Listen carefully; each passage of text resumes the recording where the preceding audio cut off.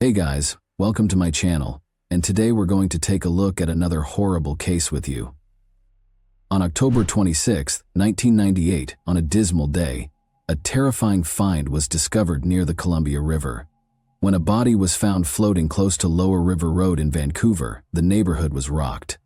In an attempt to identify the sad person who had met their premature end, authorities rushed to the scene. The strong stench of decomposition hit them as they got closer to the body, indicating that the man had been in the water for a long period. Since there were no clear hints as to the identity of the man, they took his body out of the water with caution and took him away from the scene to start the difficult process of autopsy and identification. They had no idea that this was the beginning of a mystery that would trouble them for years to come. A disturbing reality surfaced as the medical examiner's office started the autopsy on the unnamed man's body. According to the autopsy, he was shot in the head and died as a result. However, after examining the material, detectives found more questions than answers. Did the man commit suicide? Had the trigger been pulled by someone else? There was still doubt surrounding the reality. That wasn't all, though. Authorities were left to cobble together a timeline of events leading up to the man's unfortunate death, because it was thought that he had been in the water for anywhere between 6 months and a year. The man's age of death was likewise estimated by the medical examiner's office to be roughly 53 years old. Notwithstanding the passage of time, the case's enigma was only heightened by these discoveries. How had this man ended up in such a gory way, and who was he? In their attempt to learn the truth about the man's terrible demise, the detectives encountered a formidable obstacle. They were aware that figuring out who he was the first step, but it was not always easy. Because the individual had been discovered without any kind of identification, officials had nowhere to start. In an attempt to locate a lead, the investigators looked through the local missing persons records, but they were unable to identify the possible owner of the remains. They expanded their search for answers, alerting authorities across the Northwest in the hopes that someone might be able to identify the unidentified body. But their quest was unsuccessful despite their ceaseless attempts.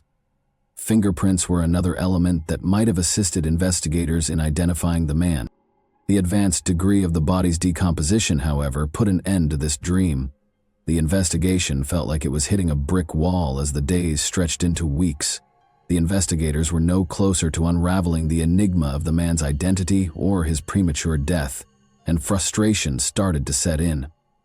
He continued to be an unidentified John Doe, a somber reminder of the case's numerous unsolved mysteries. The case eventually faded into obscurity despite their best efforts, becoming just another mystery in a world full with them.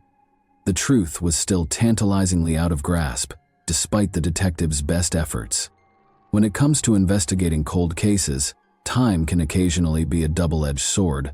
Even though it might seem like there is less chance for a case every year, new technology and developments in forensic science can give a case that was previously deemed to be unsolvable fresh life. Armed with the newest forensic instruments and methods, the case's investigators made the decision to examine the material again in 2008, in the hopes that the advances in DNA profiling would provide them with the answers they so urgently needed. They contacted the University of North Texas Center for Human Identification. Using samples from the autopsy, the University of North Texas Center for Human Identification was able to create a DNA profile of the unnamed male. Investigators were reassured by the DNA profile and quickly submitted it to the National DNA Database in the hopes of finding a match. But they looked everywhere, but they couldn't find a match. In addition to providing them with a fresh lead to pursue, the DNA profile served as a reminder of how challenging it may be to solve a case in the absence of clear-cut evidence. Nevertheless, the investigators remained optimistic. They were aware that the likelihood of finally solving the riddle of the man discovered in the river increased with every advancement in the field of forensic research. Investigators were desperate to find the truth, after the mysterious man case remained unsolved for years. In 2021, they made the decision to try something different and sent a sample of DNA from the bones to Bode Technology, a forensic DNA laboratory in Virginia that is well known for its ability to recover DNA from difficult material. The challenge was warmly accepted by the Bode Technology scientists. They were aware that they could discover the identity of this enigmatic John Doe by examining the DNA sample. DNA from the remains was utilized by a forensic genealogist to determine the individual's lineage. The forensic genealogist found an ancestry connection to a California family through careful investigation and comparison. The genealogist identified one individual in particular, the son of Ruth Marie Henson and Chelsea Johnson, Jr., as the promising lead. It's interesting to note that since 1998, this person, Michael Johnson, has not engaged in any traceable activity. The detectives were aware that they had hit gold and were now one step closer to figuring out who the enigmatic John Doe was. Thus, Nikki Costa, the medical examiner's office operations manager, achieved a breakthrough in the case of the unnamed man in October 2022 as the fall foliage began to fall. Russell Johnson and Kathy Bergen, Chelsea and Ruth Johnson's two children, were located by Nikki and provided some shocking facts.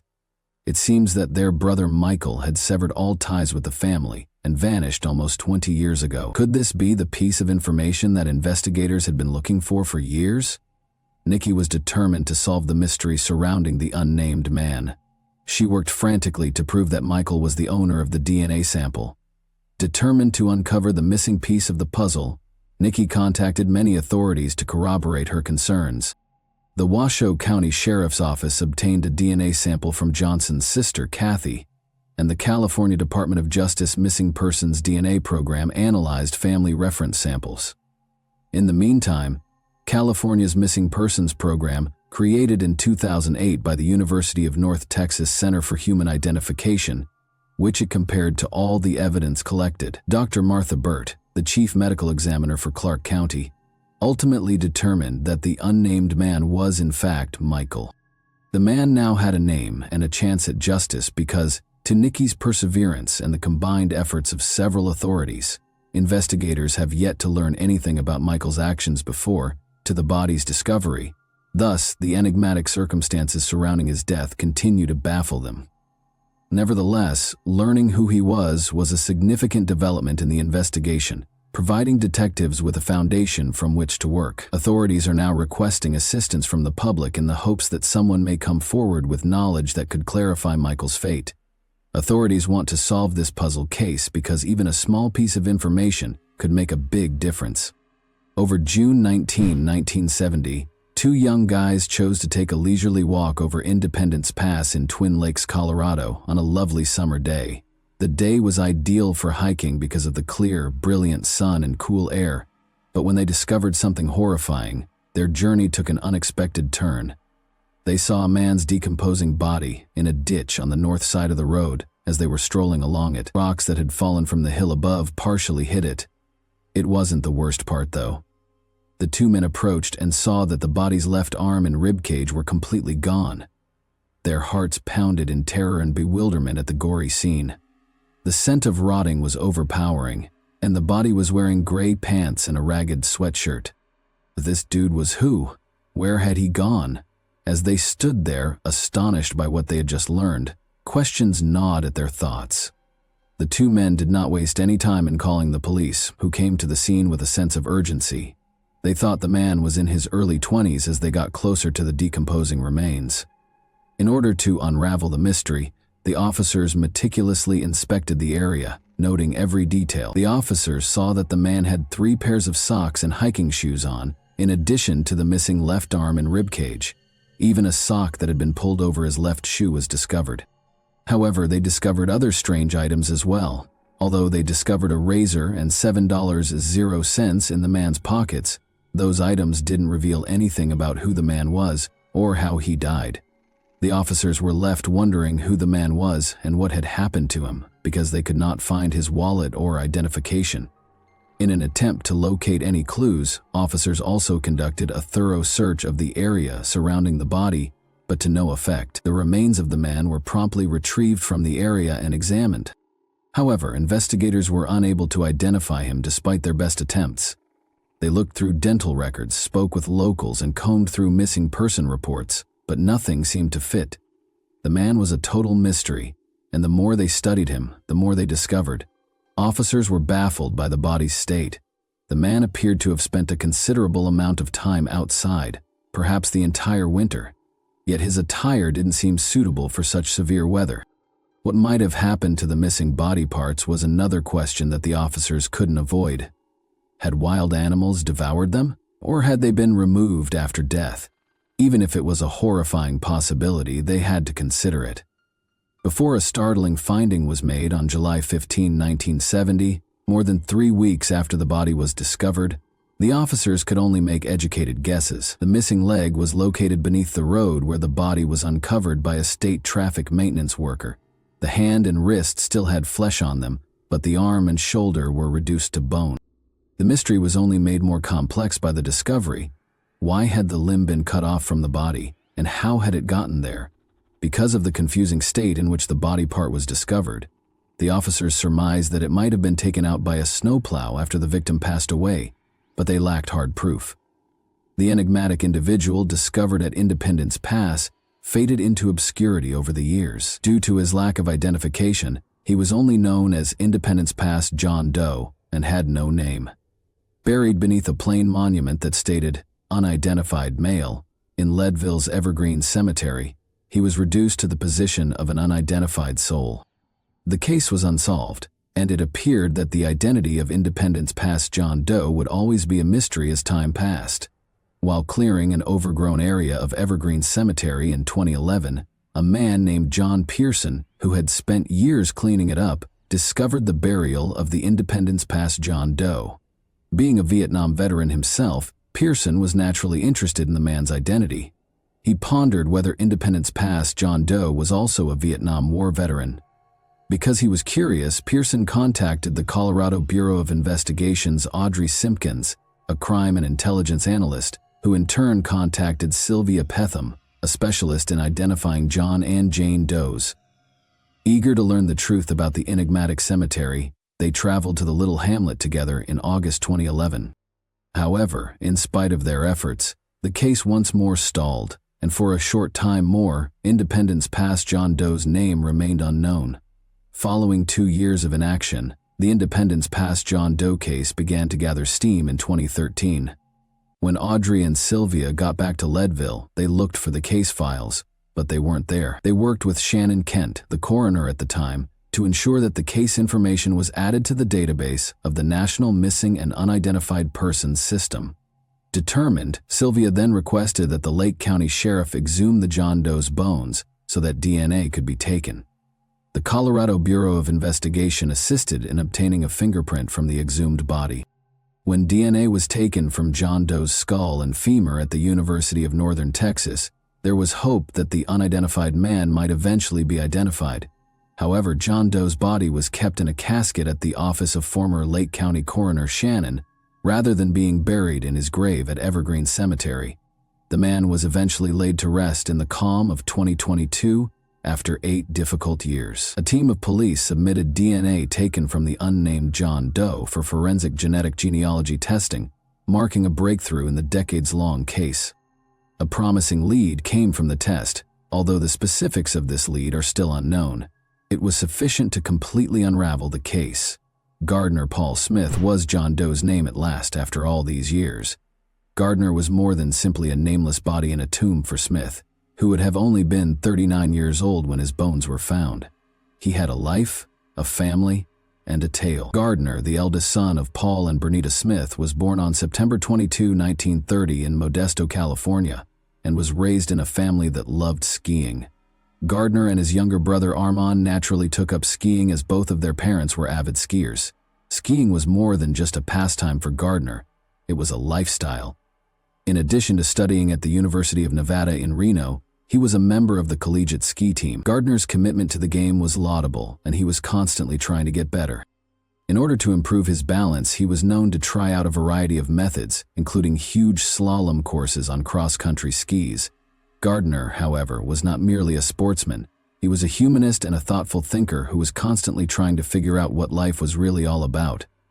He aspired to discover the mysteries of human consciousness, because he was captivated by psychic phenomena and mental powers in his later years. He investigated this field of research for several hours.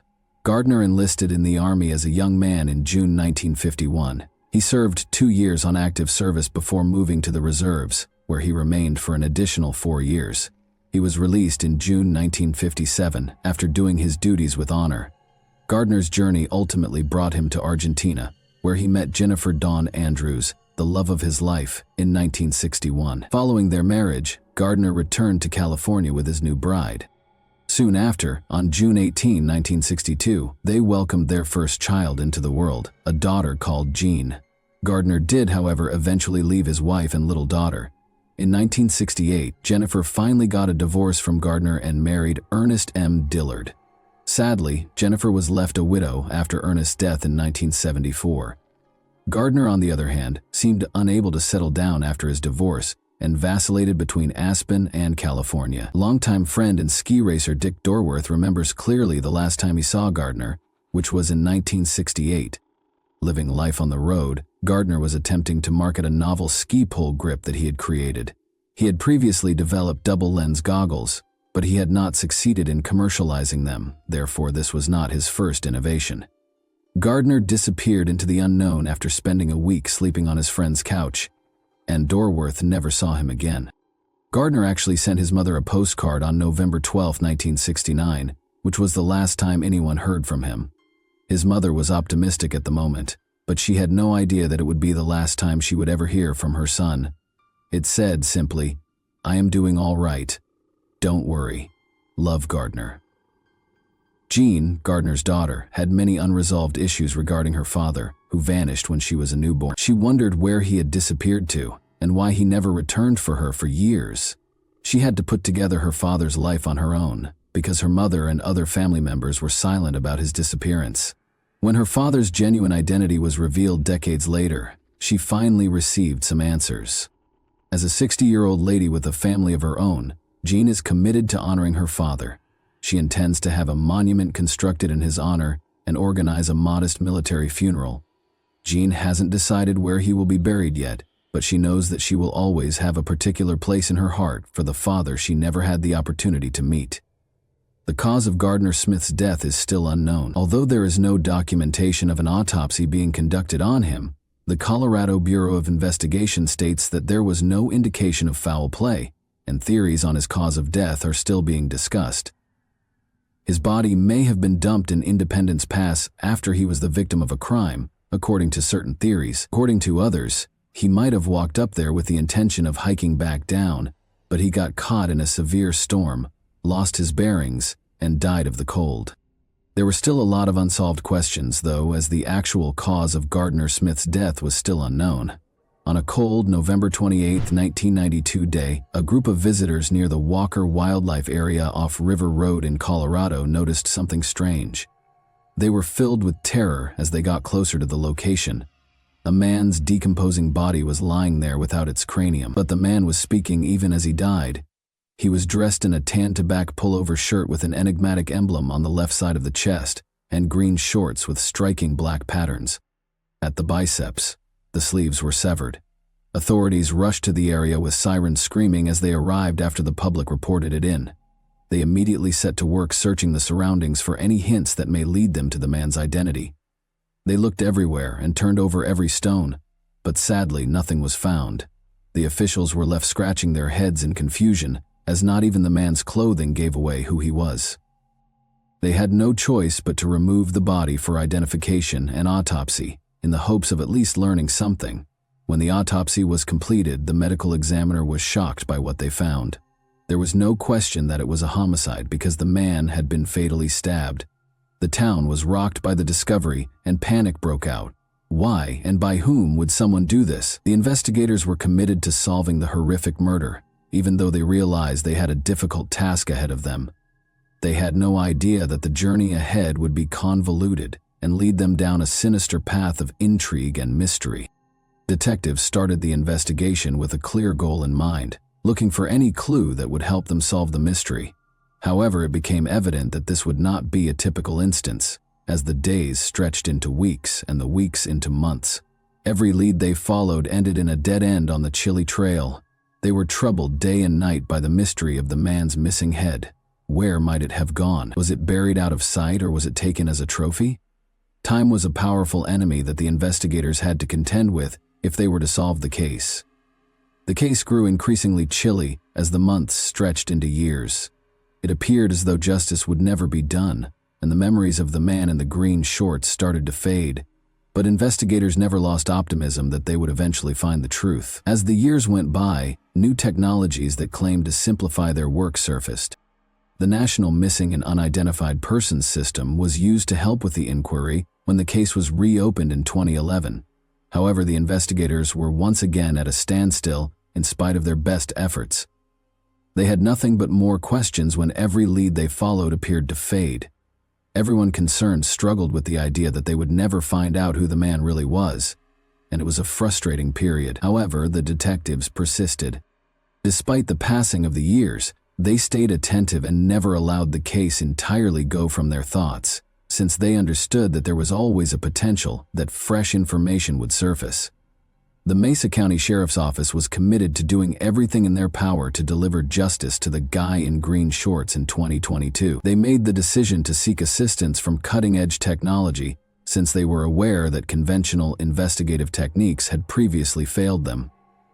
In the hopes that cutting-edge genetic testing might enable them to eventually determine the man's identity or locate a close relative who could offer crucial information, they contacted Othram, a forensic DNA analysis business. Detectives were prepared to do whatever it took to solve the case, even though it seemed unlikely. To solve intractable crimes, the detectives went to DNA Solves, a platform that combines volunteer data, crowdsourcing, and state-of-the-art genetics. However, advanced DNA testing is not inexpensive, and they realized they would need to find funds to proceed. The public's generosity and the detectives' unwavering efforts helped generate the money so that the testing could start. Detectives had been baffled by the skeletal remains of the guy in green shorts for almost 30 years, but the incredible advances in forensic technology allowed them to finally start piecing together some of the pieces. After being meticulously packed, the remains were delivered to Othram's cutting-edge laboratory in the Woodlands, Texas. Fourth order to create a thorough genetic profile for the unidentified individual, a group of talented forensic specialists there put forth endless effort to harvest DNA from the bones. They were able to piece together a whole DNA sequence using a state-of-the-art method known as forensic-grade genome sequencing, providing a previously unattainable picture of the man's genetic composition. However, possessing a DNA profile was only the first step. In order to identify the man, the Othram team realized they needed to use this information to develop investigation leads, and they did just that. They used the power of forensic genetic genealogy to track down the man's distant ancestors and compile an extensive family tree with the assistance of their in-house genealogy team.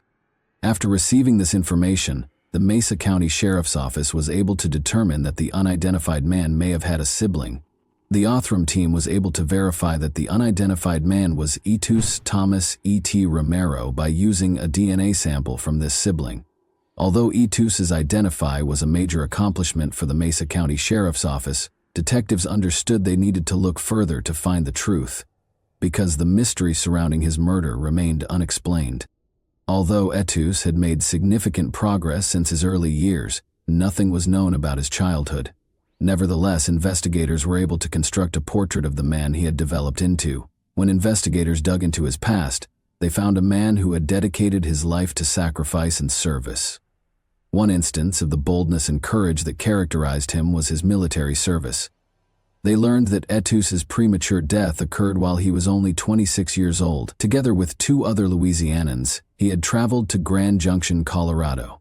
In 1991, he worked as a dishwasher in a nearby restaurant and lived in a now demolished home on 4th Street. Although the specifics of his death are still unclear, it is thought that he was murdered in the summer of 1992. The detectives are still working to piece together Etus's narrative, and they are requesting that anyone with information that could help them understand why he died so suddenly come forward. Do not hesitate to get in touch with the authorities. We could get closer to the truth with every bit of knowledge. And that wraps up today's chilling story. If you enjoyed this video, don't forget to like and subscribe so you never miss a new upload.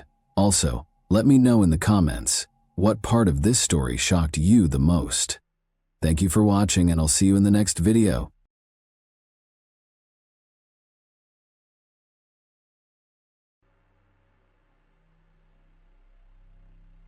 Hey guys, Welcome to my channel, and today we're going to take a look at another horrible case with you. On the far reaches of the Aegean Sea, where the horizon appears infinite and the water stretches all the way to the sky, the Royal Caribbean was moving. George Smith and Jennifer, a young couple who had recently married, stood on deck, feeling the wind in their hair and reflecting on nature's majestic beauty. The Aegean Sea stretched out before them like a vast life full of possibilities and plans. Thus began their wedding journey, which became more than just a cruise, but a story became a mystery. On July 5, 2005, around 8 a.m., 16-year-old Emily Rush of Chicago was getting ready for a new sunny day on Deck 7, in one of the Royal Caribbean's cabins. Emily became concerned when she noticed something strange outside her cabin window. She noticed something that looked like blood smeared across the canopy, which served as a sort of shield for the lifeboat. Nearby, she also noticed bloodstains near the very edge of the canopy, as if someone had been injured and fallen there before going overboard. Emily couldn't help but notice the strange footprints and quickly reported them to the liner's staff. A slew of other passengers from neighboring cabins discovered the same frightening signs. On Deck 7, there was a lively and exciting discussion about what could have happened. Thus began a story that made front page news in numerous international publications. A happy young couple left for their honeymoon Mediterranean cruise a few days later. The happiness of young people was abruptly cut short by an inexplicable, terrible event that occurred in cabin 9062. The explanations for what happened were various and confusing, including an accident, a possible robbery, and even premeditated murder. The investigation became a puzzle for the police. Traces and evidence discovered on board pointed to several suspects, each with their own secrets. It appears that many were on the line or knew far more than they were willing to admit. What exactly happened that dark night on board? That is the question that detectives, journalists, and everyone else involved in this mysterious case are asking themselves. George Smith was a cheerful, inquisitive, and intelligent young man. He was born in Greenwich, a small town in Connecticut. His childhood was happy, filled with the joy and support of his family, which came first for George, and he remained close to his parents and sister Bray. His father, George Smith, sir, owned a liquor store and ran it himself. He saw the family business as more than a job. It was his true passion. George Smith, the younger, graduated from Babson College in Massachusetts in 2000 with a business degree. Following graduation, he spent several years in Boston as a computer data mining analyst. However, his heart has always been with the family business. George made an informed decision and returned home to help his parents run the store. Under his father's supervision, he would learn the ins and outs of the family business so that he could eventually take over the store and allow his parents to take a well-deserved vacation. In 2002, at one of his friend reunions, George Smith met a girl who later became his life partner. Jennifer, a Connecticut native, had recently received a job offer as an elementary school teacher. She was bright, beautiful, and ambitious, much like George. The young people were completely smitten with one another. George's parents were equally pleased with his chosen one. 3 years later, in 2005, George was 26 years old, and the couple decided to marry and begin a new chapter in their lives. They married at the Castle Hill Inn in Newport, Rhode Island, with the ceremony taking place on the ocean front. It was the ideal setting for such an important event in their lives. Following the ceremony, the newlyweds embarked on a wedding cruise aboard a luxury liner, one of Royal Caribbean's majestic ships. The 12-day tour involved sailing the beautiful waters of the Aegean Sea. Their journey began in Barcelona on June 29 and included stops on France's Côte d'Azur, then followed the coast of Italy. On the ship, George and Jennifer quickly made friends with another couple and a young man named Askin from California. Josh Askin, a 20-year-old man with a great sense of humor, quickly became George's friend, and the couple enjoyed spending time together. When the liner moored off the Italian coast on July 1, they decided to go on land and have some fun together. On July 1, young people spent the entire day traveling around the island, walking through the narrow streets of its old town, swimming in the cleanest gas, and sampling local cuisine and cozy taverns. They enjoyed each other and the beautiful surroundings. Mykonos left unforgettable memories in their hearts, and they planned to continue having fun together on the liner's deck this evening. Following a romantic dinner, George and Jennifer reconnected with their friends over the phone. The merry company decided to band together and have a good laugh to remember this exotic part of the world. The evening was brimming with laughter and excitement. After enjoying delicious appetizers and drinks, the newlyweds, accompanied by Josh Askin, went to have fun in the casino on the liner. George and Josh enjoyed sitting at the craps table. They were also entertained throughout the game, and Jennifer particularly enjoyed playing at the poker table. By the end of the evening, the newlyweds had lost a significant amount of money with no regrets. They laughed about losing. After all, it was their honeymoon. After the casino closed, the friends reportedly decided to continue their night out. George's last video was recorded around 2:30 a.m. on one of the liner's numerous surveillance cameras. The video showed George leaving the casino, but that did not mean he would return to his cabin. A mysterious plot began to unfold early on June 5, 2005, on the Greek island of Mykonos. George Smith, 26, a newlywed on an Aegean cruise with his wife Jennifer, disappeared. George was reportedly having a great time last night, enjoying the liner's fun and luxurious atmosphere. Everything seemed harmless that night, but the sequel was much darker. The captain of the ship investigated the cabin beneath the window where strange footprints had been discovered, as well as the location on deck. There was no one inside the cabin. The available footprints and evidence suggested that something serious had occurred. The potential disappearance of the newlyweds was linked to violence. The news spread quickly among all of the liner visitors, and there was panic aboard the ship. Passengers were disturbed by the strange events, and December 7 was closed off. No one was allowed in or out of their cabins. The ship's crew thoroughly searched every establishment on the liner in the hopes of finding George and Jennifer. Following the discovery of blood, the newlyweds were thought to have mysteriously vanished. He took control of the situation. The senior officer went to their stateroom to investigate what was going on. Based on all available traces, it was speculated that George may have fallen overboard the ship. Meanwhile, on the other side of the ship, the search for the young couple was ongoing. By 10 a.m. Jennifer was discovered in the ship's spa, where she was enjoying a pre-arranged massage session. Her facial expression conveyed deep surprise and concern. She claimed to be unaware of her husband's whereabouts and hadn't seen him since the previous night. Jennifer revealed that when she awoke this morning, her husband was not present. At first, she didn't think it was unusual because he had spent the night with friends and woke up in another cabin. So she went to a spa instead of looking for her husband, unconcerned about his absence. At noon, Turkish authorities arrived on board to begin an investigation. The ship's captain reassured the concerned passengers, stating that the unusual events necessitated cooperation with local authorities. He emphasized that it was a necessary step to clarify the situation and expressed optimism that it would be resolved soon. The police officers began questioning the missing man's wife, Jennifer. Her agitated demeanor and apparent lack of knowledge about her husband made her the primary suspect. She stated that she had not seen George since the previous night and that men in white uniforms from the Royal Caribbean had arrived at her door, announcing that her husband may have fallen overboard. They also noticed blood on the boat's awning. After that, there was no room for doubt. Something terrible had occurred to George. Investigators examined cabin 9062 aboard the cruise ship. This cabin was a mess. Perhaps it was the result of a hasty search, or even a struggle. In the bathroom, fingerprints were found on the balcony railing, as well as small drops of blood on the carpet and towel. Turkish investigators also discovered 2 small bloodstains on the bedding, each measuring about 2 centimeters long. The samples were identified, and the blood belonged to George. All evidence suggested that George had been traumatized inside the cabin prior to his mysterious disappearance. The investigators' attention was drawn to a chair on the balcony that had been repositioned so that they could sit next to the railing. They discovered marks on the railing that appeared to be caused by someone sitting on it. Many, including the ship's captain, suspected George had fallen from the balcony.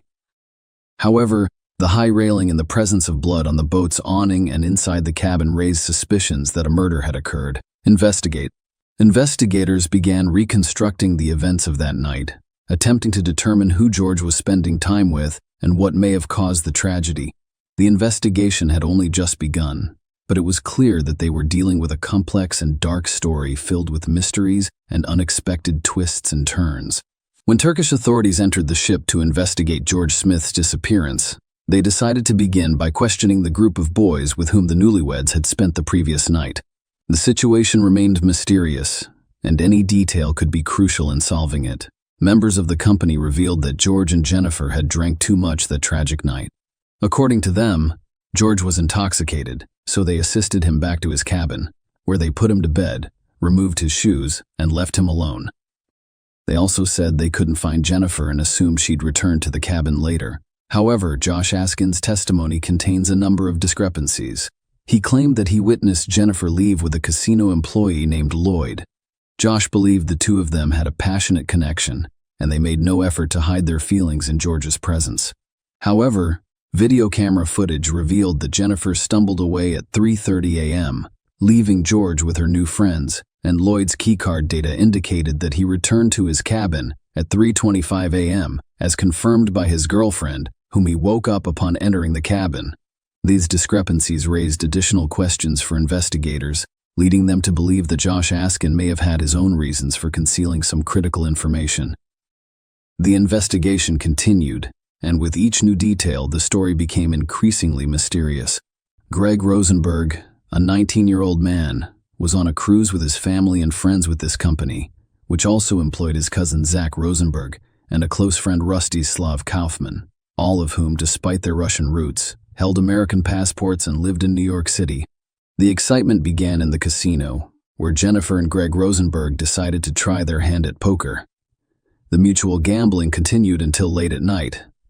When the casino closed at 2:30 a.m., the group of guys decided to continue having fun together. They went to the disco and continued to dance and consume alcohol. Lloyd, the casino manager, was also spotted at their workplace.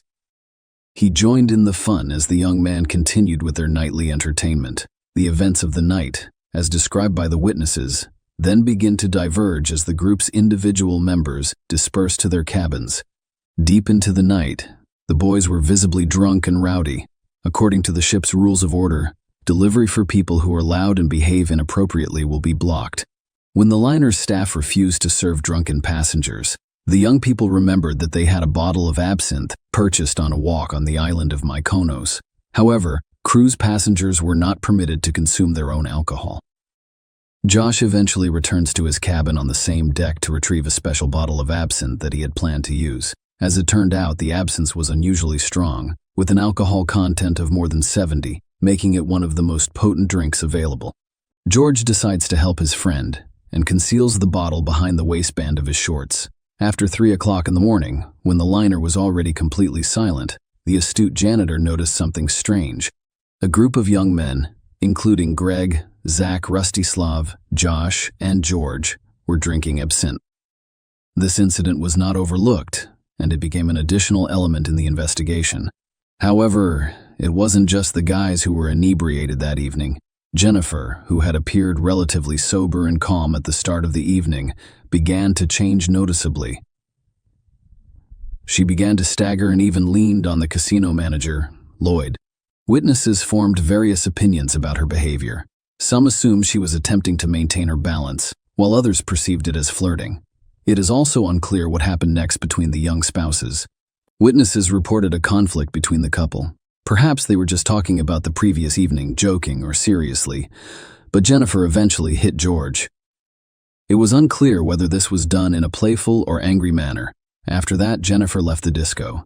Jennifer, stumbling and visibly intoxicated, exited the entertainment venue around 3:30 a.m., leaving George with his new friends. This was the turning point of the night. The testimony of staff witnesses was critical in determining the details of the incident. Jennifer's staggering walk down the hallway drew the attention of the janitor, who had previously noticed the young men enjoying their absence. He supported her, assisted her to the elevator, and watched her turn right as she approached her deck. However, there was an unusual discrepancy. Her stateroom was to the left, but she went in the opposite direction. Jennifer was later discovered asleep in the hallway, far from her room. 2 guards and a female duty officer used a wheelchair to return her to her quarters. When they arrived, the clock already read 4:52 a.m., but George was not there.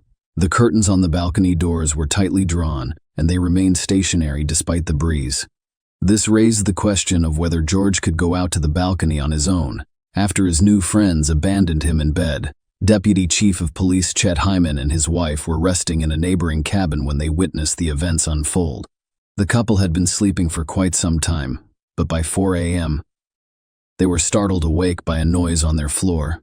They first heard loud noises in stateroom 9062, where the newlyweds were staying, and immediately contacted guest services to report the noise. He also pounded on the wall and yelled at his neighbors, causing a brief silence. Then there was some loud talking for about 3 minutes. A loud argument broke out on the balcony. Chet and his wife heard someone say goodnight several times, as if they were attempting to chase people out of the cabin. This was followed by sounds like furniture moving, and then a loud thud resembling an object falling. Chet Hyman decided to see what was going on and opened the door. He saw 3 men he couldn't recognize. Several other passengers reported hearing a loud noise which sounded like a body hitting the boat's canopy, followed by a woman screaming. However, none of the eyewitnesses provided conclusive evidence that a woman was inside the cabin at the time. According to witnesses, 4 young men entered the cabin, but only 3 were visible when they exited. A question arose. Could one of them have stayed inside trying to find money from the newlyweds, who may have wanted to steal intruders after a generous game at the casino? The story about a failed robbery seems the most plausible. However, there are alibis for the 3 boys, Greg, Zach, and Rustislav, who were allegedly in another stateroom just minutes after Chet Hyman noticed the 3 unknown men. The Georgia stateroom's keycard records confirmed that the boys entered at 4:05 a.m. Their testimony revealed that the fact that they entered the cabin again was not recorded. Thus, there are several theories about what happened to George Smith. Version 1 robbery. The version of a possible robbery represents one of the major ones. George and Jennifer appear to have gotten drunk quickly that night. However, according to eyewitnesses, they appeared to be sober when they left the casino at 3:30 a.m., but they were no longer able to return to their cabin on their own, implying possible drug use. This theory is supported by the testimony of other casino visitors, who claimed that George and Jennifer openly discussed having large sums of money, possibly as wedding gifts or casino winnings. Different witnesses mentioned varying amounts, but they all estimated their wealth in the tens of thousands of dollars. Of course, they could have been robbed. George wore an expensive Breitling watch, and Jennifer had an expensive engagement ring, all of which indicated their wealth. Maybe they turned over their quarters to look for that money. The traces of blood on the sheet were most likely caused by the kidnapper's attempt to remove George's valuable watch from his wrist. The second version of events involves the effects of alcohol and hallucinogens. When the captain discovered the passenger's inebriation and the footprints on the balcony, he suspected an unintentional accident. For example, during the scuffle, George fell overboard. The question of the press received special attention. Absent the consumption does not result in hallucinations, which could be dangerous. Toxicology experts emphasize that everything is determined by the concentration of the active substance, in this case thujone. This drink is now available for purchase in many European countries, though its concentration is significantly limited by European Union regulations. This means that in officially sold absenteeism, the concentration of thujone is insufficient to cause hallucinations. However, illegally produced drugs with much higher concentrations can be found on the black market, potentially causing hallucinations. This appears unlikely in this case, as the Smith couple's absinthe was purchased legally in Europe and could not have caused such effects. According to experts, achieving hallucinogenic effects with official absinthe would necessitate consuming a massive amount that would be difficult for the body to tolerate and would almost certainly result in fatal alcohol intoxication. Thus, the version about the influence of alcohol and hallucinogens in this case appears unlikely and lacks compelling evidence. The interview of suspected company members in the George Smith disappearance case is a critical component of the investigation. FBI agents conducted polygraph interviews with several key players in the case, including Jennifer and casino manager Lloyd, both of whom passed the test. However, Josh Askin failed the polygraph examination. This could indicate that he had some secrets about George's disappearance, but it could also be the result of special interrogation techniques used to extract more information from him. There was also a videotape of 3 men, including a Russian, joking about what had happened. This tape proved to be valuable evidence, and FBI agents took it into account. One of the unidentified men on the tape said, "We gave him a lesson in paragliding without a parachute." This phrase may refer to an incident or joke involving George in 2009.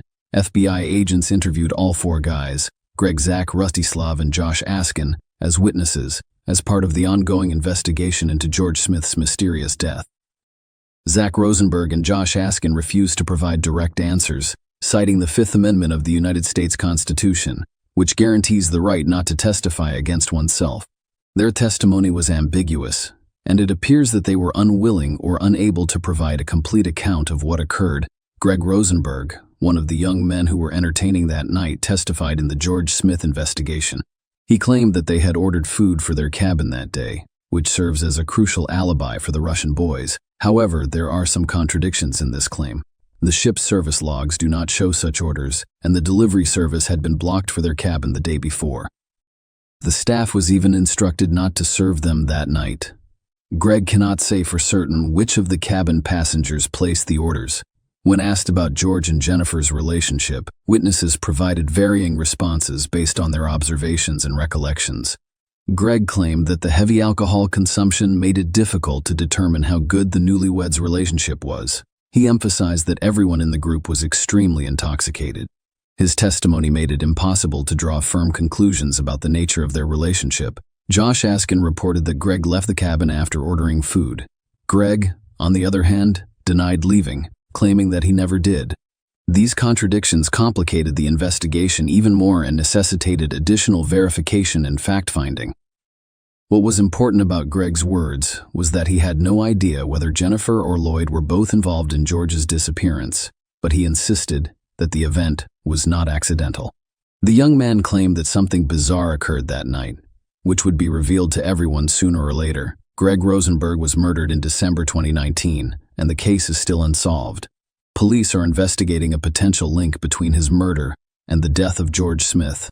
George Smith's mysterious disappearance became a true mystery, casting a shadow over his family. The situation became increasingly complicated, and the actions of the relatives following the tragedy drew the attention of both the public and law enforcement agencies. The Smiths continued to press the authorities, demanding that the truth and justice be revealed. The investigation into George's disappearance was transferred from the FBI's Connecticut regional office to the New York office.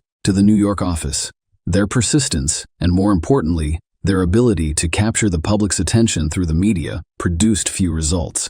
To attempt to solve this dark secret, the family offered a $100,000 reward for information that could help find and punish the perpetrators.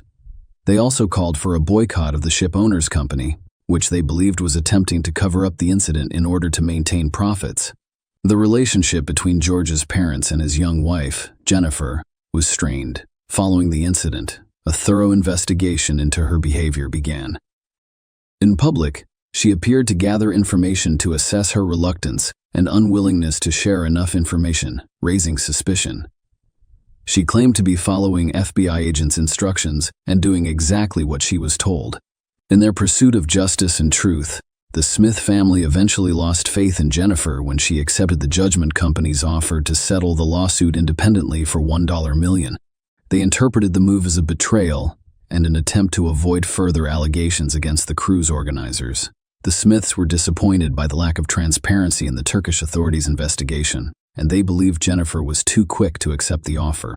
They were convinced that Jennifer was concealing something and was not genuinely interested in discovering what had happened. Jennifer claimed to remember almost nothing from the night after 2:30 a.m. and was completely unaware that the liner staff had found her in the corridor and returned her to her cabin. The Smith family has been dissatisfied with the Turkish investigation and their belief in justice. Skeptical of the official findings, they decided to take matters into their own hands and enlisted the assistance of independent forensic scientist Henry Lee.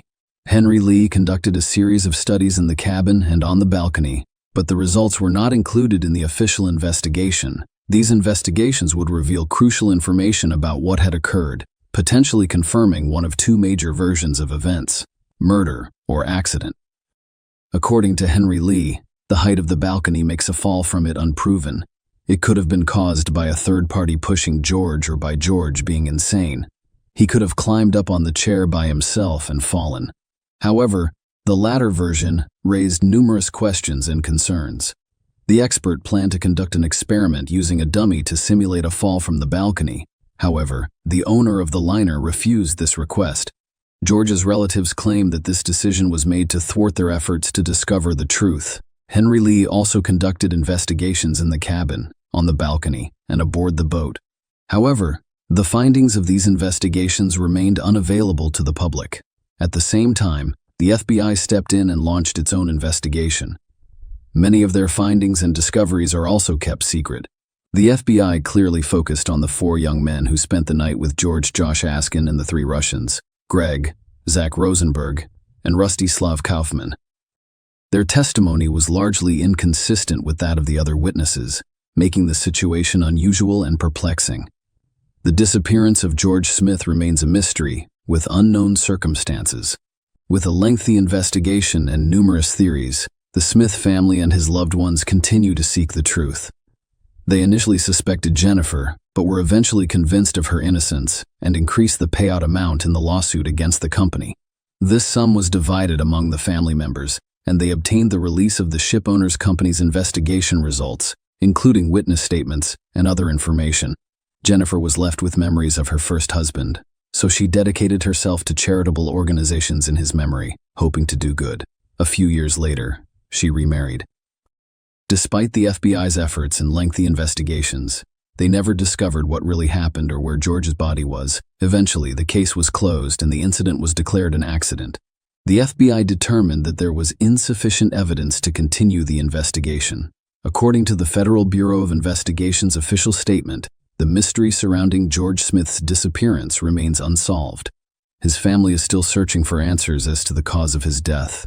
The inability to honor George's memory at his grave is agonizing for his loved ones, and they remain hopeful that one day they will be able to solve the mystery and learn the truth. Share your opinion with us in the comments, and subscribe to the channel for more.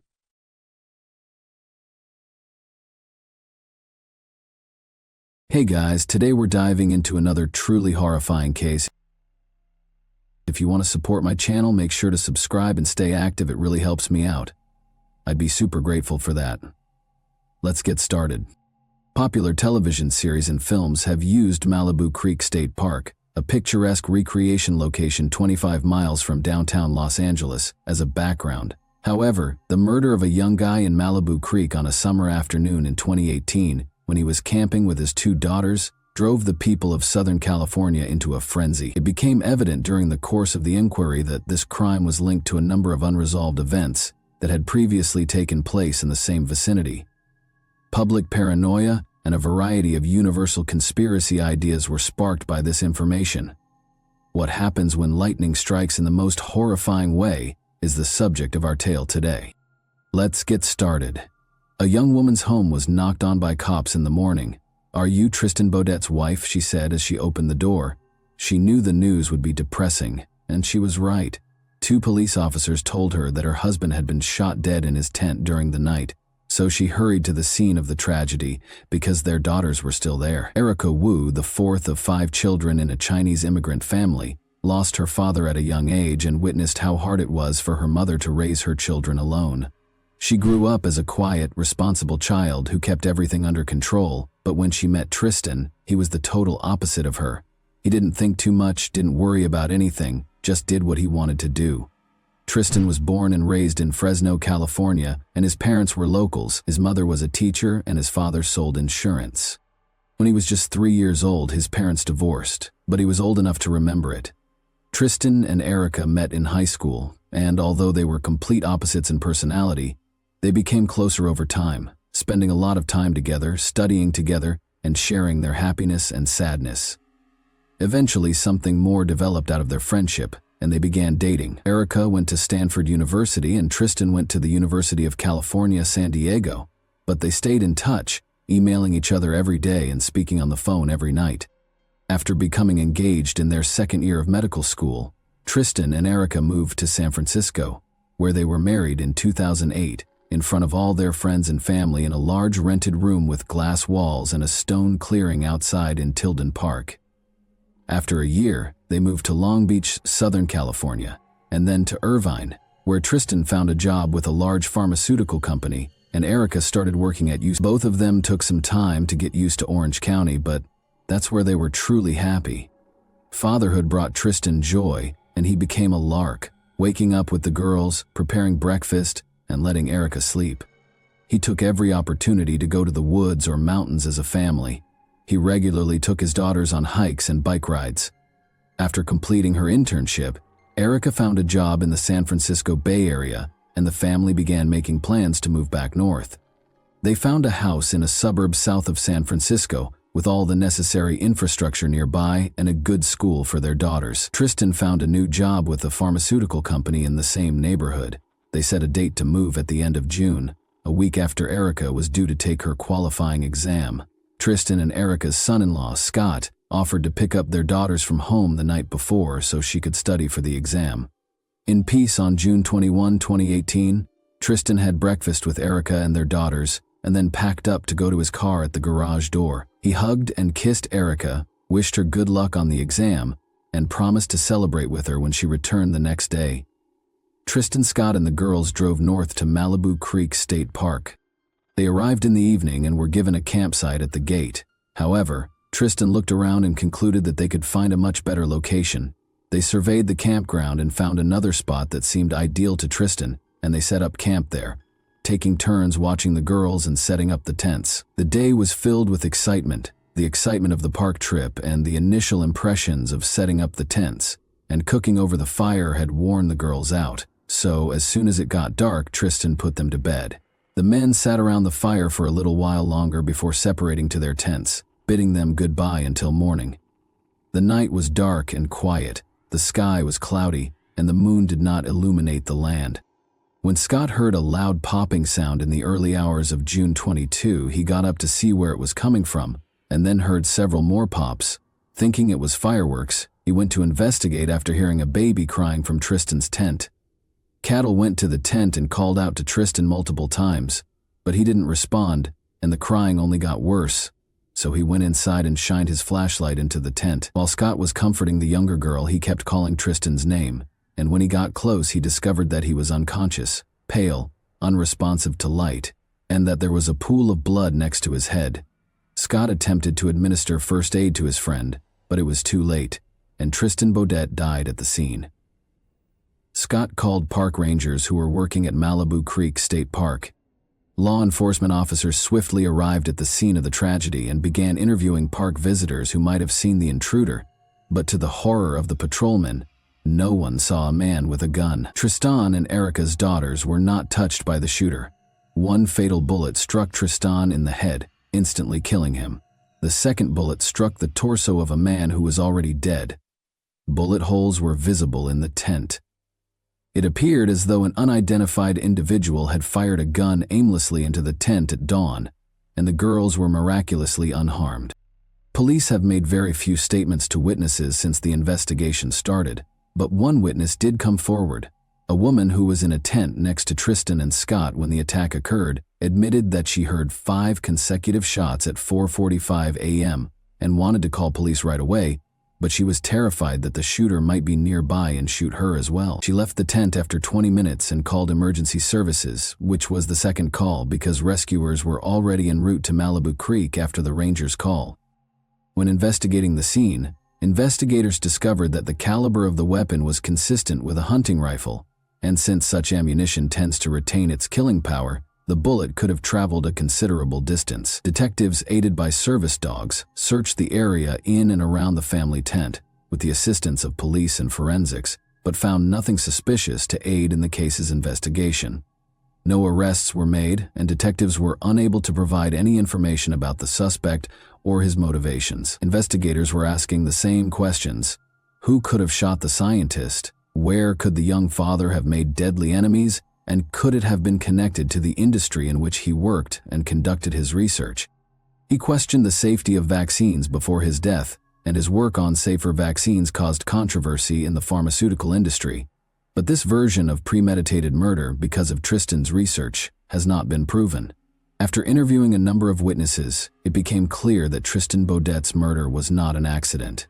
This was the 6th attack, and 2 of them had been carried out on the same tent camp that Tristan and Scott had used. raising serious concerns that a sniper was on the loose. Malibu Creek Park was closed to the public, and the public was incensed at the authorities' carelessness, as they had not given serious consideration to the earlier attacks in the park because they were not fatal. The news infuriated the tourists, who discovered that such a popular location is actually an area that is occasionally shelled by some intruder. No one closed the park or conducted an investigation after the initial cases of injuries, and tourists were not informed of the incidents. In fact, the police dismissed all of the incidents in the park as hunter mishaps. The park remained closed after Tristan's murder, and the public arrived in disbelief at the security service's negligence. We prioritize the safety of park visitors above all else. Authorities confirmed that none of the campers saw anyone entering the campground, and it became clear that the shooter was occupying the park at that time. The family of Tristan Beaudet, who passed away on June 22, has offered their condolences to the relatives of the victims, and has chosen to stay out of the spotlight from all the hype that the public has created, using the last opportunity to obtain information about the shooter. Despite this, the neighborhood did not become any less dangerous for locals after Malibu Creek Park was closed, according to city officials, who said that the park was closed. The death of a young father, Tristan Beaudet, was part of a string of violent crimes that occurred in those areas in recent years, and investigators had no choice but to start figuring out the mystery of the gunshots because the motive and the perpetrator remained unknown for months. The first incident happened to biologist James Rogers, who went to Malibu Creek Park for a camping trip, set up camp, and fell asleep in a hammock when he was awakened by a searing pain in his right arm. He went to the hospital, where the doctors gave him a rabies vaccination and sent him home, but as his arm healed, he noticed pieces of metal in the wound that appeared to be a gunshot. In January 2017, Melissa Tatangelo and her lover parked their car in the same Malibu Creek Park parking lot and went to sleep.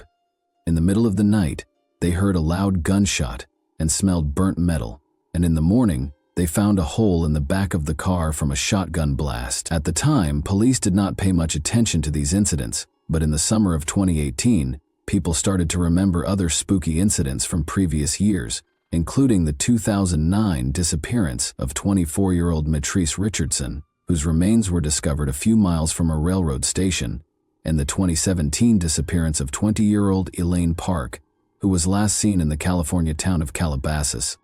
A few days later, her car with her personal belongings was found on the side of the road along the Pacific coast in Malibu. The American woman's body was never found. A month before the latest crime, which took place in a tent in Malibu Creek Park, another mutilated corpse with signs of violence appeared. The deceased was lying in a tent across the street from the park.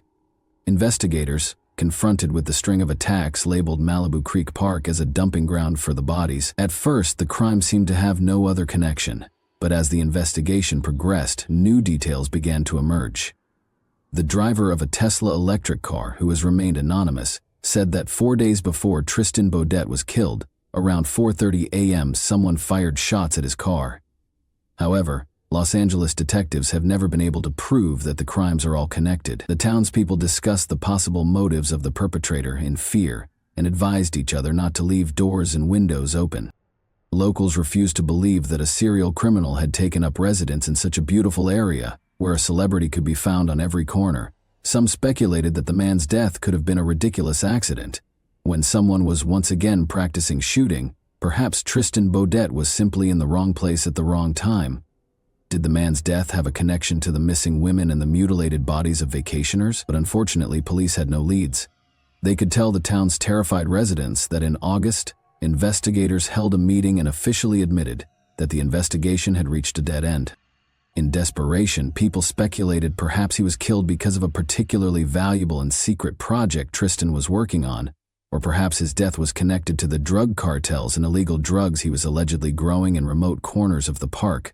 The only thing to do was to wait, because if there is a criminal, he is sure to leave a trace. And so it was, in addition to violent crimes near Malibu Creek Park. Someone stole food and broke into an abandoned building. The criminal was repeatedly caught on hidden cameras. He was followed, but the sinister bandit could not be apprehended. A sketch of the burglar has been compiled amidst the minor offenses. Gunshots continue to ring out in the hills about the same time. A park employee was driving through Malibu Creek and saw a man on the side of the road who asked for a ride. The stranger's face resembled a sketch of a suspected thief, so the driver turned him down instead. He reported the incident to police officers. Patrolmen and 3 helicopters combed the park area until dusk. Then another attack on the community center occurred. The perpetrator broke a glass window and vandalized a vending machine in search of food. Police officers immediately responded to the call and tracked down the bandit from fresh shoe prints. A 42-year-old man named Anthony Rauda, dressed in all black, was apprehended. A rifle was found in his backpack. According to unofficial reports, the intruder was homeless and had been stealing food to survive. One of his relatives stated that Anthony had been arrested twice in the past 4 months. He was first arrested for illegally crossing the border but was later released. The relative also stated that Anthony Rauda had lived in that neighborhood for 10 years and was terrified of the people around him. On October 10, 2018, almost 4 months after Tristan Beaudet was murdered, alleged perpetrator Anthony Rauda was arrested in a canyon near the park with a rifle in his backpack. Sheriff's authorities described him as a survivalist outdoorsman who had previously served time in state prison for possession of explosives and then for possession of a loaded handgun, which is illegal for those convicted of felonies. Authorities said during the investigation of Tristan Beaudet and before Anthony Rauda OURT's arrest, the Los Angeles County Sheriff's Department said there had been at least 7 other unsolved shootings in the area since November 2016. In early January 2023, state authorities did indict Anthony Rauda for all the shootings recorded in the Malibu Creek area in recent years. In total, he had to answer for 10 attempted murders, 5 burglaries, and the crime against Tristan Beaudet. Police seemed to have found a scapegoat and were ready to close all the cases by pinning them on one man. Authorities believe the suspect was also involved in other unsolved crimes committed nearly 10 years ago. This 10-year blood feud would make for a Hollywood movie, said one of the detectives who worked on the case. Indeed, the whole story is like the script of a new blockbuster movie but in 2 parts, where in the second part, the real culprit of the crime will still be found. Anthony Rauda was charged with murder, 10 counts of attempted murder, and 5 counts of second-degree burglary, detectives said. The charges were based on a comparison of bullets found at the scene of Tristan's death and other locations where gunfire was heard. His case has been postponed until he can find representation. There were also concerns regarding Anthony's capacity to stand trial, according to the report. In November 2018, Anthony Rauda made an appearance in court, but at the initial hearing, he had to be taken out of the hall because he started yelling, using foul language, and banging on the walls of his cell. When the bailiffs took him out, he demanded that his court-appointed attorney be fired. Although the gunshots in Malibu Creek continued in the middle of the night, the locals held out hope that Tristan Beaudet's killer had been apprehended, but the jury found him guilty of 1 count of attempted murder and 1 count of shooting at a vehicle 4 days prior to Tristan Beaudet's death. A statement from the district attorney's office said a Los Angeles County Superior Court judge sentenced 46-year-old Anthony Rauda to 119 years in prison. But was the man punished by state law? Could Anthony Rauda have been so disturbed as to have fired indiscriminate shots at people in the mountains over the past few years? There seemed to be evidence to suggest so. What about the gunshots that people continued to hear at night, even after the suspect was arrested? A local Malibu journalist who was skeptical from the start continues to doubt the state's version of events. Personally, I think the shooter is still out there somewhere. She says there's something convenient about pursuing a burglary suspect. She says perhaps as a result of the political events following Tristan's death, everything that's happened is 1,000,000% coincidence. Erica Wu believes Tristan was in the wrong place at the wrong time. Of course, I'm also wondering why this happened to us. Who's to blame? In late December 2018, Erica Wu, the wife of the deceased Tristan Beaudet, filed a complaint against authorities in Los Angeles and California. The woman demanded $90 million, 0 cents in compensation from law enforcement for failing to warn residents about the dangers of recreation in Malibu Creek Park despite a string of deaths. Police acknowledged the lawsuit but declined to comment. However, the question still stands. Could Tristan Baudet's fate have been avoided? Obviously, the motive for the crime was never established. Serial criminals typically memorize everything, keep trophies, or leave distinctive footprints, but Anthony was so disorganized and unpredictable that it's a miracle he was identified at all. So some social outcast was blindly taking revenge on everyone, shooting whoever God sent, and venting his anger for no specific reason. He had no idea whether his victims were killed or even existed. Thanks for watching, everyone. Your support means a lot to me, and you can help my channel grow by hitting that like button, dropping a comment, and sharing this video. Your engagement really makes a difference. See you soon. You.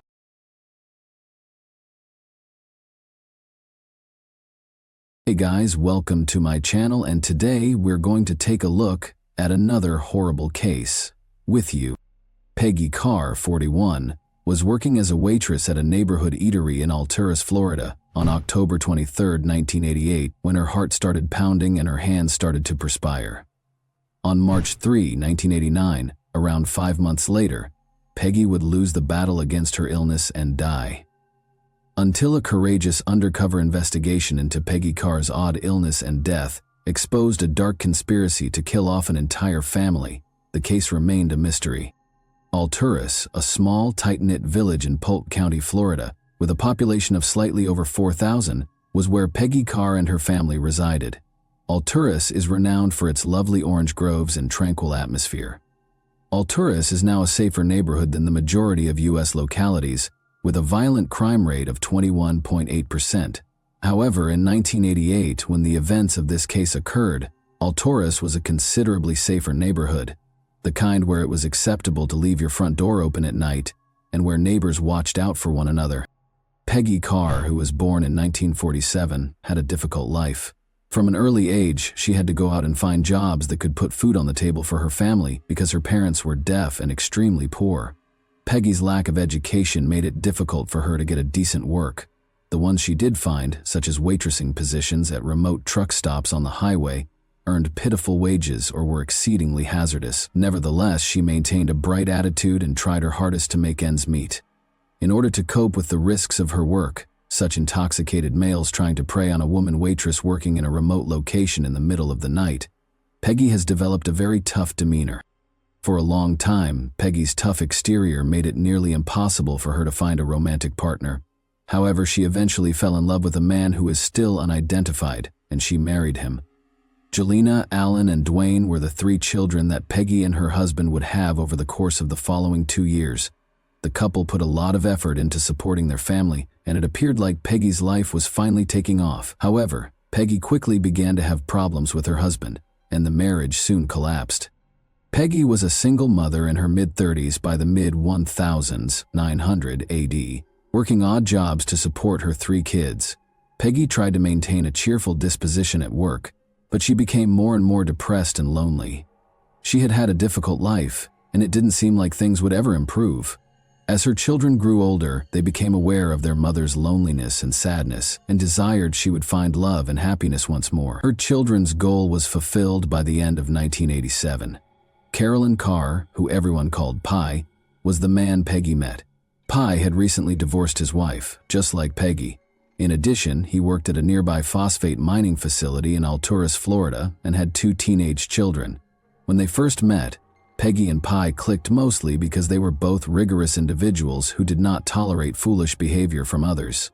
Peggy's children observed a notable improvement in her mood when she and Pi began dating.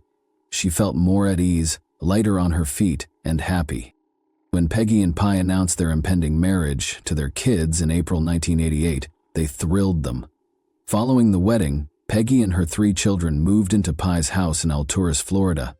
The combined family appeared to get along well, despite Pi's little house being even more cramped with 4 new members. The 5 kids got along nicely and were just glad to see their parents happy. The family also had 2 large dogs. However, Peggy and Pi started experiencing marital problems a few months after they were married. They became more and more estranged from one another on top of their problems, as Peggy had started to hear stories that Pi was still seeing his ex-wife. Their 2 dogs unexpectedly developed severe illnesses about the time Peggy and Pi's problems began. Their fur began to fall out, they were rapidly losing weight, and they were wailing in agony. It appeared as though the dogs had either consumed a poison or contracted an odd illness. The deaths of both pets soon followed, which further depressed the mood in the car home. Peggy and Pi grew more apart as their everyday problems persisted. When Peggy and Pi's arguments got so bad that they couldn't abide one another, Peggy and her kids had to leave Pi's house for a week in early October 1988 in order to stay at a motel. The formerly contented family was now being ripped apart as the kids started siding with their own parents. Pi made the decision to take a spontaneous hunting excursion on October 23, 1988, as a way to escape for the day. By now, Peggy and her children were back at the house, allowing Peggy to spend time with the children while Pi traveled. Peggy and her daughter Jelena got ready for work after Pi left. On that particular day, they both worked morning shifts as waiters at a nearby diner. Peggy's heart started to race wildly as she was serving guests and waiting tables. Peggy wasn't working on any demanding or heavy tasks that morning. She was merely carrying the trays with the orders from the clients. Peggy believed her heart would stop pounding so rapidly if she simply relaxed. Her hands began to perspire, and she soon began to experience a tingling feeling in her arms and legs. Peggy was still unsure of the cause of her feelings when it dawned on her that she might be experiencing a heart attack. Instead of losing her mind or going into a frenzy, Peggy made an effort to relax. After washing her face and hands in the staff washroom, she sneaked into the staff break area to unwind for a while. Jelena went to check on her mother after noticing that she had gone into the break room while she was unwinding. With composure, Peggy stated that she thought she might be having a heart attack and that she would go home to rest. Jelena was not startled by Peggy's composed manner, but she was instantly concerned that her mother might be having a heart attack. She thought there was nothing to worry about if Peggy claimed she would sleep off a heart attack, because she knew she disliked setting off false alarms and panicking needlessly. She did, however, get her mother to swear that she would visit the hospital if her condition worsened. Due to her current mood, Peggy told the manager she would be taking the remainder of the day off. Jelena said she would follow up with her as soon as her shift was over. The house was vacant when Peggy arrived home. She went to her bedroom to lie down because Pi was still on his trip and the kids were still at school. A few hours later, Dwayne, Peggy's 17-year-old son, came home from school to discover his mother sprawled in bed. Dwayne was instantly aware that something was up when he saw Peggy napping in the middle of the day. Even when she was sick, Peggy never napped. Dwayne asked Peggy if she was okay, and she replied that she was, his face displaying worry. However, Peggy abruptly blurted out that she was not feeling well and felt awful as he turned to leave the bedroom. She claimed that she could hardly speak because of the blinding pain which seemed like fire being pumped through her limbs and legs. Dwayne's suspicions were validated at this point. Dwayne knew his mother had to get to the hospital right away if she claimed that this was the most agonizing thing she had ever experienced, because she was not a dramatic person. Fortunately, Pi got home from his hunting expedition at that very moment, and Dwayne informed him right once that they needed to take Peggy to the hospital. To his surprise, however, Pi just waved him away, stating that he was certain Peggy was only ill with the flu and would recover in a day or two. Since Pi didn't intend to take Peggy to the hospital himself, Dwayne called his sister right then and asked her to come home so she could do it. Jelena's condition had deteriorated to the point where she was unable to walk or stand, so Dwayne had to assist Peggy to the car when she got to the house. The true issue started when they arrived at the hospital and Peggy was brought into the acute care unit to start treatment, because neither Dwayne nor Jelena knew what might have caused Peggy to feel the way she did. Peggy was now limited to lying down and groaning in agony. Her limbs still felt like they were on fire. Her heart was still pounding, and she was now throwing up and feeling sick. Peggy underwent a battery of tests in an attempt to identify her condition, but every test came back negative or indicated that she was in perfect health. The doctors were genuinely perplexed by this. Peggy was writhing in agony, and since the tests they had performed had revealed nothing wrong with her, it appeared as though her illness had struck out of the blue. The physicians chose to keep her in the hospital and monitor her because they had no other option. Peggy's symptoms appeared to get better after she was in the hospital for roughly 3 days. She was able to communicate, eat, and move around a little, but she still had intense agony in her limbs and her heart continued to race. The physicians made the decision to release her so she could recover completely at home because she appeared to be on the mend. On October 26, 1988, Peggy arrived home and slept in bed to recuperate. She saw that she was getting better. However, all of the symptoms returned after a day, this time with considerably greater intensity. She was feeling sick, her heart was pounding, her arms and legs felt like they were on fire, and she had dropped so much weight that she was a shell of her former self. However, Peggy's family decided it might be better for her to stay at home rather than go to the hospital, because they understood that even the doctors didn't know what was wrong with her. However, it appeared as though Peggy was collapsing before their very eyes. She was unable to eat, sleep, walk, or even speak. The anguish she was experiencing was so great that she was only able to lie in bed, writhing in agony and occasionally screaming into her pillow. Her family finally gave in and agreed to take her back to the hospital on October 30. The physicians recognized Peggy from the week before and that they had been unable to identify the reason behind her symptoms when she arrived at the hospital, but they were doing everything they could to be sure. To find out if they had missed anything, the physicians decided to give Peggy another round of tests. They checked for all the common illnesses that may afflict a 41-year-old woman, including food poisoning, since they believed Peggy had consumed something that was making her stomach hurt. However, the test results once more indicated that Peggy was in perfect health. Once more, the physician's only option was to place Peggy in a room and watch her. Peggy's cries of excruciating pain reverberated through the hospital corridors as she lay in her room, audible to other patients and personnel. Peggy had started to drift in and out of consciousness by October 31. However, things were going to become worse. Dwayne, Peggy's son, and Travis, Pie's 16-year-old son, were both sent to the same hospital as Peggy. The symptoms that Peggy had been experiencing for more than a week had suddenly started to affect them as well. Similar to Peggy, Dwayne and Travis underwent a battery of tests to find out what was wrong with them, but the results were likewise inconclusive. However, one of the neurologists treating Peggy, Dr. Robert Van Hook, observed something about their symptoms that caught his attention right away. Travis, Dwayne, and Peggy were all experiencing hair loss. The neurologist suspected that he understood the precise reason of their disease based on the other symptoms they were experiencing, but first, he ordered a very particular test kit to confirm his assumptions. The neurologist checked Travis, Dwayne, and Peggy after the test kit arrived, and the findings were positive. Each of the three had consumed thallium nitrate, a costly and uncommon substance. Once employed as rat poison, thallium nitrate is a tasteless, colorless, and odorless metal that was outlawed due to its high toxicity to humans, with symptoms including extreme hand and limb pain, nausea, hair loss, weight loss, and irregular heartbeat.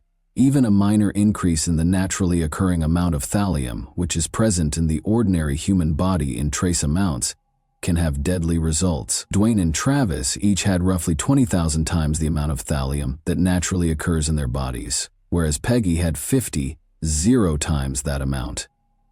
The remaining members of the family were tested by the doctors, and while their thallium levels were not as high as those of Peggy, Dwayne, and Travis, they were all elevated.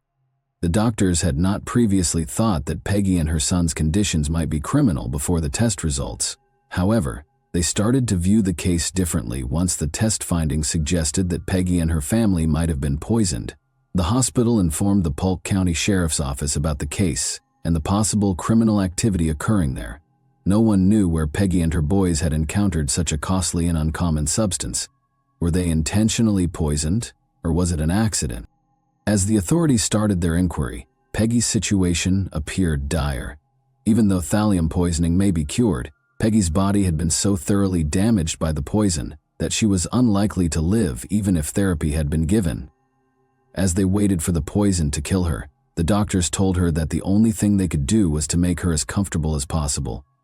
For the boys, however, there was hope. Everyone hoped that the treatment they received would be quick enough to save their lives. Peggy fell into a coma a few days after learning that she was not going to be saved. After 2 months in the hospital, her family opted to remove her from life support on March 3, 1989, although she would stay in the coma for the following 4 months. Dwayne recovered completely. Although Travis would finally recover from the poisoning and spend 6 months in the hospital, the severe damage the poison had done to his limbs meant that he would never be able to walk again. The situation involving Peggy and her sons was extremely difficult for Polk County Sheriff's Office Sheriff Judd. They had a murder and other attempted murders on their hands, and a killer was at large, regardless of whether they were poisoned on purpose or not. There was a chance that the poison's source was still available for other Alturas residents to consume if they had accidentally consumed it. Sheriff Judd was determined to find the truth because the stakes were high. Every surface and object in the Carr residence was examined for thallium by investigators, but the results were all negative. Meanwhile, panic broke out in Alturas as word spread that the Carr family had been poisoned and that the authorities were unsure of the source of the poison. Families feared they might already be dying and not be aware of it, or that the poison may have originated from their groundwater. Because the Carr's well water was connected to at least 2 other homes, detectives looked into it, but they discovered nothing. Furthermore, Peggy and her sons had experienced symptoms that no one else in the town had.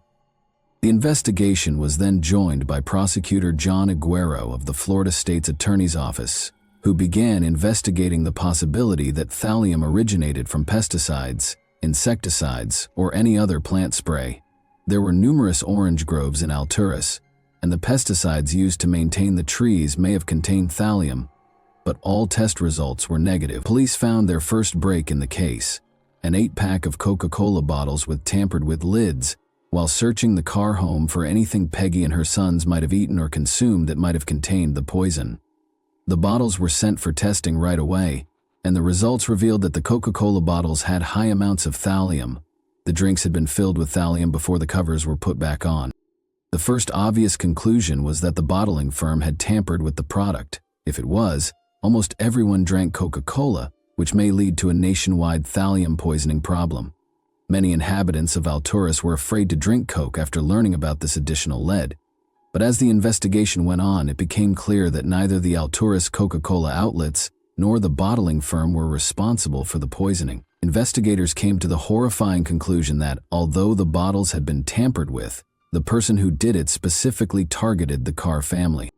Pi Carr himself was the main suspect. On October 23, the day Peggy had started exhibiting symptoms, Pi had abruptly made the decision to go hunting, which kept him gone for the majority of the day. Investigators thought this might have been an attempt to hide his identity. Additionally, Pi had access to a chemical as costly and uncommon as thallium, since he worked for a phosphate mining company. Given that Pi and Peggy had been experiencing marital problems, it appeared highly likely that Pi was the one who poisoned Peggy. But there were some problems with this theory. Additionally, Pi and his kids tested positive for thallium poisoning, indicating that they drank the same Coke as Peggy and her kids. Therefore, it appeared more plausible that Pi would have planned it so that only she consumed the poison, or at the very least he would have ensured that his kids did not get it, if he really wanted Peggy dead. Nevertheless, Pi was taken in for interrogation by the police. Pi swore that the hunting excursion was a coincidence, and told them he had no idea how the poison had entered his house. He casually remarked something during his conversation that did not seem significant at the time. But when police investigated Pi's tip, they would uncover the next significant clue that would enable them to solve this confounding case and identify the person who had poisoned Peggy and her family. Pi was trying to explain himself as he sat in the questioning room when he suddenly recalled an incident that had occurred a few weeks prior to Peggy's illness. One day, Dwayne, Peggy's son, went to check the mail and discovered a printed note addressed to Pi. The note said, "You and your so-called family have exactly 2 weeks to move out of the state of Florida or you will all die. This is no joke." Peggy and Pi thought the death threat was a joke from some naughty teenagers, but now that the whole family had been poisoned, it appeared that the note might not have been a joke. It could have come from the poisoner of the Carrs. When authorities started looking into the note, they discovered a few details that quickly led them to believe that the sender was familiar with Pi and his family. For instance, the sender had correctly typed Pi's name as Pi instead of Pi, which is how most people would spell it. Armed with this fresh lead, police started questioning hundreds of people in Alturas to see if anyone had a motive to despise the Carrs and want them killed. But neighbors looked out for one another in a small, tight-knit town like Alturas. Police decided to approach FBI Special Agent Mark Young, a profiler with hundreds of cases under his belt, to assist in creating a profile of the likely criminal after failing to identify anyone with a motivation to harm the Carrs. Agent Young assumed that a person who killed someone with poison was probably someone who had been wronged and wanted to make amends. Additionally, the undetectable form of thallium was the particular kind that was used to poison the Coca-Cola bottles. It was pricey. You couldn't just walk into the store and buy it. This demonstrated that the offender was bright and had a solid understanding of chemistry. In light of this, investigators eliminated potential possibilities until they arrived at George Trapal and Diana Carr, the Carr's neighbors. January 23, 1949 was George Trapal's birthday. He had several degrees and worked as a computer programmer and scientist. He established a thriving orthopedic surgery practice in Alturas with his wife Diana Carr, who was not related to Pi Carr. George was a calm man who rarely left the house, but he wasn't always so easygoing. Diana, on the other hand, was more gregarious and had a very strong personality. During his time at Clemson University in South Carolina in the 1970s, George enjoyed using drugs and was always open to sharing his stash with others, whether or not they gave their permission. It became a habit for George and his buddies to pick up hitchhikers and give them cookies or brownies laced with drugs to see how they would respond. He was given a 3-year sentence in federal prison in 1975 for operating a sizable methamphetamine lab. The fact that thallium was one of the results of George's meth cooking procedure was intriguing. George also read police manuals as a habit. He saw himself as an authority on how to handle crime scenes. Living next to George and Diana wasn't exactly the ideal option.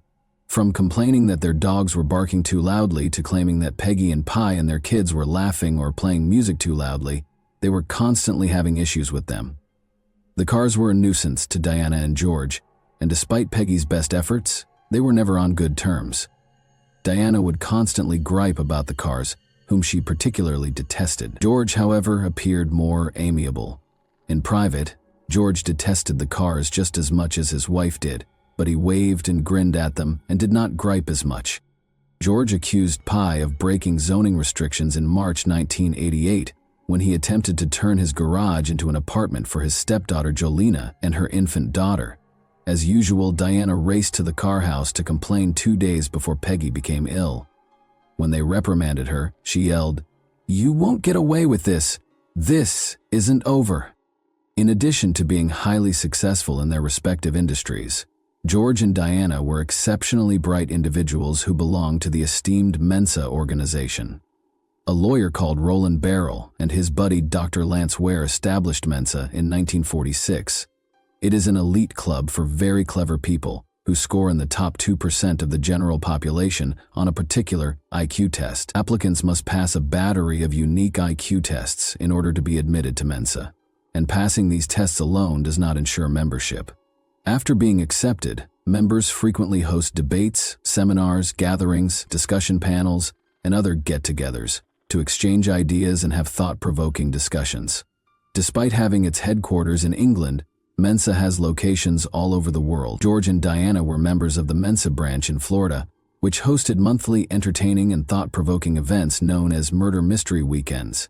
Over the course of a weekend, members would alternately plan a crime mystery that the other members would attempt to solve. All of the members would spend that weekend at a remote place, such as a hotel or inn, where they would stay and contribute to the murder mystery. A middle-aged woman called Sherry Gwen joined the Mensa Florida branch in April 1989, just a few weeks after Peggy passed away.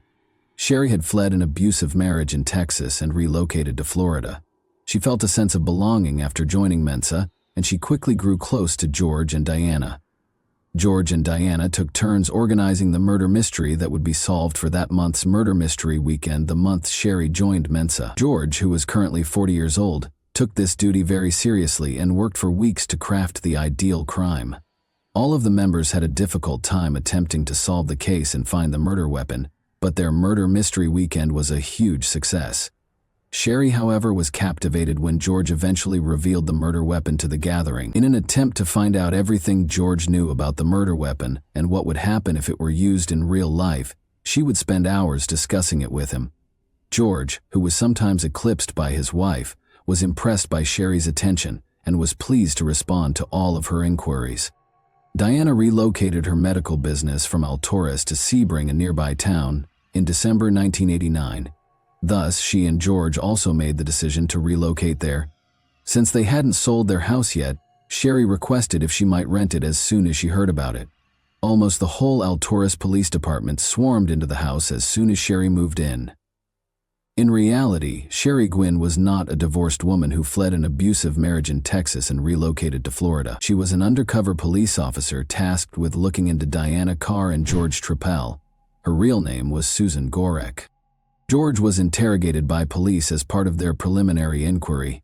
When asked if he knew anyone who might want to harm the Carrs, he appeared modest and reticent, but he claimed that someone must have wanted them to leave the area. The death threat Pi had received weeks prior to Peggy's illness was reflected in this remark.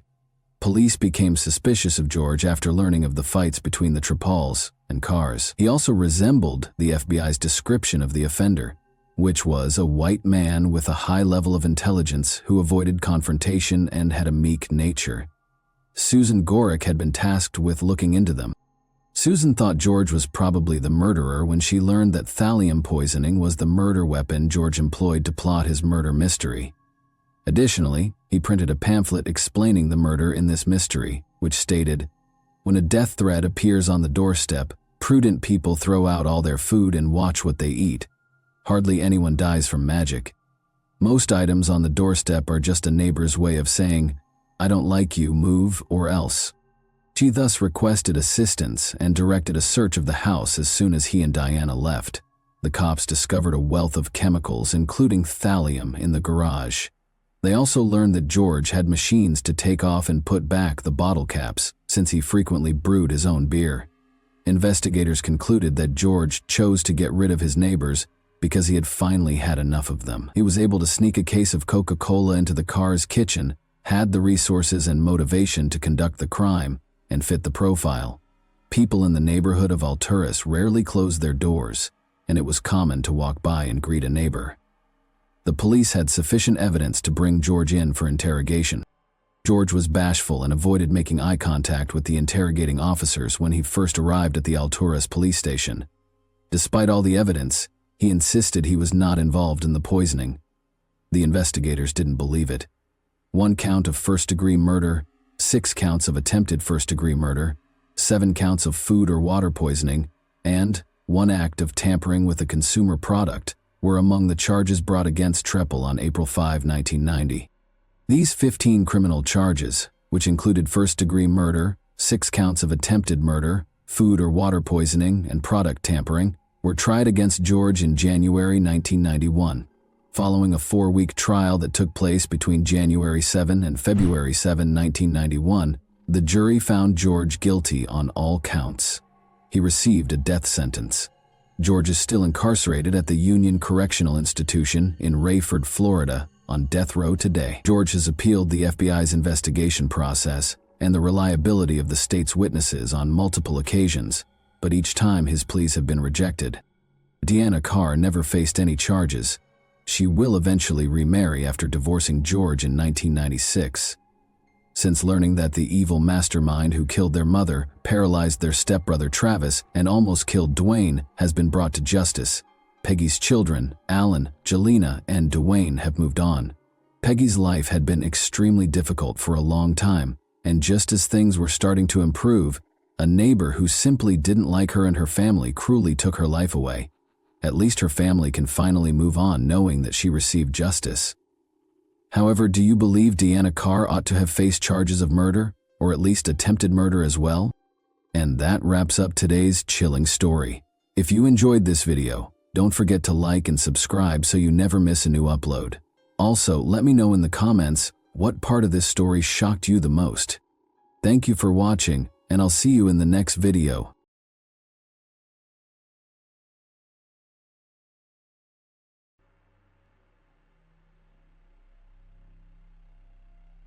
On December 20th, 2017, a press conference was held during which Mark Perez, special agent in charge of the Florida Department of Law Enforcement, announced a breakthrough in the disappearance of Mike Williams, a Tallahassee real estate appraiser who was originally presumed to have drowned while duck hunting on Lake Seminole. An alligator ate him on December 16, 2000. The truth is that Mike Williams did not drown in the lake. I can tell you that, "Because I am here now," Perez said. Animals that eat people did not eat him. He didn't leave his wife and 18-month-old daughter behind when he left town. He was killed. We can't say more about it yet because the investigation is still going on, but I'm happy to say that. This morning, investigators told the Williams family about new information they had found in the case. Today's story is about love, betrayal, cheating, and greed, but it's also about a mother who has been strong for 17 years and 4 days. Mike's mom, Cheryl Williams, didn't believe that her son had drowned in Lake Seminole. She pushed hard for police to look into her son's disappearance, and she really thought that the people who did it would be punished, even when no one else did. Either he was alive or he was dead. I chose to believe he was alive, and I think that's what helped me, Cheryl said on December 20th, 2017. A lot of people told me I was crazy, but we would never have found him if I gave up. Brian Winchester was given a 20-year prison sentence the day before the press conference. He was a close friend of Mike and his wife Denise, and later married Brian. In a strange way, those who did what happened got what they deserved when the truth came out in 2000. Mike's mother was right. In 1997, Brian and Denise started having an affair, which turned into a murder. After a few years, they went from being lovers to strangers who didn't trust each other. Brian was afraid that Denise would tell the police about what happened to Mike after the divorce, so he beat her up. On the other hand, Denise did everything she could to get him a life sentence. When she asked the jury for the harshest sentence, she was very convincing. Because of this, Brian felt he had nothing to lose, so he made a deal with the prosecutor. In 2017, Brian got 20 years in prison for kidnapping Denise Williams. He avoided getting a life sentence, though. Denise was happy about the win and didn't know that Brian Winchester, 49, actually agreed to plan the murder and a 17-year cover-up of it in exchange for not being charged with any crimes related to his part in the case. In exchange, he showed police where Mike's body was and told them the whole truth. In just a few months, on May 8, 2018, Denise Williams would be caught and charged. Things look a little fuzzy at first glance, don't they? Let's look at this case in more depth. She was born on October 16, 1969, in Bradfordville, which is north of Tallahassee. His father drove a bus, and his mother taught kindergarten. He was known as Mike by family and friends. His family didn't have much money, and he and his older brother lived in a trailer as kids. Those were good times. Because the parents cared about their son's future, they didn't build a house. Instead, they saved money for both boys' college education and worked part-time in supermarkets at night. The sons signed up to go to North Florida Christian High School. Mike did great. He played soccer, led the student council, and was active in the Key Club. Mike began duck hunting as a hobby when he was 15 years old, and that's how he met Denise Merrill. It was a girl who played soccer and was president of the student council. As a cheerleader and council secretary, Denise met him and started dating. Their friends thought they were a great match while they were still in high school. Denise put Mike in touch with Brian Winchester, who became his best friend. Katie Thomas became Brian's friend after a while, and the two couples stayed friends for the rest of Mike's life. Following high school, Mike went to Florida State University and majored in both political science and urban planning. The lovers graduated at the same time. Denise went to school to become a public accountant, and Mike learned how to value real estate. Mike did a good job at work. His job went well, even though he worked 15 hours a day most of the time. The young well-off man married Denise in 1994. Around this time, Brian also got married to Kathy. They all stayed in close contact with each other. Mike was very energetic and loved his wife very much. He worked hard to provide for their family as best he could. Mike Williams had a lot of success as a real estate appraiser when he was 31 years old. He was making almost $200,000 a year. In 1999, they had a happy child and were able to afford a house in a small, nice neighborhood on the east side of town. The name they gave their daughter was Ansley. His friends told me that he was always smart. The young man was doing some pretty dangerous things, so he wanted to make sure that his family would be taken care of if something went wrong. It was no surprise that Mike went to his best friend, who worked as an insurance agent at the time. Brian sold him 2 insurance policies, the first for $250,000 and the second for $500,000. Mike's dad died in the year 2000. Williams was shocked by how quickly this happened, that he turned to a friend again to get money for his family. For $1 million, Brian helped Mike make sure he would live. Denise says that the loving father of the family had almost $2 million in life insurance about 6 months before he went missing. They were married on December 16, 2000. Her husband got up early to go duck hunting on Lake Seminole, a big lake that is connected to the Apalachicola River. Today was their 6th wedding anniversary, and they had planned to spend the night in Apalachicola, a small town on the bayou. Mike's wife and daughter were waiting for him at home at noon, but he never came back. Of course, Denise was worried, so she called her dad, who then called Brian Winchester, Mike's best friend. Brian drove to Lake Seminole with his dad. They found Mike's Ford Bronco car near the boat dock, but Mike wasn't there. There was no boat to be found, so the men called the police. They looked in all the places Mike liked to hunt. Police from the Florida Fish and Wildlife Conservation Commission were called to help look for Mike. After a few hours, a helicopter pilot saw the boat drifting away from the boat ramp about 225 feet. The boat was searched, and Mike's shotgun was found still in its case. It looks like he never got to use it. The search turned into a mission to save lives. People in the area thought that the reservoir used to be an orchard before the 3 rivers were dammed up to make the lake. The lake was named Stumpfield because there were so many stumps left.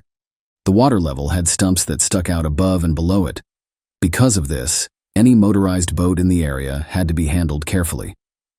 People looking for Williams thought he hit a stump on his boat, fell out, and went under the water. His wading boots filled with water, and he probably drowned when he couldn't get out. A dive team from Montgomery, Alabama, and the Jackson County Sheriff's Office were among the other groups called in to help, but the thorough search turned up nothing. Mike was never found. After a week, the search for bodies turned into a rescue operation. Dogs were brought to the site, and probe poles were given to the teams to use to look into the lake's bottom. 10 days into the search, people found a hunting hat with a camouflage pattern that could not be linked to Williams. Fish and wildlife conservation officials in Florida thought that Mike's body had been eaten by alligators, which is why it couldn't be found. Most of the alligators that lived in the lake were male. The Florida Department of Law Enforcement agreed with this theory because they didn't see any signs of a violent death. The search was over after 5 weeks. Denise held a memorial service for Mike the day after the search was over. This was less than 2 months after the alleged accident. Everyone thought Denise was okay with losing her husband, but Mike's mom wasn't. In June 2001, 6 months later, an angler found wading boots floating in the lake. Divers searched the area around the lake and found a light hunting jacket and flashlight at the bottom. Williams had signed and written on a hunting license that was in one of the jacket pockets. The find made a lot of people wonder. There were no teeth marks on the hunting jacket or the boots that would have been made by an alligator. The things that were found didn't look like they had been in the water for 6 months. The flashlight still worked, and the boots weren't slimy. But after a week, Denise's lawyer asked the court to declare Mike Williams dead, based on the things that had been found. He said that alligators and other animals that live in water had eaten the body whole, and the motion was granted. The death certificate said Mike drowned while duck hunting on Lake Seminole on December 16, 2000, which was an accident. The body hasn't been found yet. For Mike Williams, this is how things might have turned out if Cheryl Williams hadn't given up and kept looking for her son. "All I know is that I can't stop looking for him until I find him," she stated. Cheryl's efforts made things very difficult between her and her ex-sister-in-law. Denise told her to stop looking and face the truth. She told them, "I'm sick of reading about Mike's disappearance. I just want to move on with my life.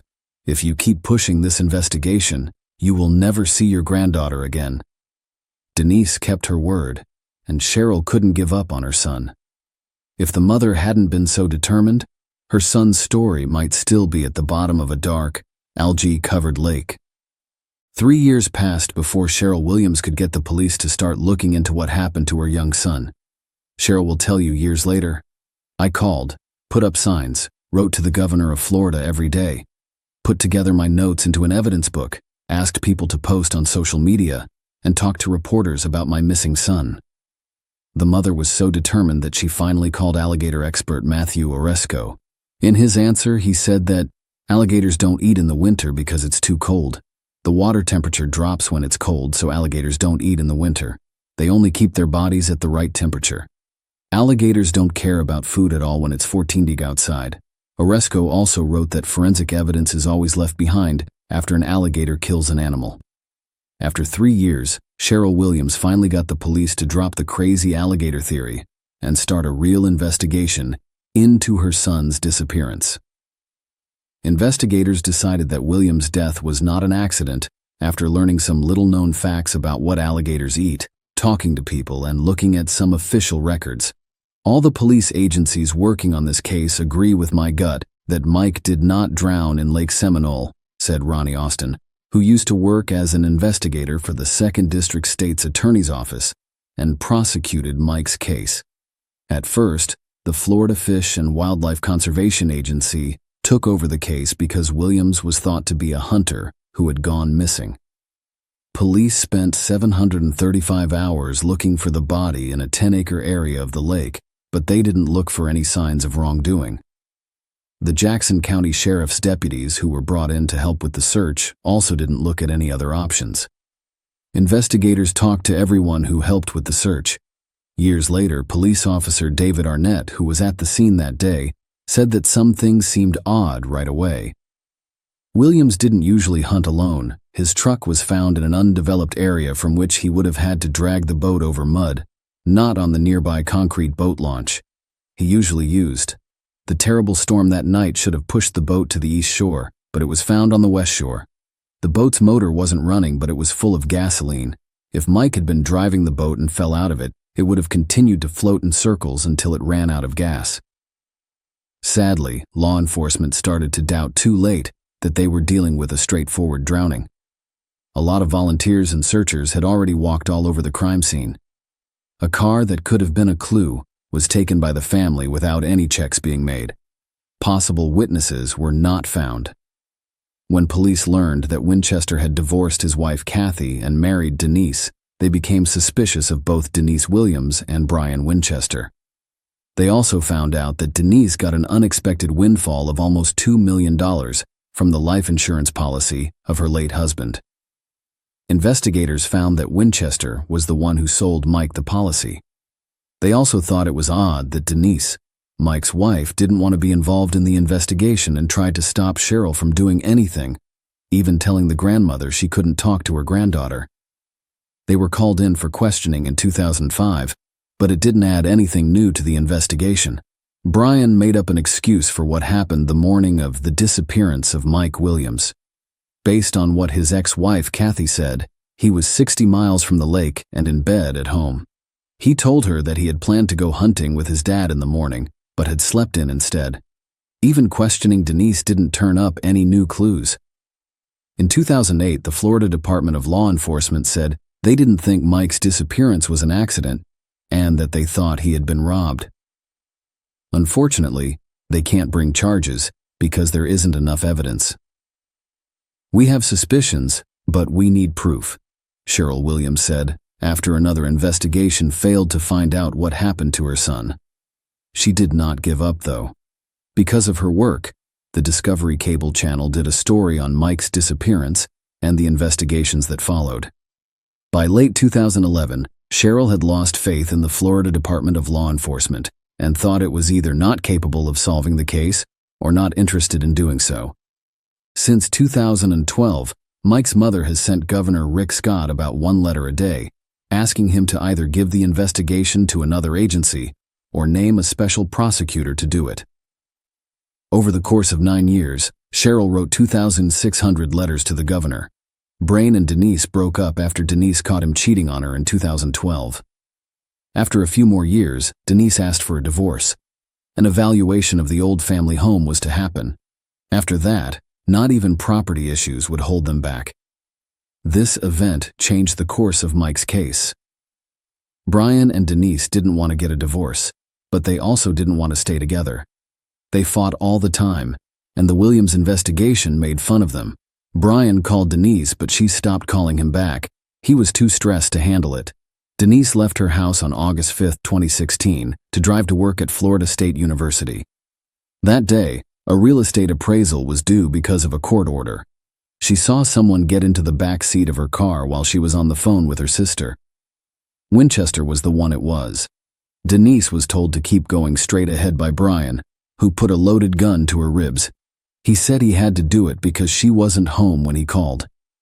Denise tried to make Brian feel better, agreed with everything he said, and said she would give him a chance to save their marriage.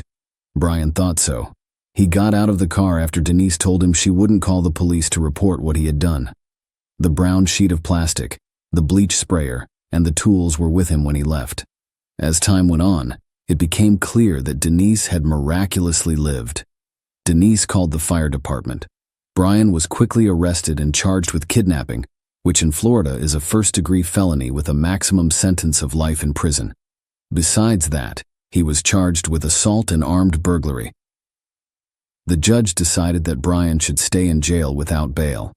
Cheryl Williams said she was hopeful that this new information would help solve the mystery of where her son went.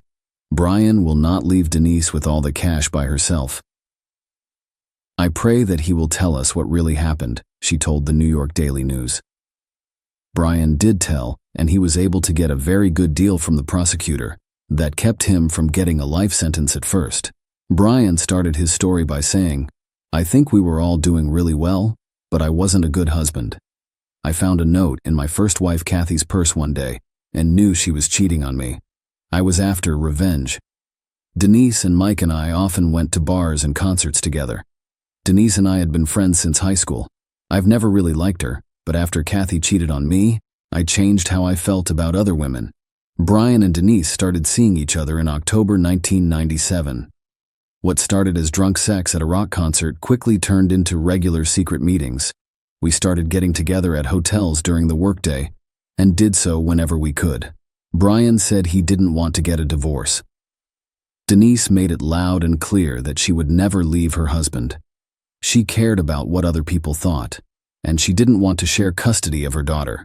Over time, the relationship grew into more than just meeting up for sex. Denise and Brian sent each other gifts and love letters because they saw themselves as a couple. It was clear that things could not keep going this way. They couldn't live without each other, and Denise didn't want them to get a divorce. It wasn't okay to hurt her image of a religious woman. Around this time, Mike almost died in a hunting accident, but Brian saved him. Denise saw an escape route all of a sudden. After the deal with the prosecutor is over, Brian will tell us the year 2000. Which will lead us to talk about how Mike and Kathy died.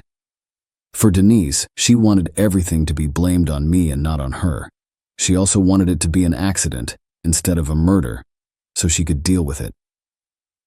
Brian and Denise chose a boating accident after thinking about other options. By doing this, they planned the murder to get the most money from Mike's life insurance policy. They both knew that Mike had to be killed before the end of December 2000.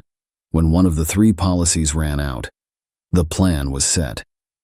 Brian told his friend that he had found a great place to hunt on the shores of Lake Seminole. Mike planned to go with Brian and get back home by noon so he could spend his anniversary with his wife. I told him that we were going to go to a special place and that he absolutely had to bring his wading boots with him.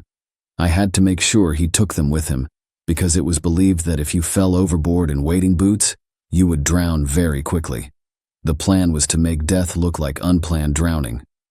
Brain pushed Mike out of the boat once they were in the water. He almost drowned, but he climbed up on the stumps and started wading through them to get to the shore.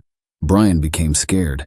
I didn't know what to do. Mike started calling loudly for help. I didn't know how to get out of this situation. I had a shotgun. I was panicking, and I shot him in the head. I didn't think about what I was doing. Things didn't go according to plan, and I needed to cover up what happened.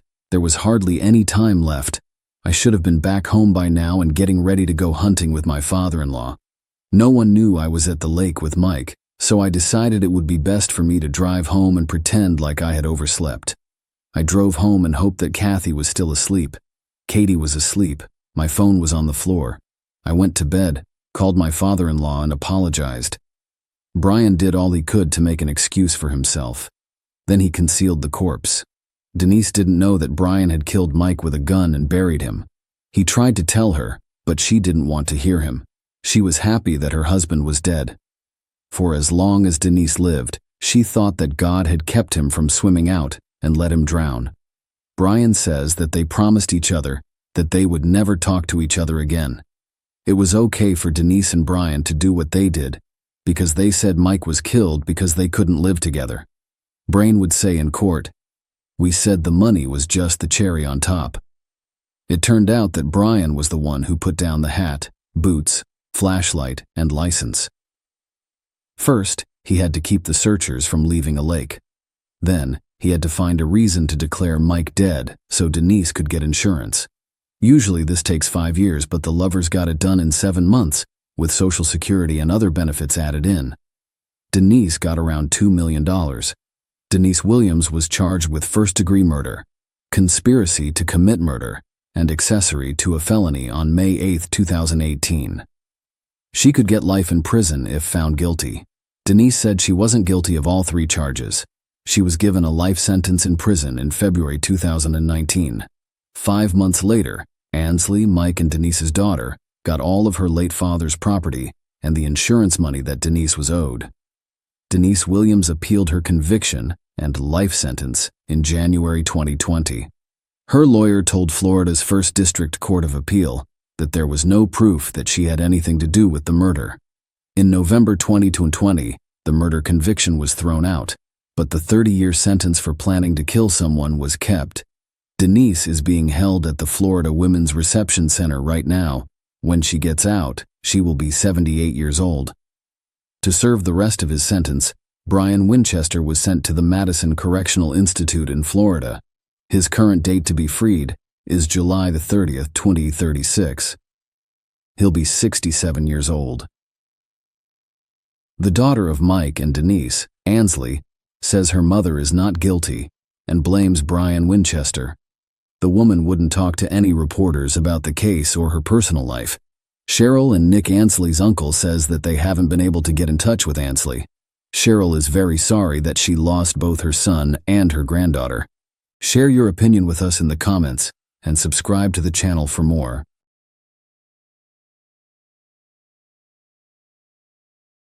Hey guys, welcome to my channel, and today we're going to take a look at another horrible case with you.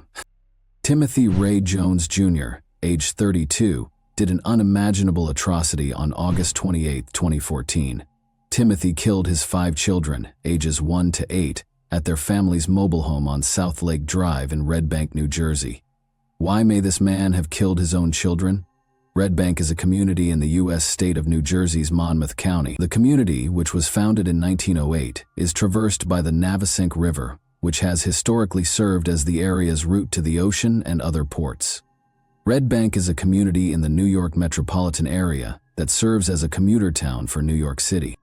According to the 2020 U.S. Census, there are 12,936 people living in the borough. In August 2014, 5 young children died in this area in the most horrifying way. Cindy Jones, who was 16 when she became pregnant, and Timothy Jones Sr. welcomed Timothy Jones Jr. into the world in 1981. Unfortunately, Jones Jr. was only 18 months old when Cindy left the house. Timothy Jones Sr. remarried after this. As a child, Jones Jr. had legal issues in 2001 after being detained in Illinois on suspicion of car theft, check fraud, and cocaine possession. He served only 2 years of his 7-year prison sentence before being freed in 2003. From this point on, his life appeared to improve. In 2004, he married Amber Kaiser, whom he had met as a youth. 3 children were born soon after. Jones persisted in his studies, eventually graduating from Mississippi State University with a degree in engineering. Later, the young family relocated to Blythewood in search of brighter prospects. Mara, who is 8 years old, Elias, who is 7 years old, Nathan, who is 6 years old, Gabrielle, who is 2 years old, and Abigail Elaine, who is 1 year old, were their 5 children by 2014. Their marriage started to deteriorate over time, and Jones' conduct altered significantly as he started smoking, drinking, and using synthetic marijuana. In the middle of these difficulties, Amber gave birth to Abigail Elaine, their final child. Jones, though, wasn't sure if he was the child's biological father. Jones and Amber separated in 2013. As a result of this and other marital issues, Jones was granted custody of the children following the divorce. Jones was supposed to be the ideal father and do everything in his power to keep his kids safe. However, who could have foreseen the horror that would follow? Jones picked up his 2 youngest children from their babysitter and his 3 older children from school on Thursday, August 28, 2014. He disappeared. When Jones and the kids disappeared for a few days the following day, his family finally called the police, but only after they had been unable to contact him for a few days. Elk, the babysitter, attempted to call him at 9:36 a.m. the following day but got no answer. Elk was unfazed, and at 9:38, he texted Jones to ask about dropping off the youngest kids at daycare. Jones told her that the children would return on Tuesday, the day after Memorial Day, and said, "Don't worry about this morning. I'll see you next week." Roberta Thornsberry, Jones's grandmother, called him frantically from Mississippi, but he didn't answer. Thornsberry became increasingly alarmed on August 30 and texted Jones many times during the day before ultimately asking him why he was not responding at 5:13 p.m. On September 1 at 4:54 p.m., Elk politely reminded Jones to pack diapers when he dropped off Gabriel and Abigail Elaine. He later called Elk about 6:15 p.m. to tell him that he was going to leave South Carolina with the kids and start again. He offered her everything she desired from the items he left behind and asked Elk to tidy up his mobile home. Amber called at 7:00 p.m., but Jones didn't pick up. Since they were unable to contact him, his family contacted the police. Jones was reported missing and traveling with his 5 children, prompting the issuance of a nationwide alert in search of him. However, they wouldn't learn of his whereabouts until September 6. A startling find was made during a regular traffic safety stop in Smith County, Mississippi, on September 6, 2014. Around 7:00 p.m., Tim Jones Jr. was taken into custody. Around 8:00 p.m., Under Sheriff Marty Patterson arrived on the scene. He saw evidence of intoxication in Jones. A terrible stink came from an Escalade as he got closer to Jones' vehicle. Patterson noticed bleached spots around the baseboard. Jones was supposed to be traveling from Lexington with his 5 children, according to an unsettling hit from the FBI National Crime Information Center when Jones' ID and license plate were run. Patterson called the Lexington County Sheriff's Department right away. Jones first denied having any children when asked about them, but when pressed further, he stated that he only had 3 in South Carolina. Investigators in Smith County quickly contacted Jones's father, Tim Jones Sr., who subsequently notified Jones's ex-wife Amber and Jones's grandmother, Roberta Thornsberry. Investigators from SLED and the Lexington County Sheriff's Department traveled to Mississippi on September 8, 2014, to begin their investigation. Jones consented to guide investigators to his children's bodies 2 days later, on September 9. On September 10, the bodies of Mara, Elias, Natan, Gabrielle, and Abigail Elaine were found, marking the beginning of the discovery. Unsettling and eerie was the evidence gathered from Jones's Escalade on family photos, clothes, children's artwork, letters written by their mother Amber to the children, Bibles, Tim Jones' Mississippi State University diploma, and his passport were among the items recorded. Timothy Jones also wrote handwritten notes that were as terrifying, including disturbing chores like melt bodies, sand bones to dust or small pieces, and burn up bodies. The notes also specified materials such as gas, acid, and camping equipment that were necessary for these gruesome acts. The idea that this father had painstakingly planned to murder and dispose of the remains of all 5 of his children sounded unreal. Jones was booked into the Kirkland Correctional Facility on September 13, 2014, and kept apart from the rest of the inmates in solitary confinement. However, what had actually happened that fateful day? What led Jones to conceal the children's bodies after he killed them?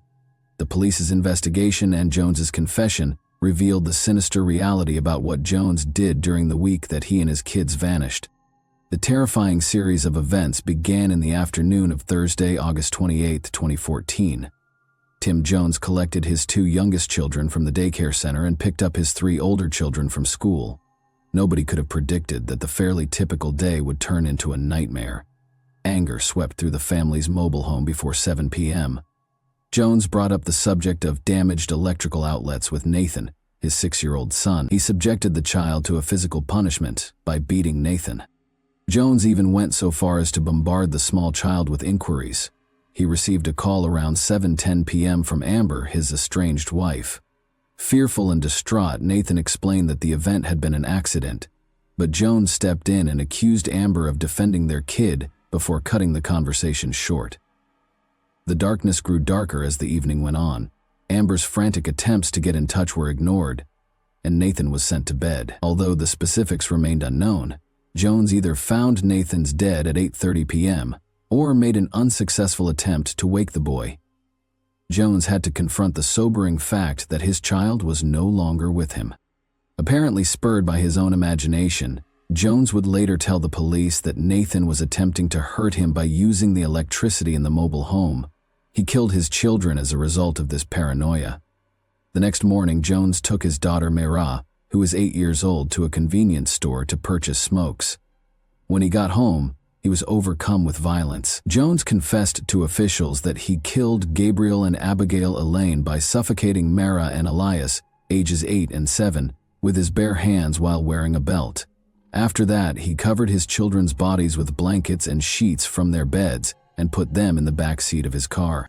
Jones's search history was also examined by the authorities, who discovered an odd fascination with Atlanta and herbal incense. Jones was clearly searching for spice, a synthetic marijuana that was illegal in Georgia, Alabama, and Mississippi but lawful in South Carolina. He searched the internet for smoke shops or head stores across state lines, determined to obtain the drug. He also turned down calls from his grandmother, with whom he had previously made arrangements. Around this time, up to 23 calls and texts had been left by her. According to tracking data, Jones was in the vicinity of Moody, Alabama, about 2:20 p.m. Between 3 and 5 o'clock in the afternoon, Jones resumed his hunt for smoking businesses, concentrating this time on Alabama and Mississippi. Jones changed locations throughout the day, starting at 8:04 p.m. in Lithonia Springs, Georgia, and ending at 10:29 p.m. in Washington, Georgia. He was obviously making significant progress. Jones's phone location by August 30 showed that he was in Red Bank. By August 31, Jones' phone search inquiries indicated that he was going to start over. He searched animal services, Lexington County dumps, and South Carolina camping areas. Jones was in Athens, Georgia, on September 1, according to a store receipt discovered in his car. Remarkably, his phone data also showed that he was in Winsboro and Spartansburg at 1:20 a.m. on the same day. The location of the phone changed to Folly Beach when Jones performed a number of alarming Google searches on September 2 at 10:35 a.m. The situation took a more sinister turn. The phone was tracked to West Columbia, where he searched for body in landfill, muriatic acid burn, camping near Columbia, South Carolina. What does no extradition laws mean? And facing legal problems, where should you run? Elk and Jones texted back and forth between 11 a.m. and noon on plans to clean his Red Bank mobile home. Intel Jim McConnell, Jones's supervisor, contacted him at 11:54 a.m. to ask why he hadn't been to work. In addition, Saxgetha School left unanswered calls on Nathan, Elias, and Mira. The issue worsened about 1:30 p.m. when McConnell's phone went unanswered at 1:53 p.m. The position of the phone was subsequently tracked to Lawrenceville, Georgia at 6:04 p.m., Athens, Georgia at 4:19 p.m., and Clinton, South Carolina at 3:22 p.m. Jones received an update call from Elk at 10:08 p.m. after ignoring 2 calls from Amber at 6 p.m. throughout this hectic day. The situation became alarming by September 3. At 10:07 a.m. Jones missed 2 calls and an ignored text from Intel colleague Kevin McKinney. Additionally, there was no answer to his boss's phone at 12:11 p.m.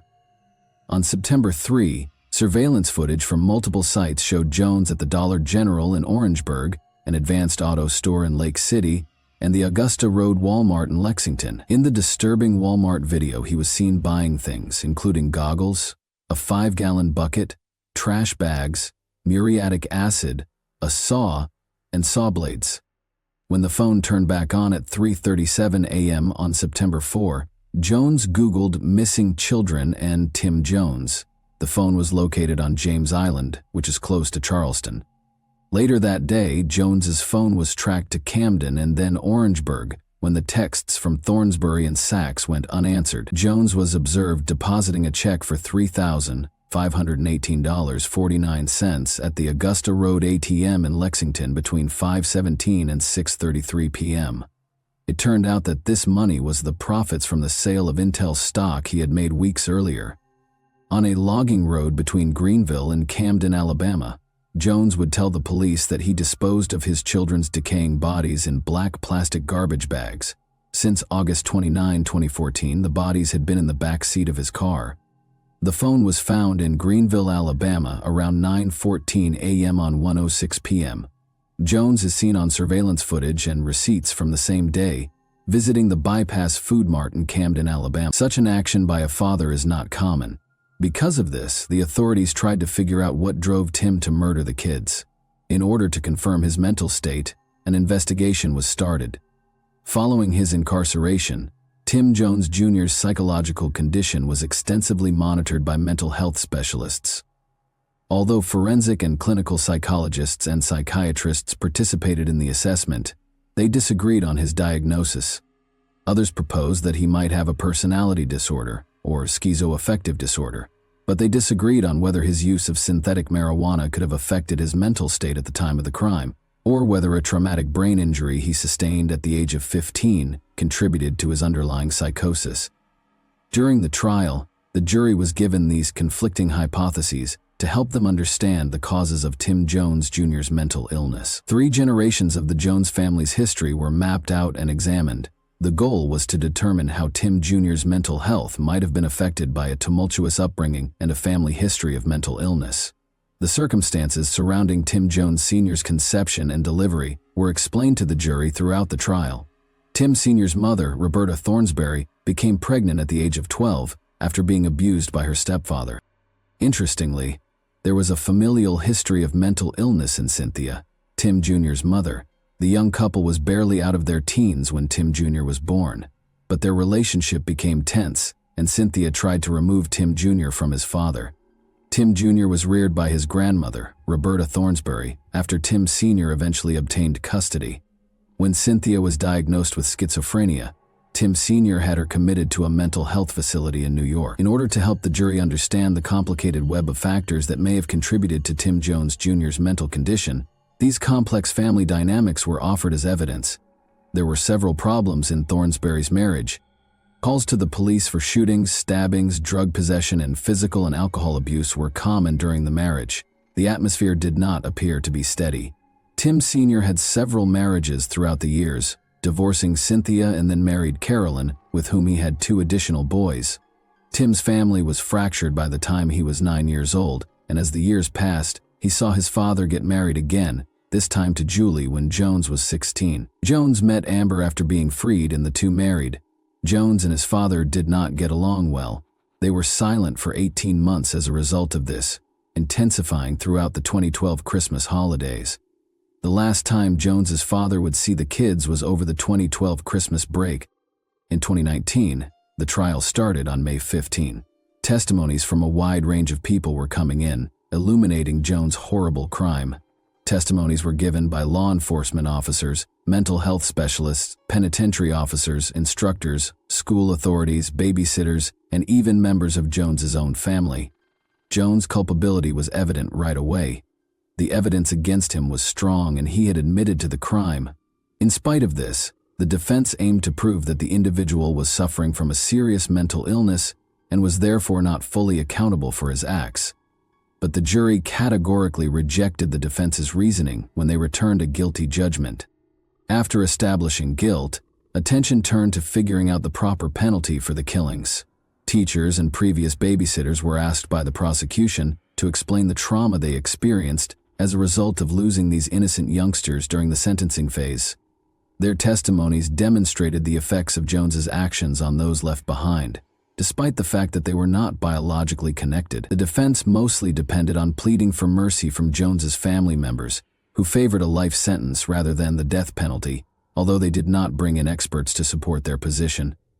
In the emotionally heated courtroom, Jones's father and grandmother testified about Jones's troubled childhood and adulthood. However, their heartfelt testimonies strongly opposed the possibility that he would be executed. The next day, Jones's wife and the children's mother, Amber Kaiser, took the stand once more during the trial. Her initial appearance was characterized by tears and obvious misery, but this time she found the courage to ask for Jones's forgiveness. She understood her children's thoughts and thought they wouldn't have wanted their father dead, even though she herself wanted to hurt him. She boldly stated that she was prepared to accept the verdict of the jury. The state's final arguments during the penalty phase of the Timothy Jones Jr. murder trial were made by attorney Rick Hubbard. With a startling question, Hubbard addressed the jury. "Would you save execution for the worst? The worst of the worst? Isn't he pointing at Tim Jones?" "Yes, Tim Jones, who killed his 5 children in a ruthless manner," Hubbard went on, pleading with the jurors to take into account the type of guy Jones really was, a killer who ruthlessly betrayed the faith of his own flesh and blood, depriving them of their priceless youth. When Hubbard thought back on Jones's turbulent upbringing, he admitted that his family had attempted to protect him because they saw something unique in him. In spite of his own flaws, Jones's father had loved his son, and his grandmother had also shown her affection for him, while acknowledging his tendency toward selfishness. Hubbard emphasized how Jones had developed a sense of entitlement by learning to control his family, since he knew they would constantly approach him and apologize. Hubbard displayed 2 images. The first showed Jones's happy family, while the second showed the dead remains of the kids in black trash bags. Hubbard made it clear that Jones was to blame for the dissolution of this devoted family. Hubbard emphasized that Jones's decisions, not his family history, resulted in the sad act of leaving his children's bodies exposed. He said, "No father does this to his children." Hubbard forced the jury to face the truth about Jones' behavior by presenting them with images from the crime scene and the autopsy. Hubbard pushed the jury to consider whether a guy who perpetrated such an unimaginable murder merited mercy throughout his closing statements. The jury was allowed to decide Jones's fate after considering the seriousness of the offense and the weight of the evidence. Casey Secor, Jones's lawyer, fervently urged the jurors to sympathize with the Jones family. He made them think about the family's continued pain and anguish. Secor urged a fair verdict that recognized both harsh punishment and compassion, acknowledging the seriousness of Jones's conduct. The jury found Jones guilty after just over 6 hours of deliberation. Jones declined to testify in his defense during the guilt or penalty phase, despite the seriousness of the issue. Rather, a chilling 2014 audio confession that was unquestionable was played in the courtroom. The 12-member panel rendered its decision after only an hour and 45 minutes of rigorous discussion. The death penalty wasn't always the result. The jurors in this case unanimously decided to execute Jones after carefully weighing any extenuating circumstances. Before the judge legally handed down the death sentence, all 12 jurors had to sign a verdict form and concur. The case would not finish, but the Jones family stayed silent and did not react to the media as they sadly left the courthouse. 2 years after being given a death sentence in 2021, Jones requested a second trial and the abolition of the capital penalty, arguing that jurors were biased against him because they had seen upsetting autopsy images during the initial trial. Robert Dudek, an attorney, contended that Jones, who has schizophrenia, was wrongly convicted. The defense argued that prosecutors overstated the repercussions of an insanity plea and that the use of graphic autopsy photos distorted the punishment against Jones. Fairness questions were raised by these photos, which were taken 9 days after the youngsters passed away. Additionally, the defense argued against the exclusion of expert witness testimony that questioned Jones' diagnosis and mental condition. Despite criticism from the court for perhaps influencing the jurors' emotions, attorney Rick Hubbard defended his choice to display the pictures. Although the court typically allows compelling defense arguments in instances involving the death penalty, questions were raised regarding how the trial was conducted. But Jones's appeal was denied by the South Carolina Supreme Court in March 2023. Although the court recognized that there were 2 mistakes made during the trial, it decided that they were insignificant and did not call for the conviction or sentence to be overturned. The first error was leaving out Dr. Adriana Flores's evidence, which was intended to refute another physician's allegations that Jones was fabricating mental health problems. According to the court, her input ought to have been permitted. The second mistake is displaying unsettling autopsy images. Nevertheless, the court pointed out that Jones attempted to conceal the crime. Therefore, the pictures had little bearing on the juror's choice to execute him. The loss of all 5 children and the prospect of Jones's execution must have caused Jones's family to experience unfathomable emotions. The work of debating through the case's horrors fell to the defense lawyers and prosecutors. The unsettling pictures and Jones's own admission are undoubtedly haunting the police. More importantly, can the mother of the children who has suffered unimaginable suffering since that awful day on August 28, 2014, be able to go on and begin anew? Do you believe that Jones deserves the death penalty? Or should the jury have chosen a life sentence in light of Jones' plea of mental health? And that wraps up today's chilling story. If you enjoyed this video, don't forget to like and subscribe so you never miss a new upload. Also, let me know in the comments what part of this story shocked you the most. Thank you for watching, and I'll see you in the next video.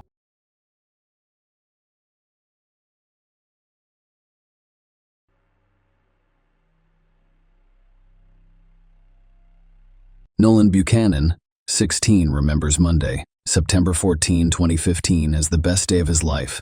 The day before, he had spent Sunday with his girlfriend, doing traditional morning math with her family, followed by a social gathering with friends and a wonderfully romantic evening. When the teenager awoke on Monday morning next to his favorite girl, he felt like a free, successful, and influential businessman with the entire world in front of him. After all, he now owned Buchanan Construction. The young man was about to inherit cars, a house, land, and monetary assets, and he planned to manage the family business on his own, and certainly better than his father, who had brought the company to bankruptcy. It appears that what could go wrong?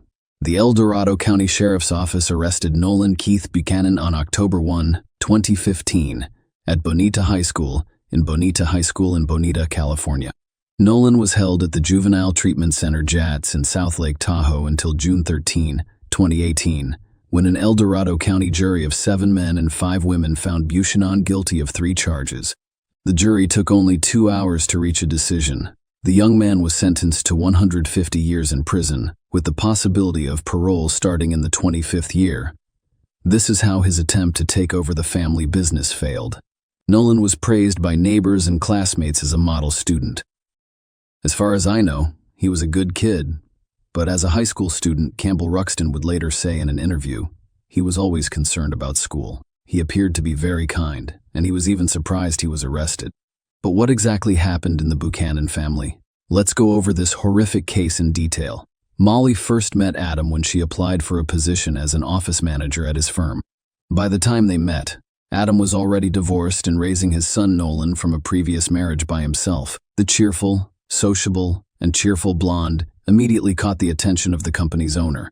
The interest was mutual. Molly fell in love, began a romance that evolved into a serious relationship, and moved to Adam. Molly wished for a loving, friendly family and worked hard to foster a positive relationship with her stepson. She soon became pregnant. Gavin was born. People who knew the Buchanans said they were a close-knit family of 4. The family's head, who owned a construction company, made enough money to live comfortably. The family also purchased vacation property in El Dorado County, California. A small cabin sat on 19 acres in Greenwood with no electricity, water, sewer, or gas. Adam, who worked in construction, took an active role in remodeling the house, and the family began visiting their office on September 13, 2015. At 10 a.m., members of the Garden Valley Fire Department responded to a wildfire in Greenwood Township, western El Dorado County, on Highway 193 between Cool and Georgetown. Upon arrival, they discovered that the fire had destroyed 10 acres of the property. A cabin on the property was still smoldering, but had burned down. The fire department personnel discovered charred remains among the assets. The fire scene remained intact. At 11 a.m., firefighters called the El Dorado County Sheriff's Office. Nobody had realized what was going on. Firefighters were almost certain that the wildfire killed a pet trapped inside the house. The arriving coroner faced a daunting task. The remains of the house were still smoldering, and there was no way to examine the inside of the house without waiting for the flame to die down and the temperature to drop slightly. As the coroner examined the house, he detected the sweet odor of burnt flesh and discovered a human skull and a burned chest. It appeared that the tragedy had taken someone's life. The officer requested backup, and officers from the sheriff's office arrived to conduct a thorough investigation of the scene. The conclusion was obvious. The small, secluded, and remote cabin was not the owner's primary residence. It was more likely a country cabin where people came to vacation. A Dodge truck and trailer were discovered on the property next to the cabin. It was possible to run the license plates and determine who owned the car. The owner may have been a victim of the wildfire. It didn't take long to discover that the vehicle and trailer belonged to Buchanan Construction, which is owned by Adam Buchanan. The man in question lived in Bonita, California, 160 miles from the accident scene and about 3 hours away. This information confirmed the police's assumption that the house was simply a country retreat for those who wanted to get away from the hustle and bustle of the city. It remains to be seen whether Mr. Buchanan or someone else was inside. The name of the company's owner provided the detective with their first clue, prompting them to begin their investigation. The Bonita police officers were tasked with checking to ensure that all of Buchanan's family members were safe and at home. They went to the correct address and soon arrived in the Buchanan's driveway, where they noticed a white Ford pickup truck and a knock on the door. Adam's 16-year-old son from his first marriage has come out. He greeted the uniformed officers with surprise and inquired as to why they had come to him. To avoid frightening the family, the officer decided to first determine who was present in the house. Perhaps the company car was taken by someone from the company rather than the owner. Nolan Buchanan stated that his father Adam had gone away for the weekend to his country estate 160 miles away with Molly and their 8-year-old son Gavin, and that they were expected back in the evening. According to him, his father had left him to care for the house. Investigators did not have enough evidence to believe the remains in the cabin belonged to the Buchanans, but the information they received and the discovery of the remains led them to believe they belonged to two people. By the evening of September 13, it was sufficient to report the family missing in the El Dorado County fire. The following day, September 14, El Dorado County Police went to Nolan's house to speak with him further and determine who had died in the fire. Howard and Susan Buchanan, Adam's parents, met with the officers. They stated that their son, the owner of the burned-out cabin, performs his own home repairs and thus travels there frequently. The parents were extremely concerned because they had been unable to contact their son or daughter-in-law until now. The officers learned from the story that the house is powered by generators. However, there was no electricity at the time of the tragedy. There were gas cylinders inside this Cave 2 series, so the fire could have been accidental or intentional. By September 15, the fire had subsided, allowing investigators to collect evidence, including debris from a nearby fire pit. According to Denton James Peterson of the El Dorado County Sheriff's Office, new remains were discovered, which changed the course of the investigation. Police discovered a piece of skull with a bullet hole. At that point, we all realized there had been a homicide. According to the sheriff, the fire was not an accident. The remains were collected and sent for forensic DNA analysis. In the first set of remains, the bullet was lodged in the victim's thigh. The skull with the bullet hole, based on its size, belonged to a child. The version of a fatal accident dropped on its own. Murder became the dominant narrative. No one doubted that the fire was intended to destroy the evidence of the crime. It remained to determine under what circumstances the crime had occurred. Was this a botched burglary?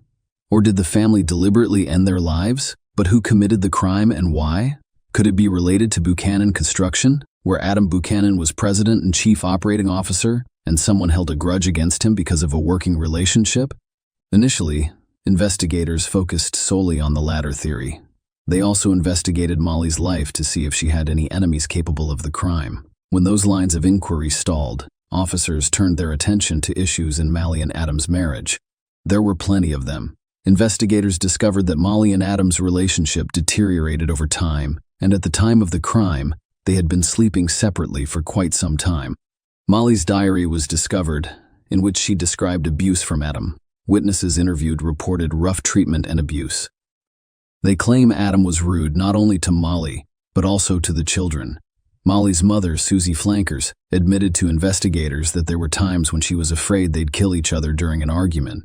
Molly did not end her relationship with Adam, but would occasionally take her son and leave to go to her parents' house, returning a few days later until their next fight. It also turned out that the couple enjoyed hunting in the area surrounding their country house.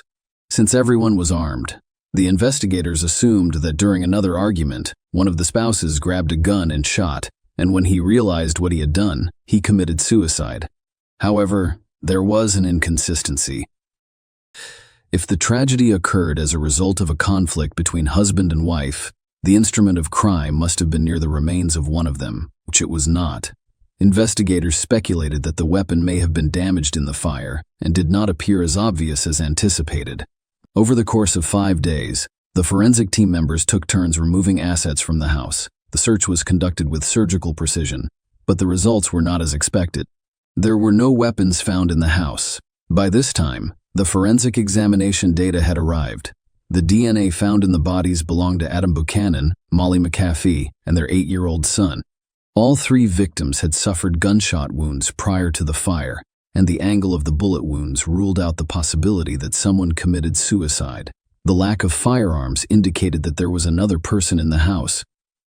A 4th person was found to have shot the Buchanans, and the investigation had to restart. Police had no choice but to turn to the deceased 16-year-old son. Nolan told officers that the family left in an old Dodge truck. According to the son, his father chose to use the company vehicle over his personal Ford, which was parked in the driveway because he had loaded the truck and trailer with rocks to decorate the area near his country cabin. Police discovered this truck near the burned structure. When asked why Nolan did not take a vacation with his relatives, as in the first interview, the young man stated that he was responsible for the house and garden while his father and stepmother were away. Nolan also stated that they had a neighbor growing forbidden grass on the Buchanan property, which caused his father to have frequent disagreements with his neighbor, demanding that he stop planting the grass and threatening to call the police. When discussing the family business, Nolan stated that things were not going well. The company was downsizing, and the number of employees was reduced to 5. According to his father, the number of deaths associated with the business was rapidly increasing. So now the investigation had a wealth of useful information, and the detectives had a suspect, a neighbor, which was especially important given that violent crime in that area was frequently associated with illegal herb cultivation. Detectives believed that the threat of going to the police could have resulted in the murder of Buchanan and his family. The problem was that no one knew which neighbor they were talking about. Investigators canvassed the neighborhood, interviewing all of the homeowners in succession. The tactic was successful. They discovered a man who confirmed the story of a fight with Adam over growing a forbidden crop. However, he stated that the conflict had been resolved following a heated discussion. The neighbor had an alibi, and another version proved to be untenable. What remained to be addressed was the financial crisis that had affected the family's business. On September 18, police officers went to Adam's company and interviewed the employees. Nolan's words were correct. The company was in a sorry state. It was threatened with bankruptcy because the debt exceeded $30,000. As a result, several employees were fired. It turned out that some of the former employees were extremely dissatisfied with the reduction and thus could have been involved in the crime. And that's where the investigators got lucky. Over the weekend, the local high school organized a community cleanup day, with students clearing debris from a business park less than a mile from Adam's construction company. It was present on September 19. A small purse containing a wallet and identification cards belonging to Molly McAfee and Adam Buchanan was discovered under one of the bushes. A .22 caliber rifle was lying nearby. Detectives rushed to the scene of the discovery. The county sheriff's office made a new assumption. The perpetrator used the found rifle to murder the Buchanan family and then stole their documents from the crime scene to cover his tracks. The discovery was significant because it indicated that someone had traveled all the way to Greenwood to murder the family and then returned to Bonita, dispose of the bag and murder weapon. It appeared to be a Bonita resident. The evidence found near the Buchanan construction site strengthened the theory that the boss was murdered by one of the disgruntled employees. Detectives placed the firearm in the bag of documents for examination and requested a warrant to search the company's records and premises. The investigators got lucky again. During the search, they gained access to a video surveillance camera located on the firm's premises. By happy coincidence, the camera's lens was pointed at the center of the parking lot rather than the company's territory. Following this discovery, the case was only days away from being solved. Because it was already known that the family had left town on Friday, investigators examined Friday's footage and were surprised to discover that Adam had attached a trailer loaded with rocks to a Ford F-150. It was not a Dodge truck, as Nolan had told them. Detectives discovered that the young man had deliberately manipulated the investigation. If the white Ford towed the rock trailer to the cabin, it must have been driven back and parked in the Buchanan family's driveway. Investigators interviewed Nolan to keep him safe while gathering as much information as possible. Nolan recounted his weekend, where he went, and who he saw. But this time, they asked him what movie they had seen at the cinema, how he had paid for his mall shopping, and how he had paid for dessert on a date. Nolan, who had no idea, responded with his father's credit card number. The officers then applied for a warrant to search Buchanan's Bonita home, vehicles, and financial records. The Ford automobile remained parked in the driveway. It was thoroughly inspected, and they discovered reddish soil stuck to the wheels. This is similar to what happens in Greenwood. If the Ford had been used for a trip last weekend or earlier, traces of soil might have remained, but they would not have been as visible. Unfortunately, the fire destroyed the wheel tread marks near the country house. However, the dirt buildup indicated that the car had most likely been in Greenwood recently. Detectives tracked the bank card payments and discovered that Adam Buchanan used his credit card on Friday, September 11. He stopped at Taco Bell on his way to Greenwood. Nolan, on the other hand, claimed he stayed at home, did not accompany his parents, and had the credit card in his possession. Detectives went to the diner to check the security cameras. They saw exactly what they were expecting: a white Ford instead of a truck. When detectives searched the Ford, they discovered a Taco Bell receipt dated September 11 that included not 3, but 4 beverages. 4 drink cups were also identified in evidence collected at the fire scene, so Nolan was inside the car. The next credit card transaction occurred on Saturday, September 12, at the Valencia Club Bar in Penryn, about 30 minutes from the cabin. Adam's parents had previously informed detectives about the bar. They stated that their son and daughter-in-law frequently visit after the cabin has been renovated. Security cameras recorded when the couple left the bar, and traffic cameras on the highway assisted in tracking the couple's route. On the day of the fire, a Ford F-150 drove toward the Buchanan cabin around 2:30 a.m., then reversed direction at 3:30 a.m. In the first instance, the camera captured Adam and Molly in the vehicle, while in the second, it only captured Nolan. Several hours later, on Sunday morning, September 13th, Adam's credit card was used to pay at 3 of Benitez's locations: Starbucks, McDonald's, and a gas station. The bank confirmed to investigators that you can only have one bank card, which contradicted Nolan's claims. By this time, the forensic results had been returned.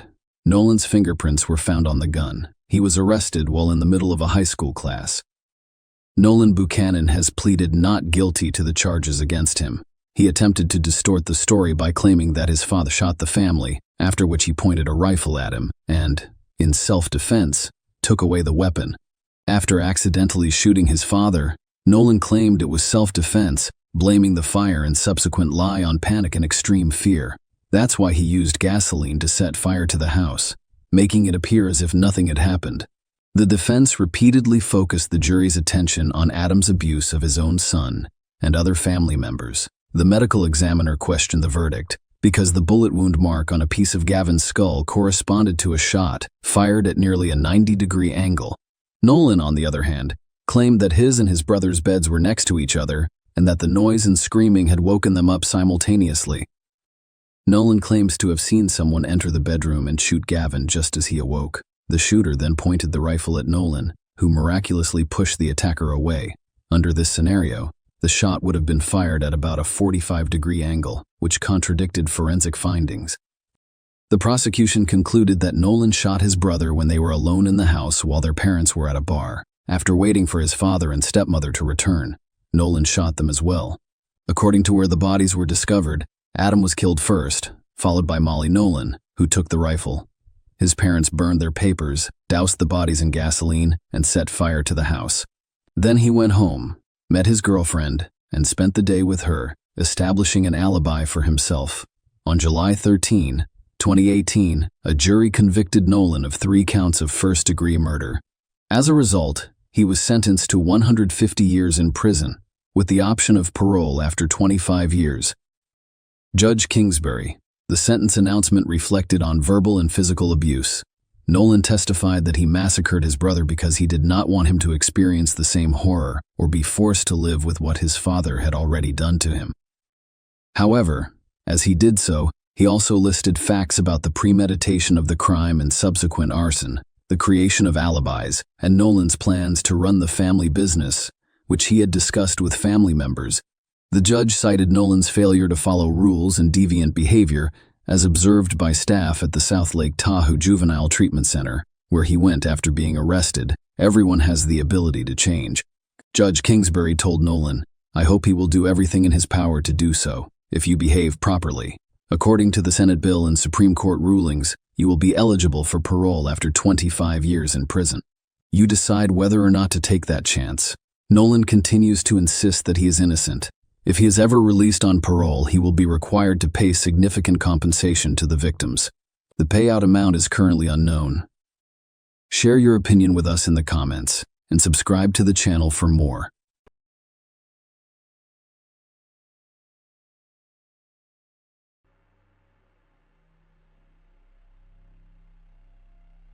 Domestic violence was not uncommon at all times, and victims frequently choose to silently tolerate this attitude toward themselves and the domestic tyrant, believing his impunity allows him to cross any boundaries. The worst thing about such situations is that children may become victims. The case of young T.L.A. Palmer made headlines across Australia a few years ago, due to its extraordinary cruelty and monstrous coincidence of circumstances. When a child from one dysfunctional family moved to another, the situation became even more terrible and cruel.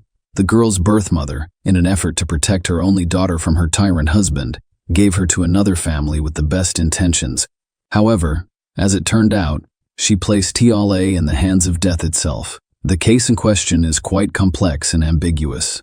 There were several criminals, all from the same family. At the same time, the investigation determined that nearly all of them were victims of domestic tyranny. And now I'll tell you everything in order. T.L.A. Alyssa Rose Palmer, a girl from a dysfunctional family, was born in a small Australian town, Logan City, Queensland, in April 2003. Unfortunately, the girl grew up in less than ideal conditions. The family's head abused hot drinks, and the man was hot-tempered and aggressive. He repeatedly beat his wife in front of the child and, on occasion, the daughter herself. The girl was constantly stressed and lived in a state of fear and depression.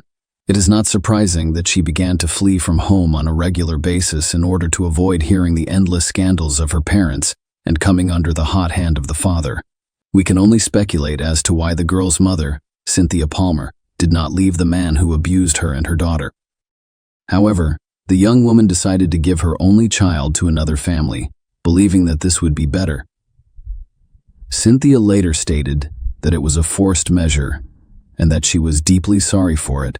However, she was unable to do so at the time because she was held hostage by the circumstances. However, the dysfunctional family's neighbors have a different story. According to some reports, Cynthia is an alcoholic. She attempted treatment, but overcoming addiction was not easy, and after another escape from home, when she was discovered wandering the streets on the other side of the city, the Palmer family became very interested in child protection services. Representatives from the service came to the family home and offered assistance, and Cynthia did not refuse to have her daughter temporarily placed in a foster home, given the environment in which the girl was raised. It's no surprise that she grew up to be a difficult teenager with a difficult personality. As a result, finding her a foster family proved difficult. She was always running away, loitering and begging on the streets. She disobeyed her guardians and did everything her own way. T.L.A. did not stay with her first 2 families for long because her foster parents simply couldn't handle her. She didn't commit any serious crimes, but she was frequently accused of lying. The girl desired the comfort of home, but had no idea what it should be, and any disagreement with the household inevitably resulted in the child's escape from the Thorburn family in early 2015. Kylie appeared to have found her ideal foster family, who were eager to welcome her.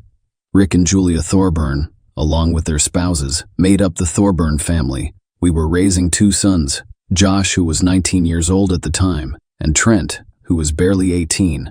The family lived in a spacious two-story home with a swimming pool, located in a small country town in Brisbane suburbs. They had their own horse farm, and Julian started a private kindergarten at home that was very popular, and local parents trusted the Thorburns with their children. The family was considered well off and prosperous, respected in their home state, and trustworthy. Furthermore, they had demonstrated a willingness to accept a troubled teenager into their care, which was unusual. Tiale was placed in a new home in January after Child Protective Services determined that this was the best option for her. At first, everything went as usual. The girl rebelled, refused to live with her guardians, and ran away several times. But each time, the Child Welfare Service found her and returned her. But as the months passed, Kylie appeared to calm down, accept her new family, and get along with them. In reality, however, the outward well-being was hit by a real drama that quickly turned tragic: Tiale's mysterious disappearance. The girl attended a local school, which was a few kilometers from her guardian's home, so Kylie's foster father drove her to school every day, and after school she made a lot of new friends who described her as a kind, cheerful, and happy girl. She continued to dream of returning home and maintained contact with her biological mother and grandmother. Tiale occasionally complained of discomfort and even fear without specifying what she was afraid of. On October 30, 2015, Rick drove to school as usual and then returned home to do chores. But he soon received a phone call informing him that his adopted daughter had not shown up for class. No one was particularly concerned because the girl had previously run away, but she usually returned in the evening or the next day. The guardians reported the incident to the police, and the search for Tiale began almost immediately. All members of the family willingly cooperated with the investigation and claimed that there had been no conflicts between them that could have resulted in a runaway for a long time. Instead, the girl was in good spirits and appeared to be quite happy. According to the family's head, he drove his daughter to school as usual, then returned home and cared for the horses until he received a call from a teacher reporting the girl's disappearance. His wife and sons confirmed these statements. The next day, the Thorburns set up a social media page dedicated to the search for Tiale. They posted information about her photos, the time and circumstances of her disappearance, and a description of what she was wearing that day. The couple asked anyone with information about Tiale's whereabouts to contact them or the police, but no one called. Police also searched the family's home in the state but discovered nothing suspicious. Although the foster parents' behavior appeared to be calm, they had essentially nothing to charge. Soon, many concerned people joined the search operation, genuinely concerned about the girl's fate. They combed the area using flyers with her photos and interviewed local residents in the hopes of gathering some useful information, a discovery on the riverbank. After a week of unsuccessful searches, the fishermen contact the police and report a terrible find. According to the men, they went to the Pimpama River in the morning of November 5. However, after barely casting their fishing rods, they noticed something unusual in the swampy, shallow water. As they came closer, the fishermen were horrified when they realized their discovery was nothing but human remains. The police officers who responded to the call reported that the body was that of a short man, but it was so disfigured that it was impossible to determine the deceased's gender. He had no clothes on, and no personal belongings could be found nearby. The body had numerous injuries that were initially thought to be caused by wild animals in the area. Furthermore, it decomposed rapidly due to heat, moisture, and a large number of insects drawn to the distinctive odor. The gruesome discovery was sent for examination, and it was determined that it was a girl aged between 12 and 16 years old. The police then gathered information on all missing young people recently, and the corpse was quickly identified. It was Tiale Palmer, whom the entire city had been searching for nearly a week. The cause of death was impossible to determine because the body had been in the water for so long. However, experts speculated that Tiale died from asphyxiation after discovering that her hyoid bone had been crushed. The most horrifying aspect, however, was that the injuries, which were initially thought to be animal bites, could have been caused by a person prior to Tiale's death. Tiale's death was clearly criminal in nature, so a criminal case was opened and a murder investigation was initiated.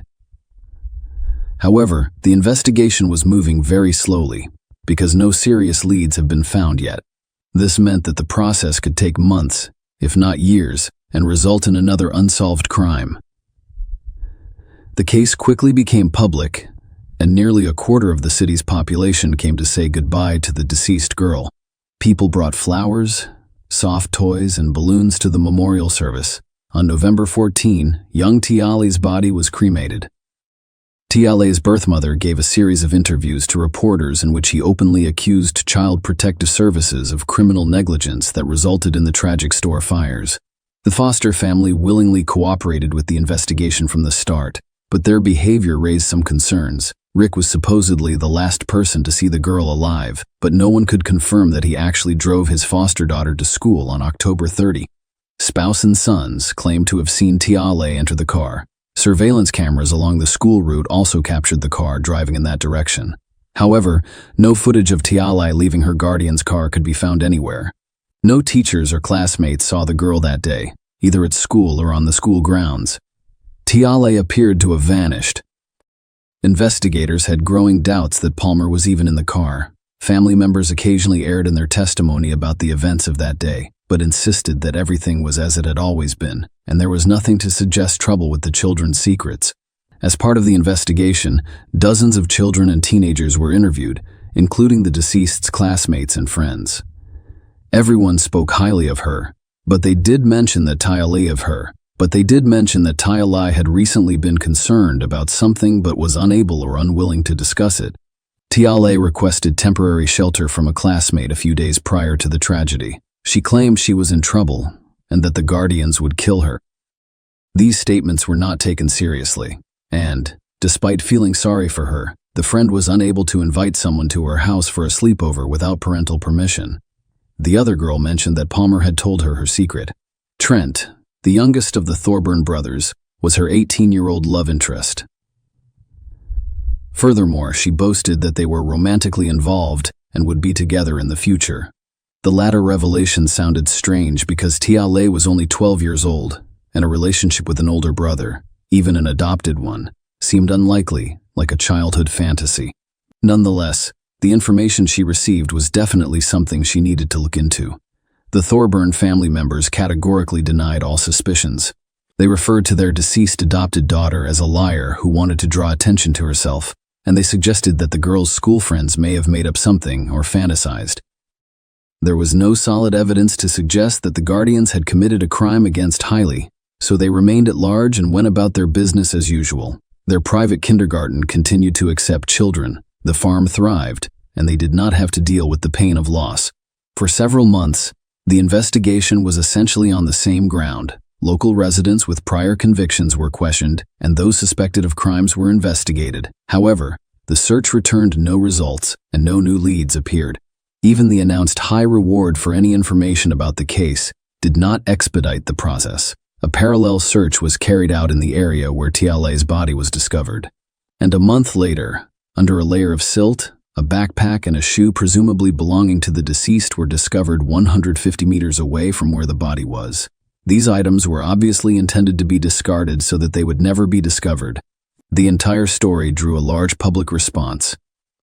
The search and investigation results were broadcast on television and published in the press, and city residents organized pickets to demand that the killer or killers be found and punished. The biological mother of the deceased Tiale organized some of the tickets. Eventually, the police appealed to potential accomplices of the perpetrator, promising them protection and immunity if they identified the perpetrator or provided any significant information. However, this appeal also went unanswered. In 6 months, no new clues or avenues of investigation have emerged, despite an anonymous call and a wiretap at the Thorburn residence. It wasn't until the summer of 2016 that police received an anonymous call that altered the course of the investigation. The anonymous caller claimed that the Thorburns were looking for a troubled teen for a reason. They were motivated by a mercantilist interest, as custody of troubled children is compensated with increased allowance. Anonymous also stated that their youngest son most likely had an intimate relationship with Tiale, which he had mentioned in passing prior to the tragedy. Of course, this information could have been false.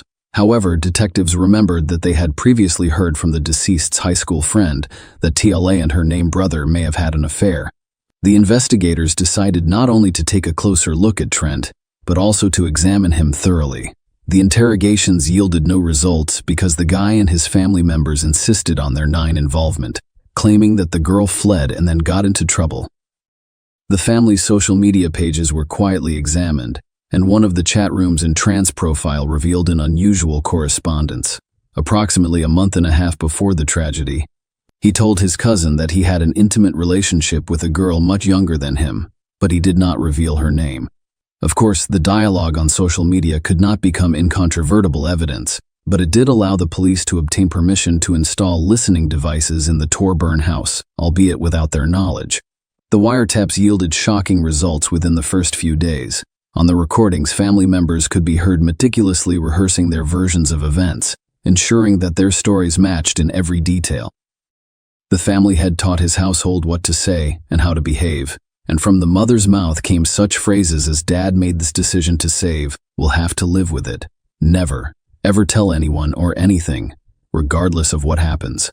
Rick threatened his family members several times, and while it was clear that they were afraid of him because they knew his father could turn words into action at any time, there was still insufficient direct evidence. However, the Thorburn Blue Card, which granted them permission to work with children, was revoked almost immediately, forcing the private kindergarten to close. The wiretap quickly confirmed that the youngest of the brothers had been intimate with Tiale. In fact, it had been happening on a regular basis for several months before he informed his mother in October that Tiale was pregnant. If Trent's suspicions had been correct, he would have been sentenced to prison for having an affair with Tiale. Julia told her husband everything, and Rick decided to take action. Julia and her sons arrived in Brisbane early on the day of the tragedy, ostensibly for business. It was supposed to serve as an alibi for them, so Rick stayed at home with his adopted daughter. When the mother and heirs returned home in the evening, it was already known that the girl had gone missing, and the family's head claimed to have solved the problem without providing any details, including arrest and investigation. Based on the information obtained, all members of the family decided to re-interview, and the police decided to search Rick's car, in which he allegedly drove his adopted daughter to school on the day she vanished.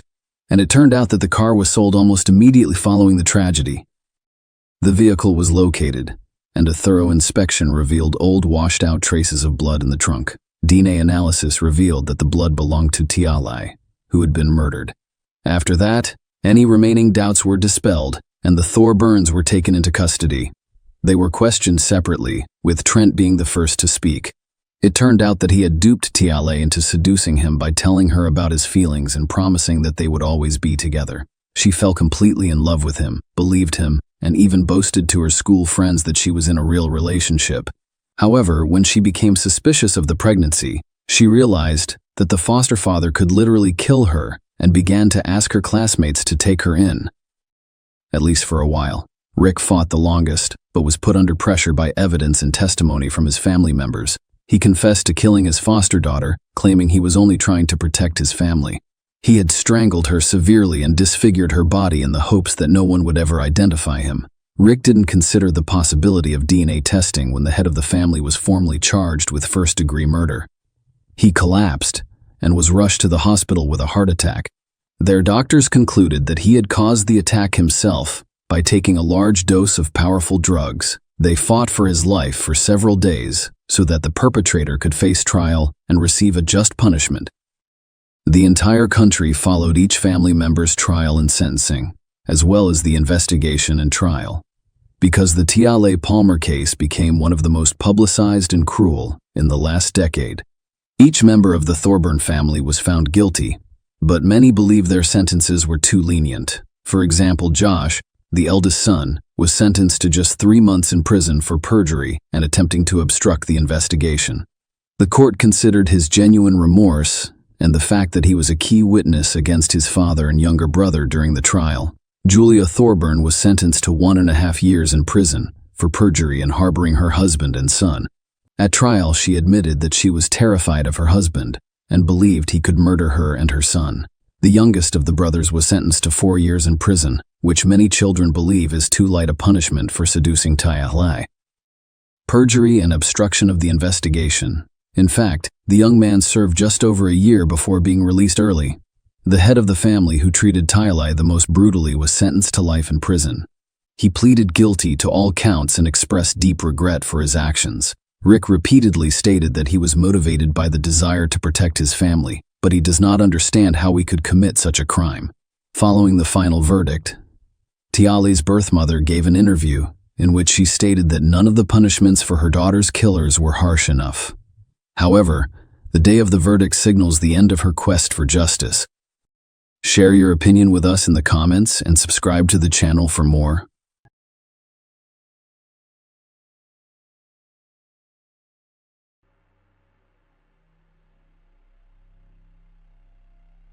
The Marlene Oaks case. Who owns the skull discovered in the woods? A crime is considered perfect when its primary goal is met and the perpetrator is not punished or even suspected. However, with the advancement of technology and scientific approaches, it is becoming increasingly difficult to commit such an act. Furthermore, even old, unsolved cases that appeared perfect in the past are now being successfully resolved decades later. In 1980, an auto mechanic named William Bill Major believed he had committed the perfect crime that could never be solved. Hardly a man could have predicted that more than 2 decades later, he would still have to face trial and receive a well-deserved sentence. And the new investigation was launched by his own daughter, whom he had deprived of a mother in her early childhood. Now let's take a closer look at the entire story, deconstruct this perfect crime and its impending punishment. To be fair, it should be noted that this high-profile and very cruel case of the disappearance of a young mother, Marlene Oaks, could have been solved back in the 1980s because the victim herself, who had a premonition of her impending death, left many clues for the police that for some reason, law enforcement did not pay attention to. Marlene Oaks. The early years. Helen Marlene Oaks was born on December 7, 1954, in the small town of Martinsville, Virginia, and was the middle of 3 children for Lorraine and William Oaks. She was raised alongside an older brother and a younger sister. Their family lived modestly, but the parents always tried to provide for their children and raise them to be worthy people. Today's childhood heroine preferred to go by her middle name, Marlene, which she preferred over Helen. She was petite and adorable, blonde with brown eyes and a charming smile, so it was no surprise that she drew a lot of attention from an early age. At the age of 16, barely out of school, the girl, eager to begin an independent life and escape parental care, hurriedly entered into the bonds of marriage. Her chosen one was a man named William Major, who was 10 years her senior, but the two were in love. The chosen one, who worked as an auto mechanic and appeared to the girl to be a serious and reliable man, was unconcerned about their age difference. Unhappy family life. Soon after officially legalizing their relationship, the couple moved into a trailer park on the outskirts of Verona, a small country town in Boone County, Kentucky. In 1972, the couple had their first common heir, a son whom they named Donald. Marlene was only 17 at the time, and her husband was already 27. 4 years later, the couple welcomed a younger daughter, Lalana. The couple continued to live in a small trailer on the ground of the trailer park. Marlene was a homemaker who raised their children and kept their modest home comfortable, while Bill worked at a service station fixing cars. He was skilled at his craft and, in a sense, a jack of all trades. He had every opportunity to build a successful career and start his own business. However, the man was not particularly concerned with money, spouses, or even the necessities of life, but rather with being the head of the family. He always managed to earn a little more. As a rule, I spent it all on drinks. Later, his addictions were accompanied by the use of illegal substances. At the same time, Bill was a sociable person who appeared friendly and welcoming to others. All of these qualities were extremely beneficial to him at work. People who sought assistance from his workshop frequently returned, and they also recommended Mages to their friends as a reliable specialist. However, at home, Bill became a completely different person, rude, selfish, and cruel. Former feelings that had once linked their lives to Marlene appeared to have vanished, leaving only misunderstanding, resentment, and irritation. The couple frequently argued, and their heated debates occasionally turned violent. Bill was not a caring husband or father, and he gradually became a domestic tyrant, a new neighbor, and a secret lover.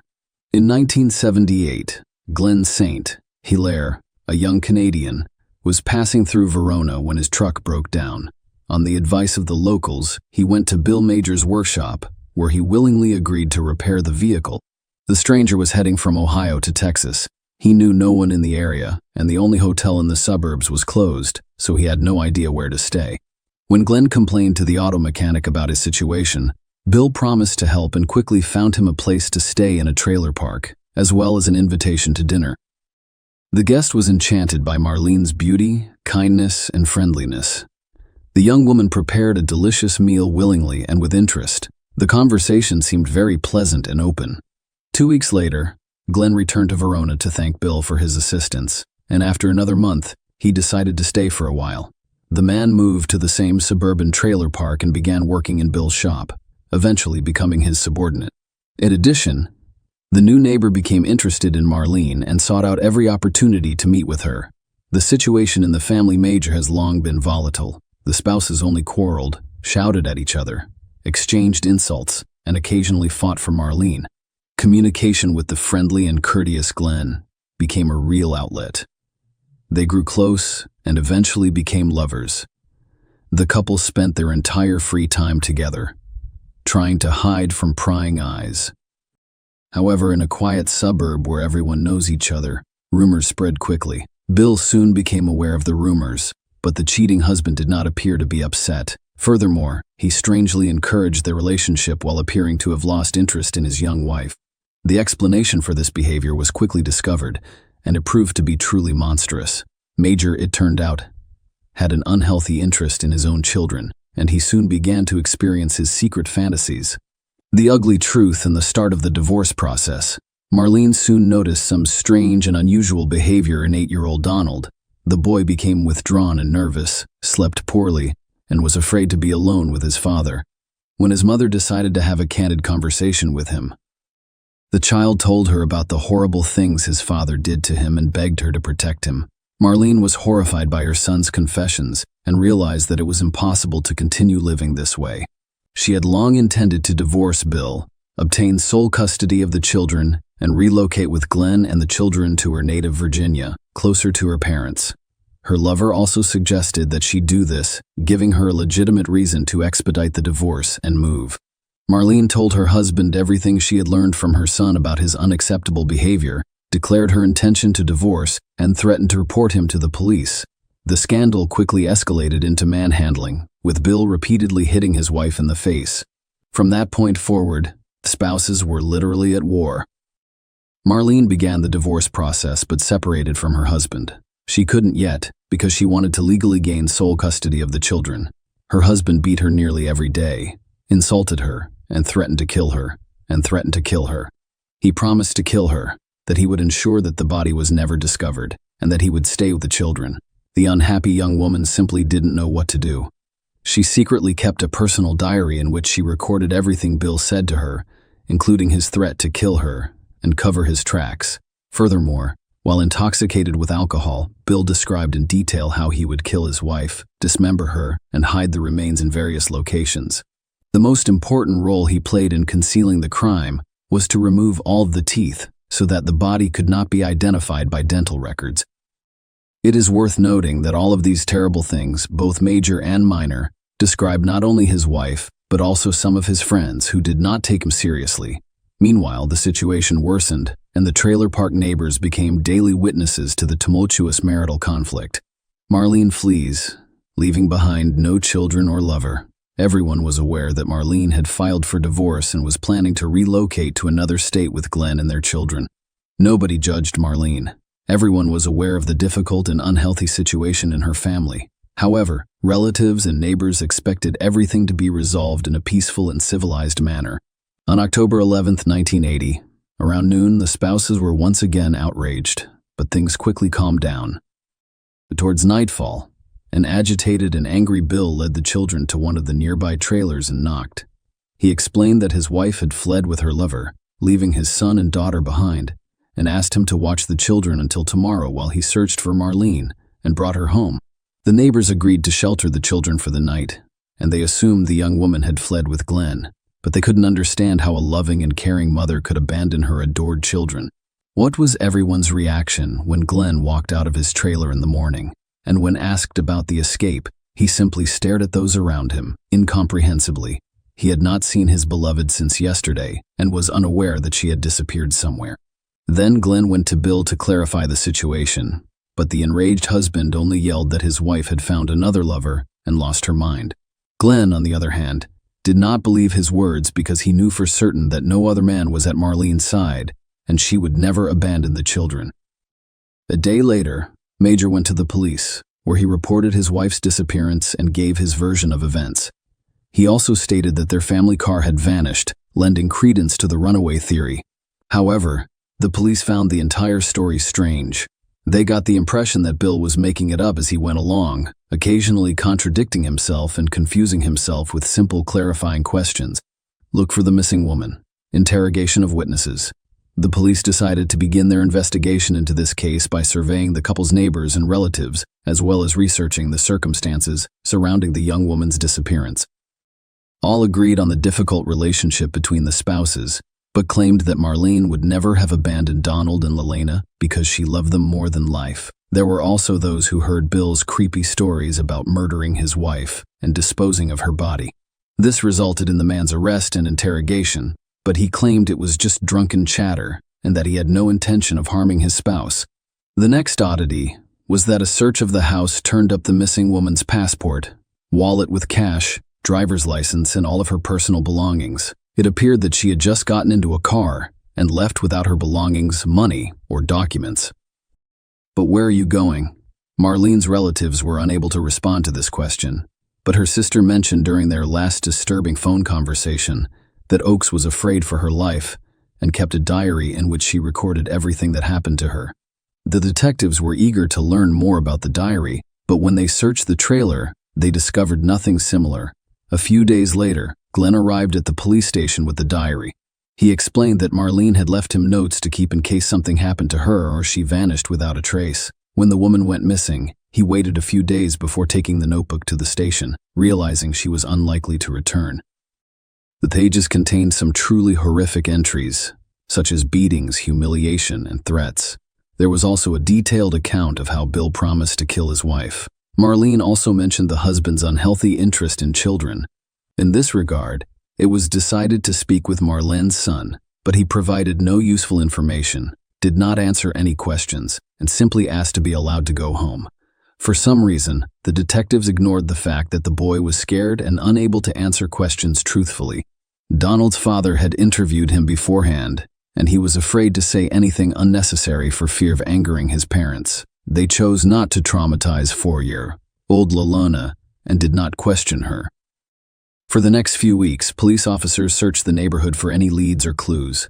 Marlene and her car were wanted across the state, but both appeared to have vanished. There was no reason to think she was dead or murdered. The investigation has come to a dead end. The move appears to be an escape, despite the fact that relatives and neighbors testified against Bill, and the man himself was repeatedly summoned for questioning. No reason for his arrest was ever found. No body or conclusive evidence that Marlene had been seriously injured was discovered, and she remained missing. Major began quickly selling off his property, explaining that he was moving closer to his parents because it was difficult for him to manage 2 children following his wife's escape. Among other things, he sold his weapons, which included a rifle, a shotgun, and several pistols. His strange behavior resembled an ordinary escape for the children, rather than a preparation for moving. Bill kept telling them that their mother never loved them and therefore abandoned them. He claimed that Marlene was an alcoholic and that she had numerous lovers who were more important to her than her family. Bill worked hard to turn his son and daughter against their own mother, attempting to make them despise the person they loved the most. It should be noted that he did quite well because Donald and Lelena were still young and blindly trusted their father. Soon, Bill and his children relocated to Rhode Island, where his parents lived. They bought a trailer and settled there for many years. However, with Marlene's disappearance, Donald and Lelena's lives began to spiral downward. Their father brutally beat them, abused them, humiliated them, and did even worse things. Initially, these tortures were primarily directed toward Donald. However, as Lelena grew older, the bitter fate did not spare her. About a year later, the man met a new lover named Pauline and began living together, but they were unable to legally marry because the Major was still married to the missing Marlene. Nonetheless, The couple had a child together, and for a while the family lived a quiet life until one day. Pauline did not see what Bill was doing with his own son. She immediately went to the police and told them everything, then left with her child. Bill was eventually arrested, and his children went to live with their maternal grandparents in Virginia. A grisly discovery in the woods. Around a year and a half after Marlene's mysterious disappearance, a hunter discovered a terrifying sight in a wooded area near a Verona trailer park. He noticed that his dog had begun digging in the ground, revealing what appeared to be a fragment of a human skull. The man immediately reported it to police, and the arriving experts confirmed his suspicions. It was indeed a severely damaged skull. The discovered remains were immediately sent to forensic experts for a thorough examination, and the experts' conclusions were extremely frightening. The skull was missing its lower jaw and lacked any teeth. There were 2 bullet holes, and the shots were fired at point-blank range. Experts also discovered chop marks from a large knife or axe on the bones, indicating that the head was likely separated from the body. It was impossible to say for certain who this skull belonged to, but based on the size and condition of the bones, it was assumed to be a young woman under the age of 30. The story of Marlene's disappearance immediately came to mind. The entire area within a radius of several kilometers was thoroughly searched, but no other remains or belongings were found. So the discovery was dubbed Jane Doe, which means unknown, and the search was halted. A new investigation 20 years later. When Donald and Lalana moved into their grandparents' home, their lives gradually improved. Most of all, they feared the day their father would be released. However, after his release, Bill showed no interest in his adult children and did not contact them for a long time. Lalana avoided talking about her mother because she was angry at her for abandoning them with a tyrant father. However, during a candid conversation with her grandmother, Lalana inquired as to why her mother had abandoned her and her brother after falling out of love. The old woman responded that she did not believe the story of the escape and believed that her spouse had dealt with her. At this point, the girl's world flipped upside down. She looked at the situation from a completely different perspective and realized the grandmother was correct. The girl decided to conduct her own investigation to solve the mystery surrounding her mother's disappearance. Lalana began by keeping a notebook in which she recorded everything she could recall from her childhood, as well as everything her older brother knew and remembered. When the girl was 22 years old in 1998, she decided to return to her hometown, Verona, to speak with former neighbors and see if any of them had any useful information. As it turned out, Glenn still lived in those places, and he remained hopeful that one day the mystery of his beloved's disappearance would be solved. His personal life hasn't developed. The man was lonely, worked at a local factory, and was obsessed with the investigation into Marlene Oak's case. Glenn Lalana learned about her mother's diary, which she gave him to keep safe before her disappearance. This diary was later added to the case file and eventually lost on the shelves of the police archives. Lalana was able to obtain permission to view her mother's writings and was astounded by the contents of the diary. Not only did her mother know she was about to die, but she also revealed the identity of her killer, the method of death, and the process of concealing the evidence. After reading the notes, the girl rushed to see her father, whom she hadn't seen in over 10 years.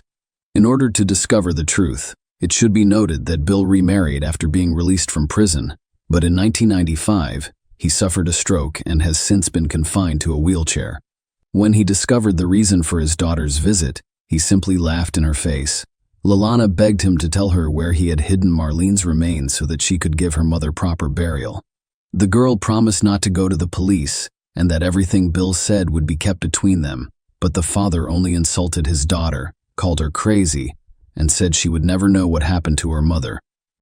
Layla discovered from her mother's diary that her father was planning the perfect crime, which included dismembering her, removing all of her teeth, and burying the remains in various locations.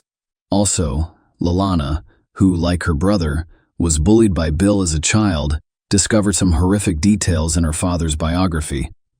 Bill had already served time for harassment prior to meeting their mother.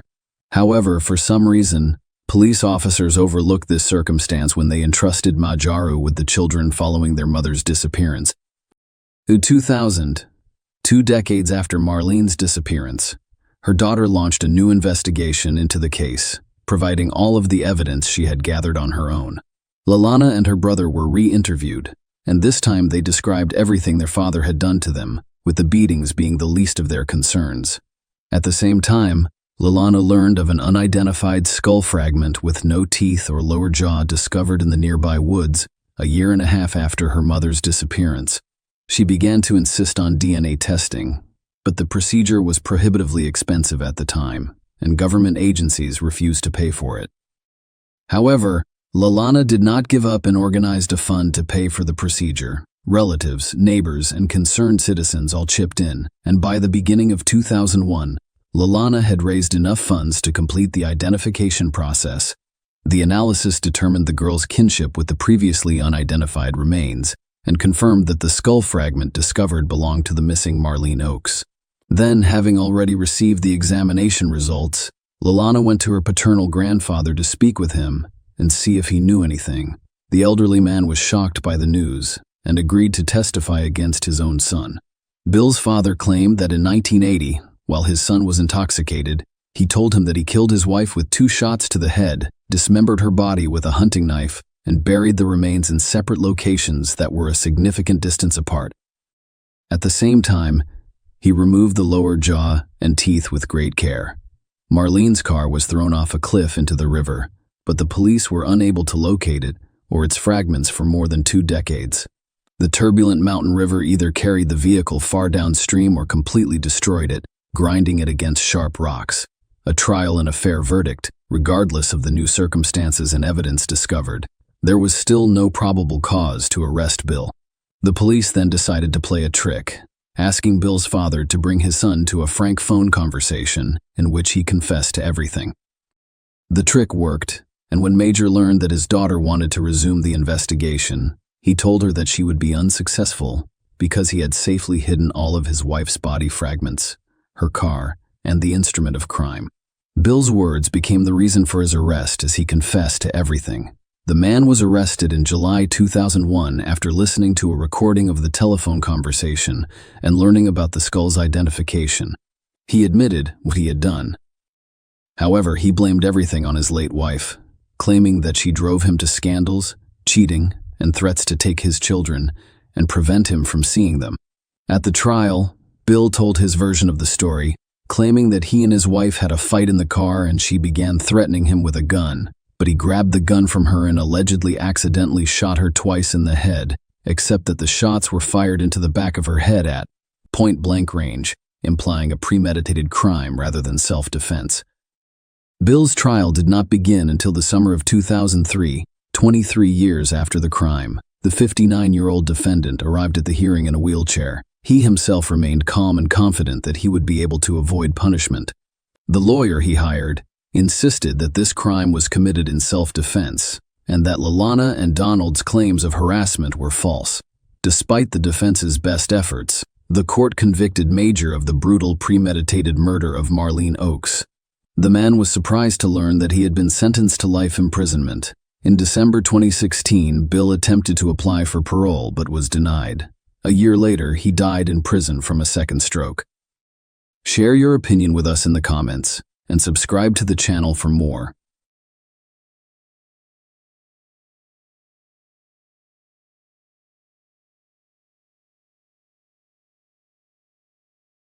In November 1997, the Nists of Trenton, New Jersey, were preparing for their annual cruise, a tradition they had enjoyed since their wedding 6 years earlier.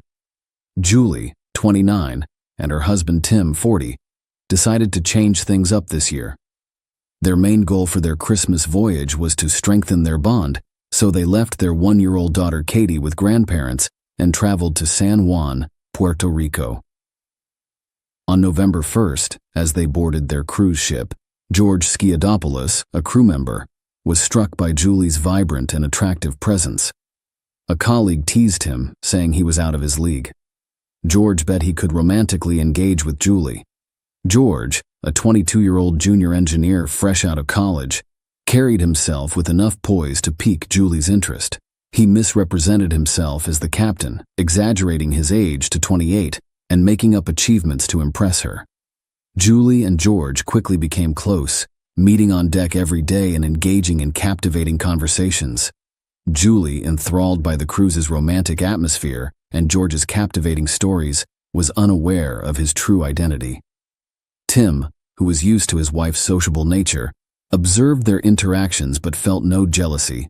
One evening, during a lively party on the ship, George invited Julie on a tour of the ship. She initially hesitated, but eventually agreed. In the deserted engine room, a spark ignited between them, resulting in a kiss. However, their relationship did not go beyond kissing. Julie confided in a family friend, Tony, about her feelings during the cruise back home, expecting her attraction to fade because she and George would most likely never meet again.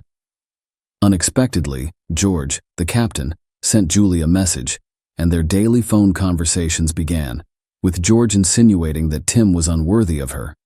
Tim occasionally overheard them conversing but trusted Julie enough not to investigate further.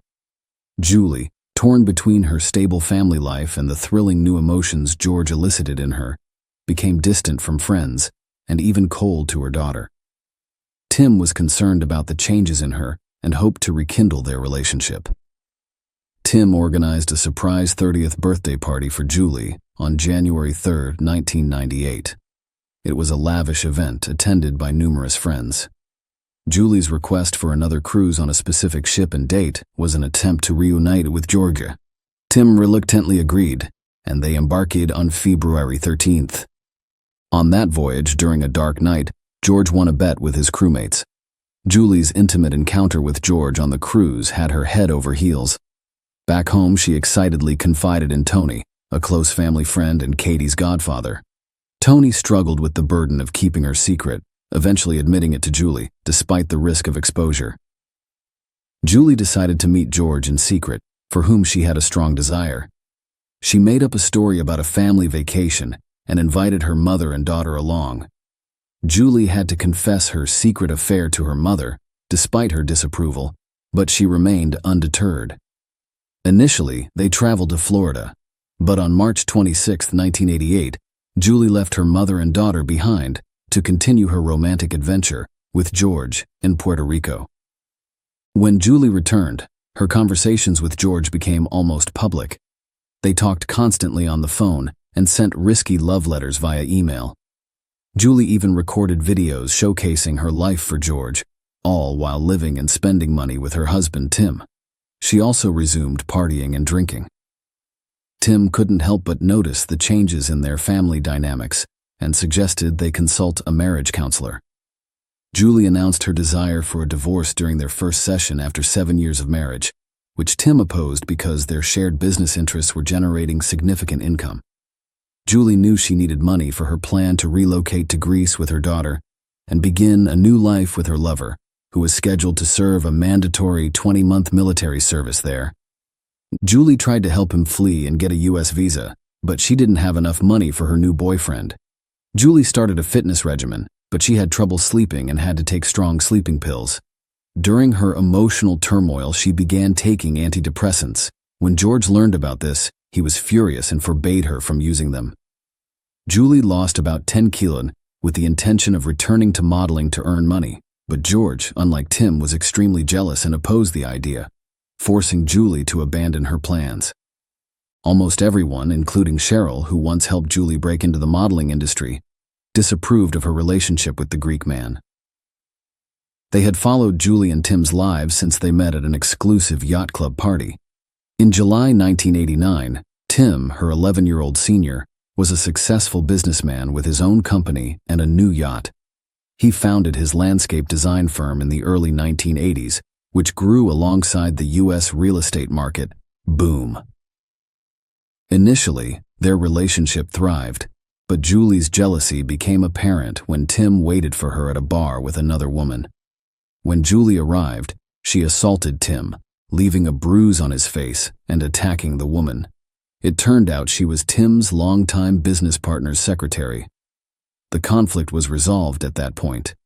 Tim was taken aback one day when he arrived at his office and found Julie sitting at his secretary's desk, smiling charmingly. She announced that the former employee would no longer be working there, effectively taking over her boyfriend's job and leaving him little choice. but to accept her as his new assistant. This enabled her to work from home, giving her more financial flexibility. Julie had always wanted to be a model. One day, she saw a beauty contest advertisement in the newspaper and decided to enter, confident that she would win and supported by her loving partner Tim. They compiled Julie's best photos and sent them to the magazine that organized the contest. However, the publishers used a scam to obtain free photos for their men's section at the back of the magazine. Julie eagerly awaited the publisher's response to the contest, but it never arrived. Determined, she went to the magazine office and confronted the editor about her prize. He accepted her photographs and promised to include them in the next issue. Julie told this story to everyone preparing for the competition. The event was held at an elite hotel and featured 12 finalists, including Julie.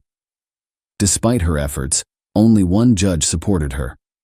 However, this experience helped her become friends with the magazine editor Cheryl, which led to Julie becoming the magazine's face and appearing on billboards throughout the city. Julie began receiving modeling offers as her fame grew, and she soon became a local celebrity. Until the autumn of 1990, she continued to work for Tim and won some smaller beauty contests, but struggled on the bigger stage. Julie and Tim, both 23 at the time, decided to marry on November 16, 1991. The couple lived an active life, without any restrictions. Julie's modeling career was thriving by 1997, increasing her earnings. She began appearing on television, but soon began abusing alcohol. Their marriage had its ups and downs, but they were generally compatible and loving. Tim wanted children, and they were financially secure enough. Julie refused to put her modeling career at risk in order to provide for a child. Julie became pregnant in February 1995. Her friends claimed she continued to drink and smoke during her pregnancy. On November 26, 1996, the Nist family welcomed a daughter, Katie Scarlett. Becoming a mother had a profound impact on Julie. She embraced her new position. During this time, Katie's mother, Julia, actively assisted with her upbringing, though they frequently disagreed on parenting strategies.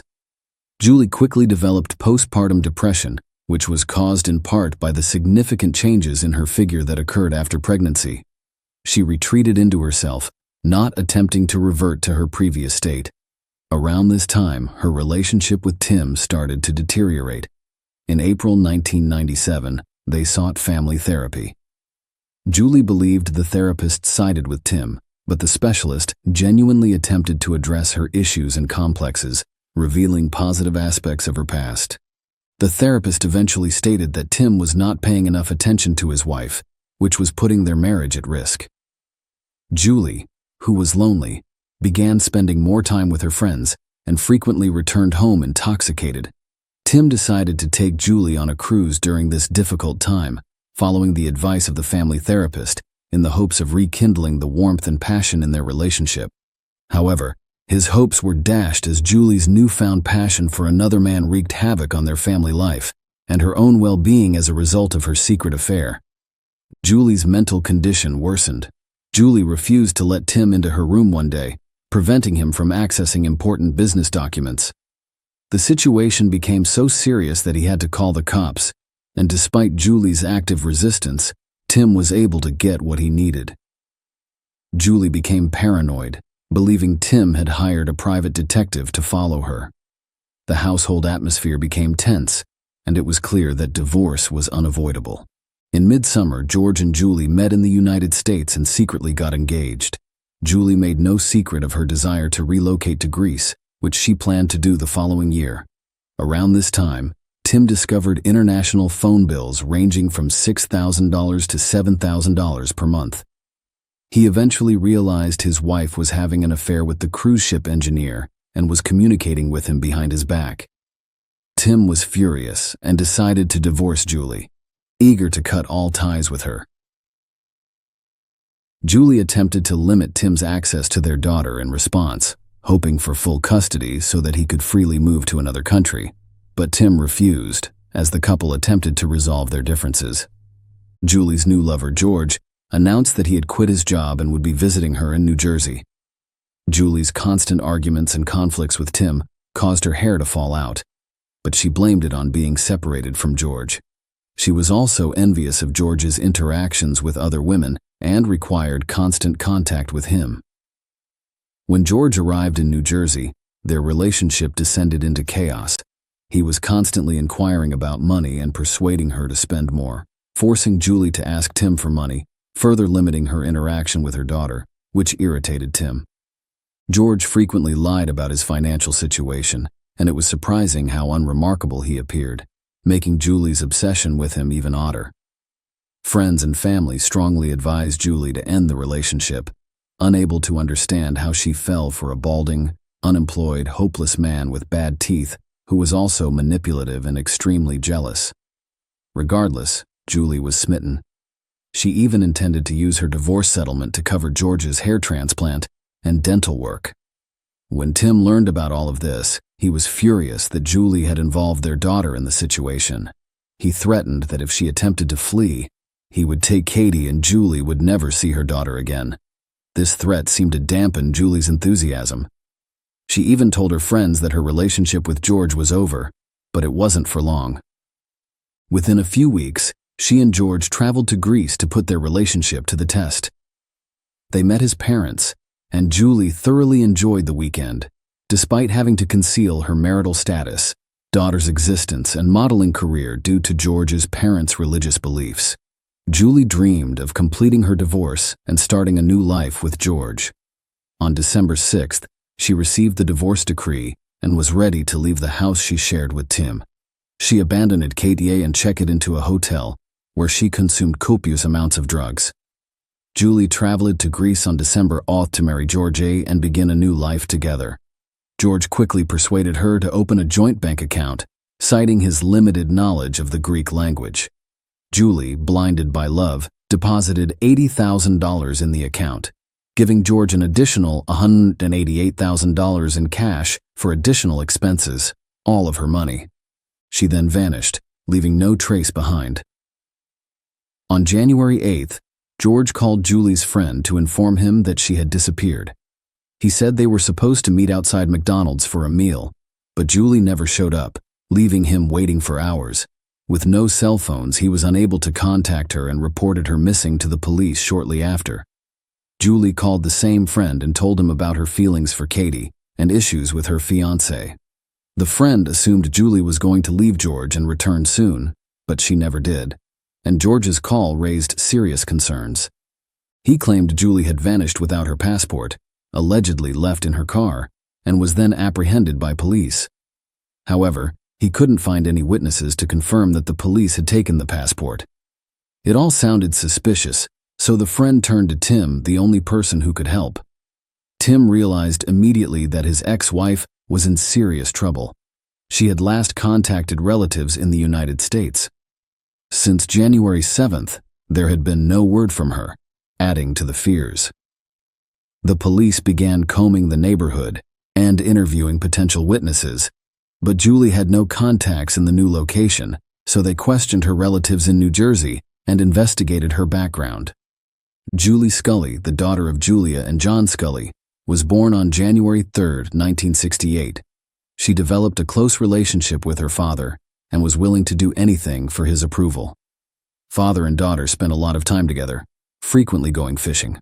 However, on November 10, 1969, Julie's younger brother, John Patrick Scully, was born, capturing all of the parental affection while leaving Julie feeling neglected. Julie's mother was from a Native American reservation in New Mexico, which is one of the country's largest tribes. Life was difficult there, with no electricity or running water, high unemployment, and widespread alcohol and drug abuse. Julie's parents sent her to a boarding school at the age of 12, hoping that an English education would help her live a better life. Julia moved to the city as an adult, attempting to fit in with mainstream American life while working at a psychiatric facility. She became involved in the drug trade. During this time, she encountered a police officer named John. Their romance blossomed quickly in 1964, and they married on July 2, 1965, 2 days before their anniversary. John later worked as a patrol officer in one of North Philadelphia's most dangerous neighborhoods. Julia became pregnant, and gave birth to a daughter. John lovingly cared for his daughter, leaving Julia feeling isolated from family life. She kept her drug addiction a secret, but her erratic and unpredictable behavior was occasionally revealed. Her situation worsened as she experimented with more dangerous drugs, leaving her exhausted and unable to quit without experiencing severe withdrawal symptoms. Julia soon became pregnant again, and a younger son joined the family, which was already depleted.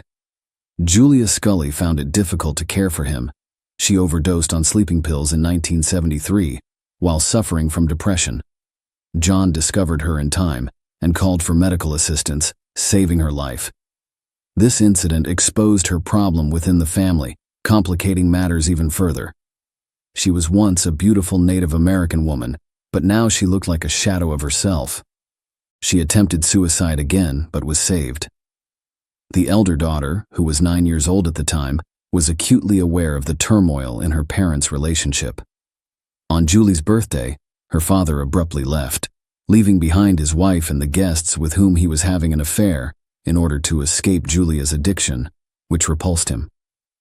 He stayed solely for the benefit of their children. His mistress arrived to pick him up, and Julia and their daughter noticed them as they followed John outside. John's flagrant disregard for the privacy of his affair deeply harmed both his daughter and his wife. Julie blamed herself for her family's problems, unable to comprehend the full scope of the situation.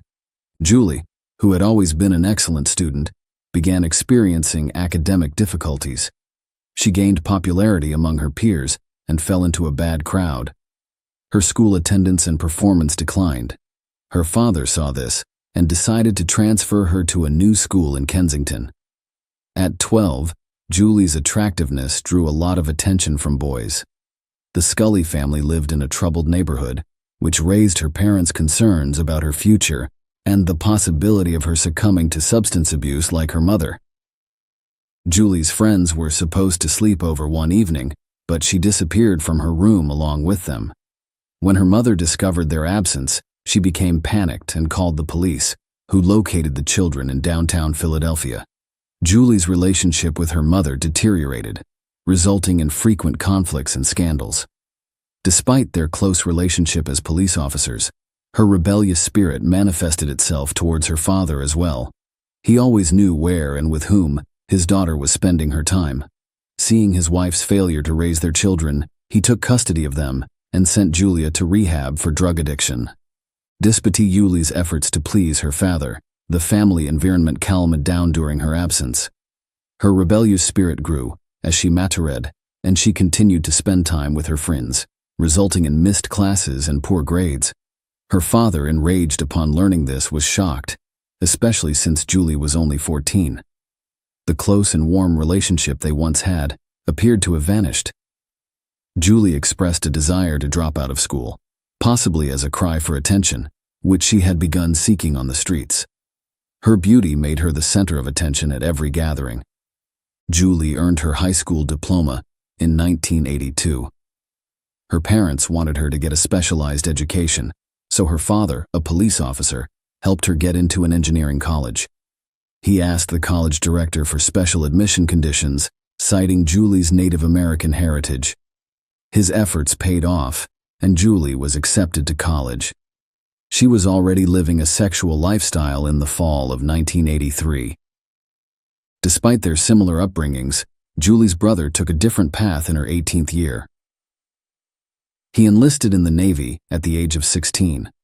Julie made the decision to leave college around the same time in order to achieve financial independence. She soon met Neil Ziegler, 6 years her senior.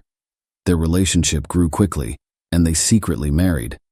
Julie's father, who was initially unaware of her marriage, eventually supported it, believing it was better for her than staying with her dependent mother. Nonetheless, the marriage ended in divorce. Julie returned to live with her mother in 1988, having found a new job but reluctant to contribute to living expenses. Her striking appearance drew attention everywhere, and many mistook her for a model. Julie gradually began to use her beauty to connect with wealthy men. Despite her outward confidence, she was vulnerable and desperately sought love, but only found fleeting relationships. During one such social gathering, she met her future husband, Tim Nist. Julie's mother went to therapy for years after moving out and eventually overcame her addiction. When Julie and Tim had a daughter, the grandmother eagerly took on childcare responsibilities, staying involved even when Julie fled to Greece with a new lover. After Julie's disappearance was revealed, her mother described George as truly pitiful. He was unattractive and unpleasant to look at, and he appeared to have no control over his actions. The missing woman's mother described how she fell victim to George's aggression during an argument with Julie. George shouted and insulted the woman before grabbing her by the throat and pinning her against a wall, refusing to let her go until he heard threats of police involvement. Julie attempted to end their relationship and called the police following the attack, which resulted in George's expulsion from the country. Despite this, she soon joined him in Greece. She actively defended her lover, even accepting blame for the assault. Julie's mother suspected George was involved in her daughter's disappearance. Following Julie's disappearance, George continued to participate actively in the search. Julie's close relatives attempted to contact the American embassy in Athens, but were unable to do so due to a language barrier, as the Greek police stations handling the investigation did not have English-speaking staff. The FBI from the United States joined the investigation. At this point, it was revealed that George had been carrying Julie's passport the entire time. He initially claimed to have found it, but after learning of the FBI's involvement, he changed his story to one of theft. His behavior became more suspicious. He attempted to withdraw funds from their joint account, but was unable to do so. On January 23, 1999, the couple was supposed to marry. During this time, news of the missing American woman was broadcast on television and radio. George angrily called Julie's friend, who had approached the media about the case. He claimed innocence and even made a public statement in the press, actively giving interviews in an attempt to defend himself. However, 16 days after Julie's disappearance, George was brought in for questioning as the primary suspect. George explained that after moving to Greece, Julie quickly became disillusioned with both the country and him. She grew to miss her homeland and daughter and wanted to return. George tried to help her, but the situation deteriorated, leaving him deeply concerned in her final days. She cried constantly, and George's mother eventually learned about Julie's former husband and daughter in America. She began to despise Julie and openly expressed her dislike for George, urging him to abandon the woman with a troubled past. The lovers' conflicts became more frequent and severe, prompting their eviction from a hotel. Julie wanted to call her family, but her lover prevented her from doing so, and even physically abused her. The police discovered that George's mother had schizophrenia and was frequently hospitalized as a result of her condition. George inherited some of these issues. He had high self-esteem and was always arrogant. His ability to manipulate others was noticed by the missing woman's family and friends. At the slightest disagreement, he aggressively attacked his partner. Aside from Julie's mother, who had been victimized by his violence, Julie herself suffered serious hand injuries but claimed they were accidental and continued to live with her tyrant. After 4 hours of questioning by the police, George was unable to maintain the story he had told the media and admitted to killing his lover. He claimed that it was an accident. Apparently, the lover deeply regretted what had occurred. He even cried during the interrogation. However, his confessions were perplexing and riddled with contradictions. Initially, on January 8, 1999, the couple embarked on their long-awaited trip to Athens. They were driving down a deserted 2-lane highway, enjoying the peace and quiet. A calm conversation turned into a serious conflict. Finally, George decided to pull over on a stretch of road with no one else around. In a fit of rage, he jumped out of the car and attacked his loved one, choking her as tightly as he could. He wanted her to remain silent and stop screaming. George told the police that he seemed to be watching everything from the outside and had lost control of himself. He couldn't stop himself until Julie stopped breathing. The lover claimed that the horrific moments lasted only a few seconds, but investigators were aware that strangulation takes at least 3 minutes. George was shocked afterwards. He devised the plan of burning his beloved's body, scattering her ashes in the sea from a cliff, and jumping after her to reunite with her. George explained that he attempted suicide by shooting himself with a pneumatic gun, jumping under a truck, and taking an overdose of medication. However, all of his attempts were unsuccessful. However, he was now at the police station for questioning, implying that all of his thoughts were a fantasy.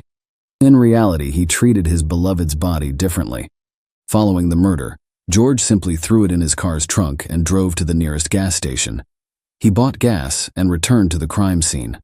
George dragged the body away from the road near 2 small lakes, doused it with gasoline, and set it on fire. But the rain prevented the body from completely burning. At one point, he considered throwing it into the lake, but instead stuffed the charred corpse back into the trunk and drove to his grandmother's house. He found a large travel bag and decided to pack Julie's body in it, but it had stiffened and he couldn't bend it anymore. Furthermore, the head would not fit in the bag, so George decided to simply cut it off. He described how he took her head by the hair and lifted it to his face. He remembered seeing terror in her eyes, but she was still beautiful, so he kissed her on the lips before packing the body into the bag.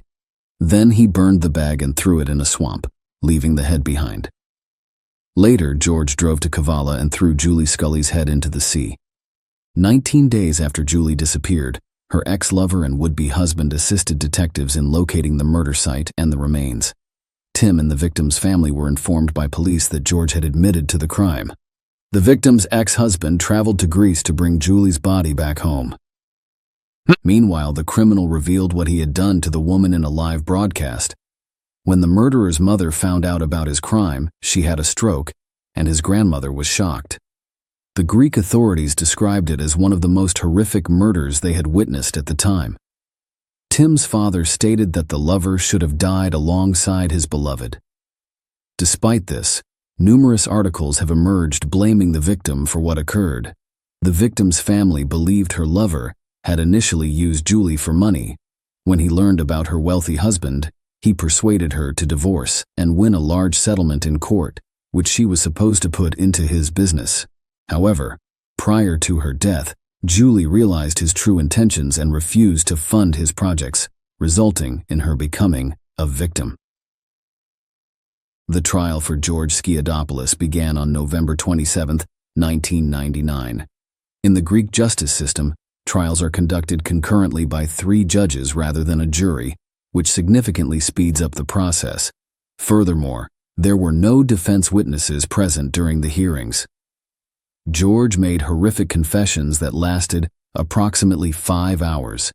His lawyers attempted to argue insanity, claiming that the criminal's mother suffered from schizophrenia and that he may have inherited mental illnesses. Meanwhile, the accused requested the death penalty, despite the fact that capital punishment was prohibited in Greece.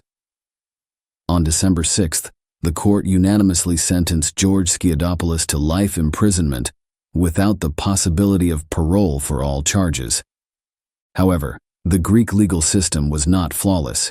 In 2002, George filed an appeal, claiming he was insane at the time of the murder. As a result, his sentence was reduced to 23 years, with the option for further appeal. By 2007, the criminal had been released and was living with his new family in Kavala, United States. Julie's ex-husband, Tim Nist, became a source of strength for all of her family and friends. Despite her betrayal, he proved to be a dignified man by accepting responsibility and organizing Julie's funeral. Following the funeral, Tim received a diary of memories about his ex-wife written by Julie's friends for their daughter Katie. The entries attempted to portray her life in a positive and kind light. When her daughter grows up, she should know that her mother adored her and was a wonderful woman. Love is a complex emotion that can be both beautiful and constructive, but it can also cloud judgment and lead to dangerous behavior. In most cases, people can recognize the reality and protect themselves. Unfortunately, Julie's circumstances differed. Her story serves as a reminder that everyone's safety and well-being should always be a top priority, even when it comes to love. Share your opinion with us in the comments and subscribe to the channel for more.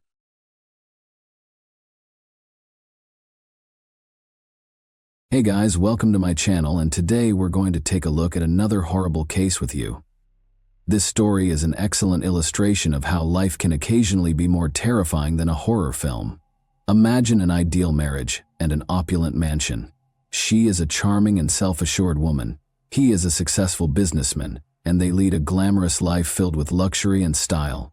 The twist is that there are sinister truths that will chill you to your core beneath that gleaming exterior. I want to tell you about Mike and Susan Reichel, who were viewed by everyone as the model couple, but who were unaware of the sinister secrets that were kept inside their house.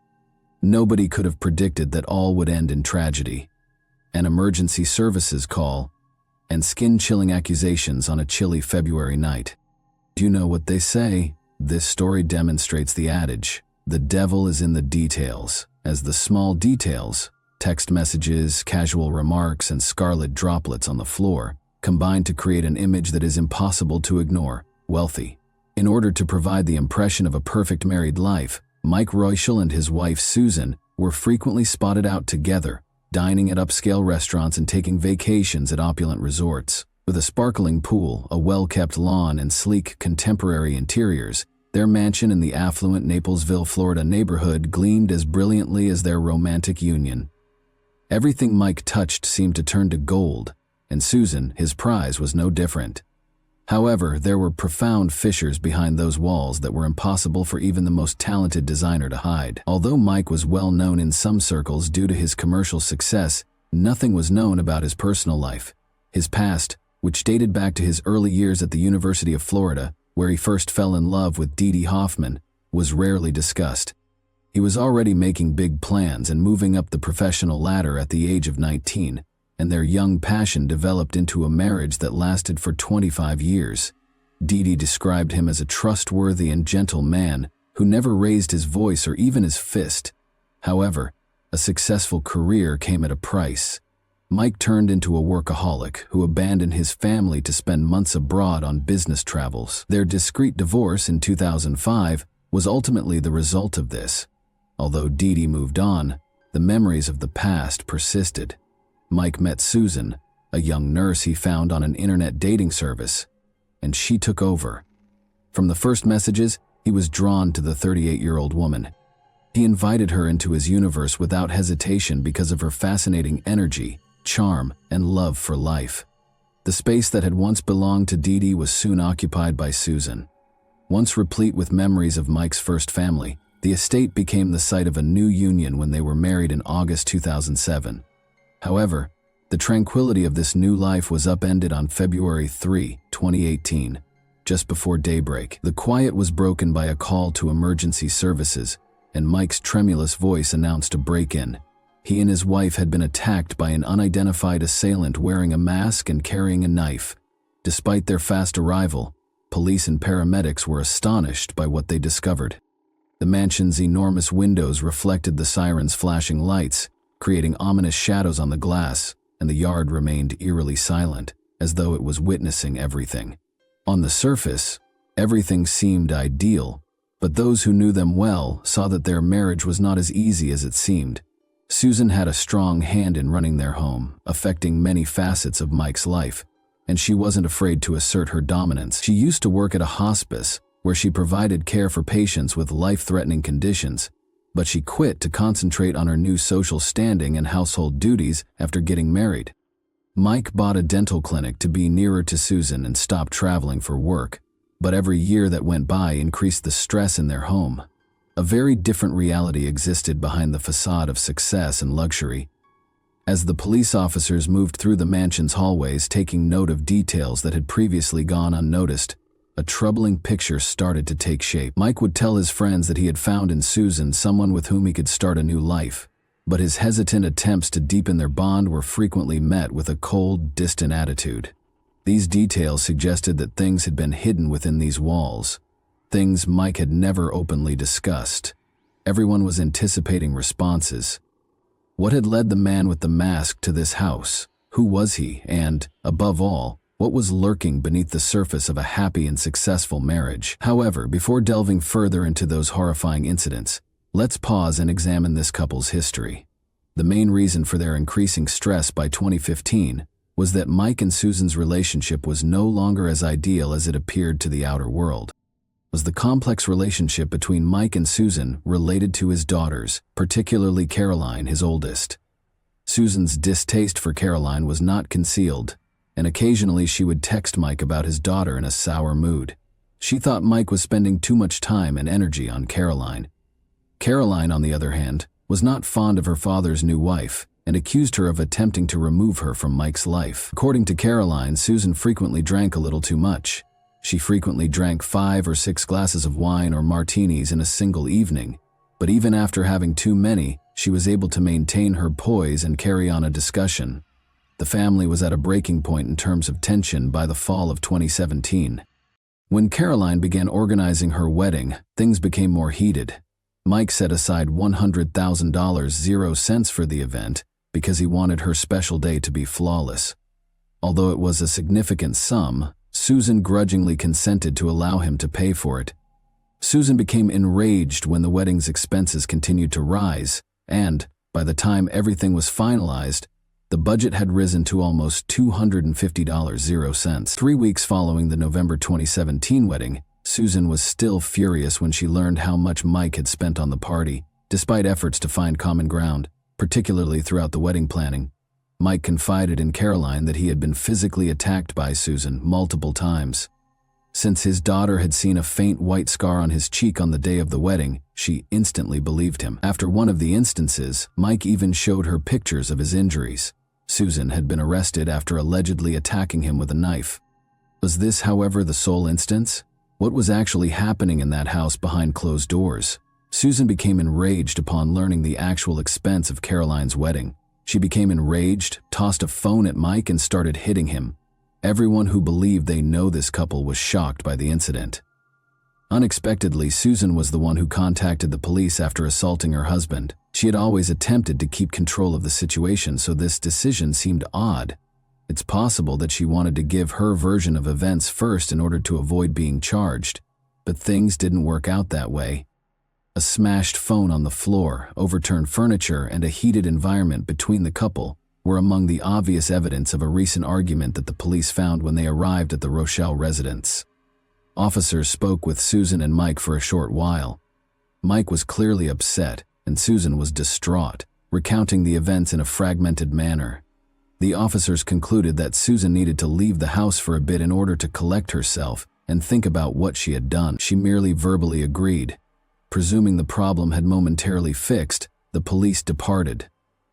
30 minutes had gone by, but Susan was still inside the house, urging Mike to stay with her and hash out their differences. The quaint restaurant's soothing candlelight and the sound of the running water gave the impression that it was a quiet evening. But Mike and Susan Rochelle's table was anything but. Things had seemed odd that morning. Instead of a welcoming grin, Susan's face had a stern expression, and their talk soon turned to familiar, tense issues. Mike had thought that this dinner would be the beginning of a truce, a chance to go back to the days when everything between them was simple. She used to be the one who brightened his life, but now she was the primary cause of his tension and worry. Frustration and miscommunication simmered between them like water in a pot that was about to boil. Let me now give you a detailed account of what happened that day. The evening ended almost as suddenly as it had started.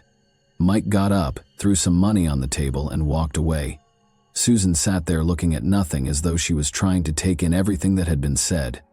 Mike's eldest daughter from his first marriage, Caroline, had been the subject of another argument between them. Susan would never be able to forgive him for spending $250,000 on Caroline's wedding because, in her opinion, it was both lavish and a betrayal. He grew further estranged from Caroline the more he invested in her. Their marriage was gradually being destroyed by her constant battle for power and the sense that she was the most significant person in his life. Susan was lost in contemplation as Mike departed the restaurant. Although she had no idea what to do next, she was certain that she wasn't going to lose control of the situation. After a few minutes, she got up, picked up her phone, and texted him, "Good luck with your daughter. I'm going to file for divorce." It was a declaration of her goals rather than a threat. She sent another SMS after learning that their talk was far from over. "You have significant problems with your daughter. I will not put up with this conduct." Susan called a cab and went home as soon as she made up her mind. There was silence in the house. Long shadows were thrown across the corridors by the lovely moonlight that spilled in through the enormous windows. Unaware that this evening would offer a test she would never forget, Susan walked into the guest room. Mike emerged in the doorway as the door abruptly opened as the clock struck midnight. His eyes were filled with a wildness that made Susan uncomfortable. They got into a heated argument once more, which soon turned into a full-fledged altercation, but this time it went beyond than it had before. They were soon fighting against one another after Mike's rage got the better of them. Susan experienced a searing pain in her stomach. She was horrified to see that Mike was brandishing a knife, and she made a valiant attempt to free herself. It all happened so quickly. She had no time to comprehend how a furious dispute had devolved into a nightmare. He hit her again in a matter of seconds, and blood began to slowly run down her arm. This was no coincidence. This was deliberate. Mike was surprised by one thing, though. She had no intention of giving up. He attempted to hold her back, but was hesitant due to Susan's will to live. She understood that she might not see the morning if she couldn't persuade him to stop. "All right, I'm not going to get a divorce. I will not abandon you." In a desperate attempt to get him to stop, she whispered through the agony. Something shifted in Mike's eyes as he froze, perhaps realizing what he had done. He started to put the knife away in a panic, gathered his belongings, and hastily made up a new story. It was an unknown individual. We'll pretend it was a person wearing a mask and all will be well. "You understand what I'm asking you to say?" Susan acknowledged that she had nothing left to lose, but she gave her version of events as soon as she was taken to the hospital and felt secure. The following few hours passed quickly, filled with heated conversations in the hospital hallways, police calls, and urgent announcements over the intercom. Susan told investigators, physicians, and anybody else who would listen. Mike, meantime, insisted that they had been the victims of a late-night invader in an attempt to persuade everyone of his story. In an attempt to remove any evidence of what had actually transpired behind their home's walls, he even erased the security camera recordings. Officers were shocked to see no evidence of a break-in when they returned to the Rochelle property. The windows were still in place. There was no damage to the locks. They quickly came to the conclusion that Mike's story was not credible. However, he had a contingency plan and promptly implemented it. He made a thorough effort to convince the police that possibly someone had entered while they were asleep because the doors had been left unsecured. His portrayal was so compelling that it briefly appeared possible that this might have been an isolated incident. Then the pieces began to fit together once the investigators got footage from the restaurant security cameras. They witnessed Mike and Susan leaving apart without exchanging words, then coming inside and going to separate rooms. These scenes obviously had nothing to do with a fictitious invader at night. Suspicions started to arise since everything seemed strange and unbelievable. Investigators realized that this was only the beginning as they attempted to fit everything together. No one could have predicted the complexity and depth of the story Mike had attempted to present as an attack. Mike persisted in promoting his version of events, but his story was beginning to fall apart. The house's shadows, which seemed serene on video, were concealing things that nobody anticipated discovering, and they served as the backdrop for a new, far more terrifying turn in this story. Mike Royce called his daughter's cell as soon as he was taken into custody. He spoke in a trembling but resolute voice, as though he could eliminate any uncertainty with pure willpower. "I didn't do anything, Caroline." He said it again. "He insisted that you phone my attorney. Get me out of here, please." He was aware that he had little chance of escaping without her help. His daughter Caroline was more than that. She was his unwavering ally and the only one who could protect his reputation both in the public and in court. However, Mike was known in some circles as a successful and calm businessman, and everything that had transpired in the past few weeks didn't fit that image. The shock of hearing of his incarceration was evident, and it affected not just his family but also his friends, co-workers, his ex-wife Dee Dee, and everybody else who had ever met Mike. After 25 years of marriage, Dee Dee appeared to be inconsolable. Mike was a nice, soft guy. It's unbelievable that he could achieve this. Even at times of crisis, friends said he was steady, calm, and logical. However, an almost unthinkable thing had happened to this model of stability and success. However, the prosecutor's viewpoint differed from theirs. He was accustomed to having total control over his life, according to the story. Mike couldn't bear the thought of a divorce and losing the things he had fought so hard to build up over the years, and life abruptly lost its control. He was struck hard by this blow, which caused him to act recklessly. The prosecution's account was simple. Mike was motivated to try to find a permanent solution because he was afraid that Susan would take half of his fortune after the divorce. It was now up to his lawyers to demonstrate that Mike had nothing to do with the attack, that the intruder's narrative was true, and that Susan's injuries were caused by a terrible accident rather than deliberate action. Mike initially gave a public account of what happened at the initial court hearing in mid-February. His story sounded earnest but unpersuasive. He acknowledged that he and Susan had in fact argued at the restaurant on the evening of February 2, and that they had both gone home separately, going to their own rooms.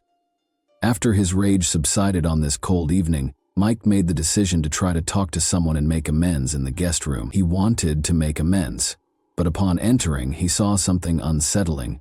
Susan had a knife in her hands and was kneeling by the bed. She appeared desperate, he said, and he thought she might hurt herself. According to Mike, he attempted to get Susan to put down the knife, but she resisted. A struggle broke out, one that was more desperate and awkward than aggressive, like two people caught up in their own feelings. At one point, Mike said he felt the cool blade brush against her stomach. The knife slipped out of her grasp and cut him as well. Blood was slowly seeping through Susan's clothing, and she was breathing deeply. He said he was merely attempting to stop her and that it was an accident. One significant contradiction, however, occurred that same evening when the couple allegedly chose to fabricate a narrative about an intruder to hide the occurrence. According to Mike, they sat on the bed discussing the future while attempting to block out their wounds. We were talking about life, vacations, and our travel plans. Our talk was among the greatest we'd had in a long time. He smiled almost nostalgically as he remembered. However, who could be gravely injured and speak of a bright future? It sounded ridiculous to the people listening. New information was slowly coming to light during the trial and investigation. Bloodstains were noted in the police report on the bed, the walls, the floor, and even the bathroom mirror. Another concerning element, however, was that the room smelled stifling and humid, and the bed was not only blood-stained, but also contained signs of vomit and feces.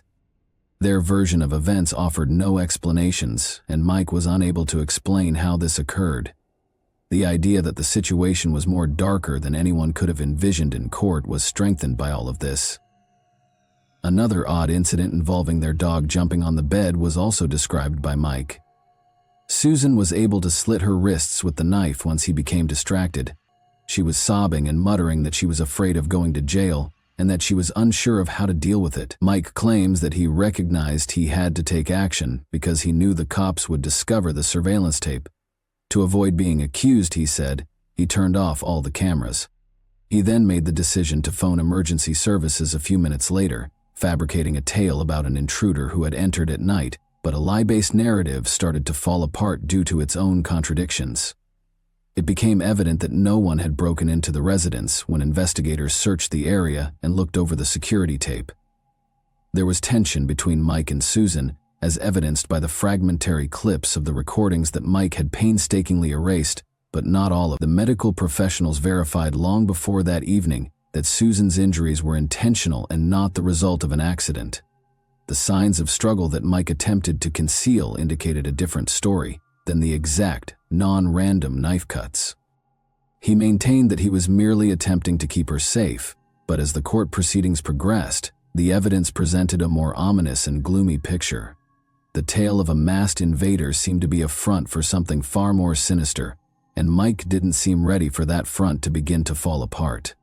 The atmosphere in the courtroom was electric, the questioning aggressive, and it seemed as though a spark could explode at any time and alter the entire case's trajectory. Mike's attorneys tried to use the picture of a guy trapped in a terrible relationship as the foundation for their case. According to their perspective, Susan was a tormentor who threatened his safety and tranquility in addition to being a wife. They firmly pointed to the threatening and accusing messages that were discovered on Mike's phone from Susan, and they reminded the court of her previous arrest for aggressive behavior, citing it as proof of her propensity for animosity. Their most effective tactic, however, was to bring up Mike's posts on internet forums where he asked other guys who had gone through home difficulties for help, characterizing his life as a constant struggle to find understanding and empathy. Desperation, complaints over persistent adultery claims despite no proof, and Susan's insistence that he break off contact with his daughter only served to increase the tension in these posts. Mike's assertion that Susan had turned the knife on herself looked credible, and the defense attempted to persuade the court that Mike was stuck in a toxic, unstable marriage. On the surface, this story made sense. Instability was evident in Susan's messages. She wrote that she didn't know how to continue and that her life had lost purpose in some of them, expressing thoughts of self-harm. This was used by Mike's lawyers to suggest that she may have planned the attack to incite disagreement and cause Mike pain, but Susan's legal team was not going to back down. She disputed all charges of violent conduct and asked pointed, straightforward questions, such as why Mike never called the police if he was a real victim. Why did he continue to maintain the appearance of a happy marriage and remain in the relationship? A straightforward but effective argument served as the foundation for their case. Why didn't Mike leave if his fear of Susan was real? He stayed, but why? First and foremost, why did he make up the tale of an intruder on the evening of the event? The court had to determine who was telling the truth, and as the case became increasingly intricate and intertwined with each session, it became clear that an emotional defense would not suffice. Mike's lawyers made the decision to hire a forensic specialist in order to bolster their case. The blood spatter analysis discovered in the guest room was the main focus of this specialist's examination of the evidence at the scene. He claimed that Mike's account of events was confirmed by the pattern and direction of the blood, which showed that Susan's injuries were sustained late at night, closer to 3 in the morning. However, Susan maintained that her husband was the one who attacked her initially, and that the attack occurred in her room when she was sleeping at around midnight. The trial's turning moment was this argument. Mike's lawyers contended that this supported his allegation that the injuries were caused just before the paramedics arrived, despite medical experts testifying that a person with such severe wounds to the wrist may die within 1 hour without proper medical attention. Susan, however, lived, but when the forensic expert's reliability was questioned, things took a different turn. His reputation was quickly revealed to be far from impeccable. His name had previously been connected to a somber controversy, and his license had already been suspended for violations of professional ethics. When Susan's defense team produced records exposing the expert's involvement in a horrific occurrence, it was like a lightning bolt in the courtroom.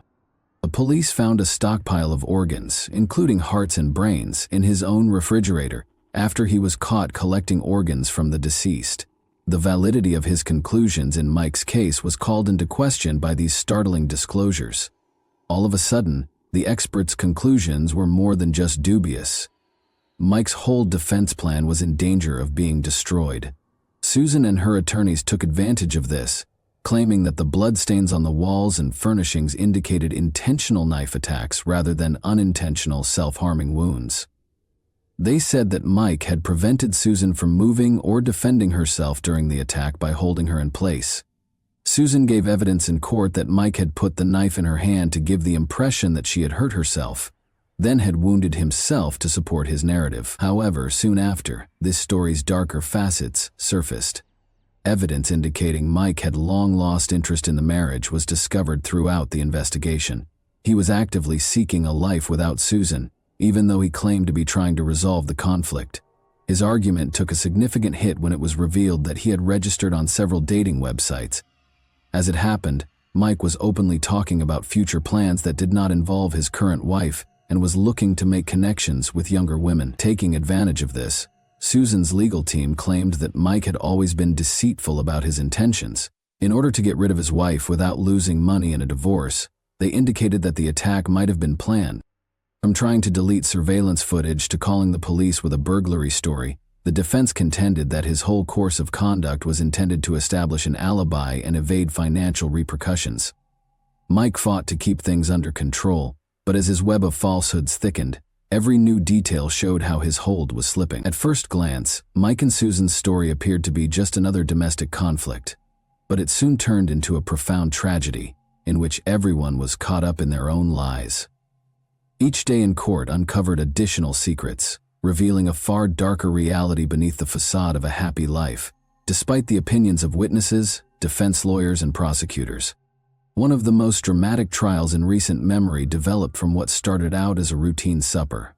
Mike Royschel, a guy known to many as a successful and composed businessman, found himself in the center of a high-profile scandal, accused of attempting to murder his own spouse. It appeared to begin with a straightforward argument. Mike didn't want to give up control or money, and Susan wanted a divorce. However, how did it all turn into a nightmare at night, involving knives, blood, and deceit? With stony faces, the jurors listened carefully to the accused, attorneys, and experts' testimony. Every word was well considered, and every gesture and look might be construed in a variety of ways. Mike, a 63-year-old successful businessman who was accustomed to maintaining order, was found guilty of attempted manslaughter, evidence tampering, depriving the victim of medical assistance, and witness intimidation in just 4 hours when it came time to deliver the verdict. When the court imposed the 30-year prison term in December 2019, it did not show any mercy. That was it, or at least it appeared to be. Mike had no intention of giving up. The court rejected his attempt to appeal the decision. He is currently incarcerated in a Florida institution with little to no possibility of being released early. However, the case continued to attract attention despite this. Following his incarceration, there were speculations that Mike was looking for someone to look after Susan while he was in custody. Even after he was imprisoned, he was allegedly planning to get rid of her. The public was agitated by these rumors, which led the police to launch a fresh inquiry. Mike was spared further punishment because there was insufficient evidence to file new charges, but the tale got much more sinister, and his reputation more damaged. After all of the trauma, Susan made an effort to lead a regular life.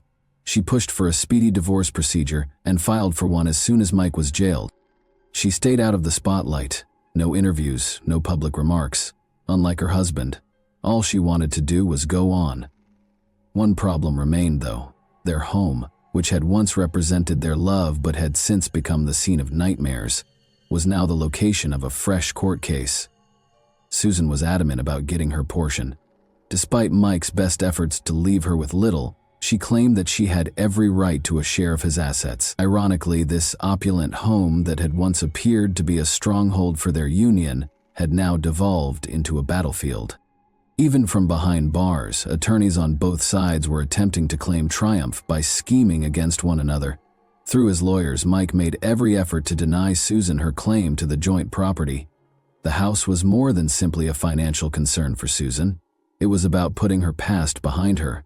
She wished to forget how her blood had smeared those shiny floors and how she had sat there, gripping her stomach, pleading with Mike to call for assistance. There was more to her battle for the house than just the law. She was fighting to get rid of the ghosts of her past. Will Susan have a happy ending? Her life would never be the same because she lost so much more than she had won in court. After a bloody end to what began as a peaceful dinner conversation, her husband was sentenced to 30 years in prison, and Mike, a man accustomed to luxury, attention, and control over his destiny, now spends his days and nights alone in a cell without fancy suits, fast cars, or the people who once looked up to him. What can we see here then? It's not all about wealth, prestige, or power. It tells the tale of how even the strongest people may be torn apart by unsolved disputes, concealed grudges, and a desire for dominance. Every lie and deception has a cost, as we are all aware, and Mike paid with his freedom, while Susan paid with her mental stability. Consider it. If you were in their shoes, how would you have responded?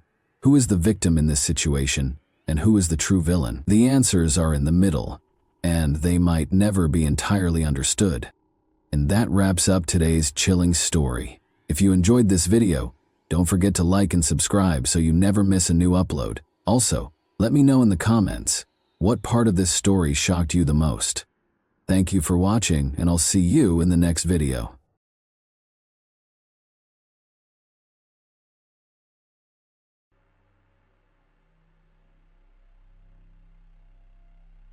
Greed, envy, and the desire to accumulate wealth with little effort frequently drive people to commit the most heinous and cynical crimes. It's difficult to imagine how cruel a person can be in the pursuit of quick riches. As an example, consider the murder of a close relative. The story of Elizabeth Vasquez is truly shocking and terrifying. This kind and hardworking woman dedicated her entire life to the betterment of her family, striving to provide her beloved daughter with the best possible education. But the greedy heiress and her boyfriend did the unthinkable.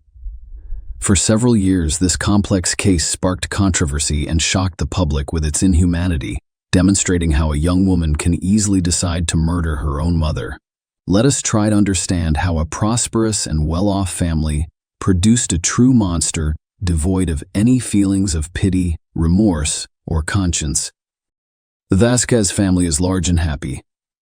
Elizabeth Lillian Vasquez Movia was born in Catamarca, northwestern Peru, in 1967. She was the oldest of 6 children born to Ernesto Vasquez and Maria Movila.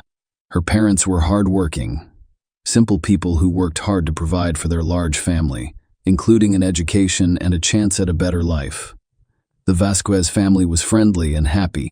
Elizabeth began helping her mother care for her younger siblings at a young age. She was an excellent student who graduated with honors, allowing her to easily gain admission to the prestigious university's Faculty of Law and Economics.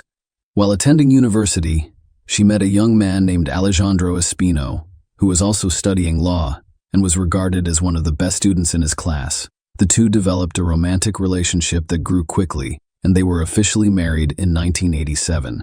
Elizabeth's parents supported her decision from the start and happily welcomed her son-in-law into the family.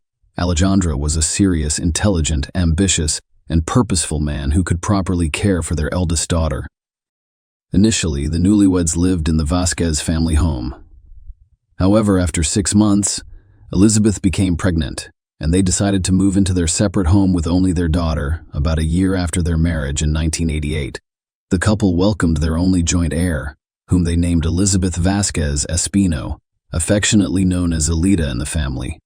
The girl became the focus of all her numerous relatives' attention, as well as her parents' greatest joy. Several years after the birth of their daughter, the couple, whose careers were steadily improving, decided to relocate to Peru's capital, Lima. Alejandro was then vying for a prosecutor position in an anti-corruption department, while Elizabeth had started her own legal consulting firm.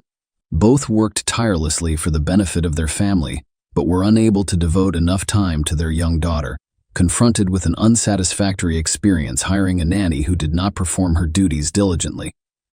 The young mother decided to send her daughter to her parents' entire market so that they could care for the heiress. Maria and Ernesto readily agreed and were overjoyed to have their granddaughter stay with them for a while. Notably, their youngest daughter, Giovanna, is elite. His aunt was only a few years older than Elita, so they got along well and interacted like sisters. Because of their complete dedication to work, the parents rarely saw their daughter and compensated by showering her with gifts during visits. Elita's stay at her grandparents' home lasted several years, and when her parents decided to bring her back to Lima, she had already begun school. It's worth noting that the abrupt change in environments did not help the girl, and she took some time to adjust to life in the bustling, noisy capital, after the quiet, almost provincial Catamarca and the difficult parent-daughter relationship. As a child, Elita was quiet and well-behaved. She strived for academic excellence by studying music and foreign languages. She had a close and trusting relationship with her parents, who tried to make up for the years of forced separation. Elizabeth aspires to be more than just his mother. She wants to be his best friend, someone with whom she can share her most intimate thoughts. This remained true until Elita turned 15, when her elitist personality deteriorated rapidly. Tantra transformed her into a rude person. I stopped listening to her parents. She abandoned her studies, became involved in bad company, and worst of all, began stealing money from her parents' wallet. Elizabeth tried a variety of methods to connect with her daughter, hoping it was just a phase that Elita would outgrow. However, the girl frequently instigated heated arguments with her mother, resulting in hysterics and tears. During these times, Alejandro usually remained neutral, but if Elita sought his help, he frequently took her side. Elita was deeply hurt and offended by being constantly compared to her smart, beautiful, successful, and hard-working mother. Next to Elizabeth, Elita appeared to be the ugly duckling, completely opposite of her mother in every way. She lacked striking features, was overweight, lazy, and temperamental, frequently lied, and did not hesitate to steal. Elita had numerous complexes about her appearance, and when she expressed a desire for plastic surgery, Elizabeth, eager to please her daughter and mend their relationship, did not stop her. Elizabeth paid for her daughter's first rhinoplasty, followed by several more surgeries. When Alejandro and Elizabeth decided to divorce in 2007, their 18-year-old daughter reacted with a hysterical outburst, screaming, insulting, and blaming her mother for driving her father away. At the time, the family was in the United States, and the divorce caused some complications for citizens of other countries. Nonetheless, they returned home as divorced people and started living separately. By mutual agreement, the now adult but still dependent daughter remained at her mother's house. They continued to have heated arguments, and Elita would call her father crying and begging him to take her in. However, Alejandro, who had moved on with a new love, was reluctant to do so. He always persuaded the leader to reconcile with her mother and wait a little longer until she completed university and began her independent life. Despite her poor academic performance, bad character, and provocative behavior, elitist parents enrolled her in the law faculty of one of Peru's most prestigious universities. Our father and mother decided not to skimp on their only child's education, despite the cost. Elite has an untrustworthy boyfriend, and Elita has had her fair share of teen romances. But at 19, she felt truly in love for the first time. It all began on a Sunday morning at church, where she met a charming young man named Fernando Gonzalez. He couldn't take his gaze away from her during the service, and afterward, he approached her to introduce himself to Elita. Fernando appeared like a prince, handsome, attentive, and pleasant in voice. He invited her for coffee and conversation. As it turned out, he had a habit of scouting churches for young, well-dressed girls who arrived in luxury cars, then striking up a conversation, charming them, and playing on their emotions. He'd tell stories about his difficult childhood in a large family abandoned by their father, and how he was now supporting his mother, brothers, and sisters while working multiple jobs. Wealthy and naive girls would sympathize and offer him money. He occasionally managed to keep a wealthy girlfriend for a few months, but they usually left him once the truth was revealed. He was just an unemployed slacker who enjoyed the high life. Elita fell easily into Fernando's trap because she had complexes and always considered herself unattractive. She couldn't believe such a handsome man had noticed her and was willing to give him everything she had, or rather, everything her mother possessed. She told her mother everything, resulting in their first candid conversation in yours. Elizabeth believed she had a chance to mend their relationship, especially since the leader had met the boy in church, which appeared promising, and assumed he was a good person. Fernando made a good first impression on Elizabeth. He told her his dramatic life story, and she believed him, concluding that such a good boy deserved help. She rented him a cozy apartment near Central Lima and agreed to pay 70s of the monthly rent. She also paid for his business school tuition, promising him a job with her company later. Fernando appeared to appreciate her generosity and was eager to begin studying. He was not interested in attending boring lectures or working. He only wanted to have fun and spend someone else's money. He gladly moved into the rented apartment but never paid anything for it, claiming to be broke and promising to repay later. It soon became clear that Fernando had only attended a few business school classes before quitting. Following a serious conversation with Elizabeth, he appeared to be sorry. She decided to give him a second chance and hired him as a courier for her company. On his first day, he not only failed to complete a simple task but also betrayed other employees who had trusted him with sensitive documents. Elizabeth finally realized that this young man had charmed her daughter only to exploit her for his own gain. He had no intention of studying or working. She then forbade Elita from seeing him, causing her daughter to become angry and resentful. The leader screamed and cried, accusing her mother of attempting to destroy her life and steal her happiness. She refused to listen to reason and insisted on continuing to see Fernando despite the couple's failed separation attempt. Elizabeth decided to send her daughter to her parents' house for a while, naively believing that if Elita didn't see her boyfriend for a few months, her feelings would subside and Fernando would find another wealthy fool to exploit. But Elizabeth was gravely mistaken. Elita continued to communicate with her boyfriend via phone and social media, and her resentment of her mother only grew. Fernando had to leave the rental apartment because Elizabeth refused to pay for it. However, he found a smaller place rented for him by his young lover using her mother's money. As a spoiled child, Elita had some financial freedom and was able to use some of her mother's accounts. When summer vacation ended and university resumed, Elita rushed to see her boyfriend, who once again asked for money. She withdrew a significant amount from her mother's account and gave it to him, resulting in a heated argument with her mother later that evening. When Elizabeth noticed the missing funds, she decided to block access to her accounts, leaving her with only a small weekly allowance for personal expenses. This decision strained an already tense relationship. They barely spoke, mostly arguing, and Elizabeth's attempts to contact her daughter were unsuccessful. The monstrous plan. Fernando became enraged during one of their romantic dates when Elita failed to deliver the money he demanded.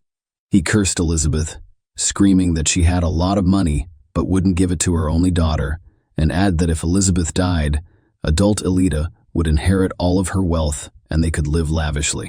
This terrible idea took root in the minds of the elitists and grew stronger with each day. She was constantly complaining about how much she despised her mother, blaming her for all of her misfortunes, and fantasizing about how wonderful it would be if she disappeared. The young lovers began to devise a monstrous and cynical plan to eliminate Vasquez, including who they could recruit as accomplices. At the time, Elizabeth had nearly $3 million in her accounts, a successful business that could be sold, a large house in an affluent area of the capital, several cars, and significant life insurance coverage. If she dies, her only child will inherit everything. Elita Elizabeth seemed to sense danger, and she realized she couldn't keep her daughter away from the mercenary and deceitful young man who had a negative influence on her. The situation was escalating and could end in the most unexpected way.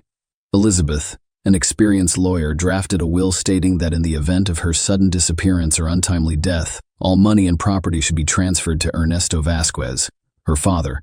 She even managed to visit her parents and inform them of her decision.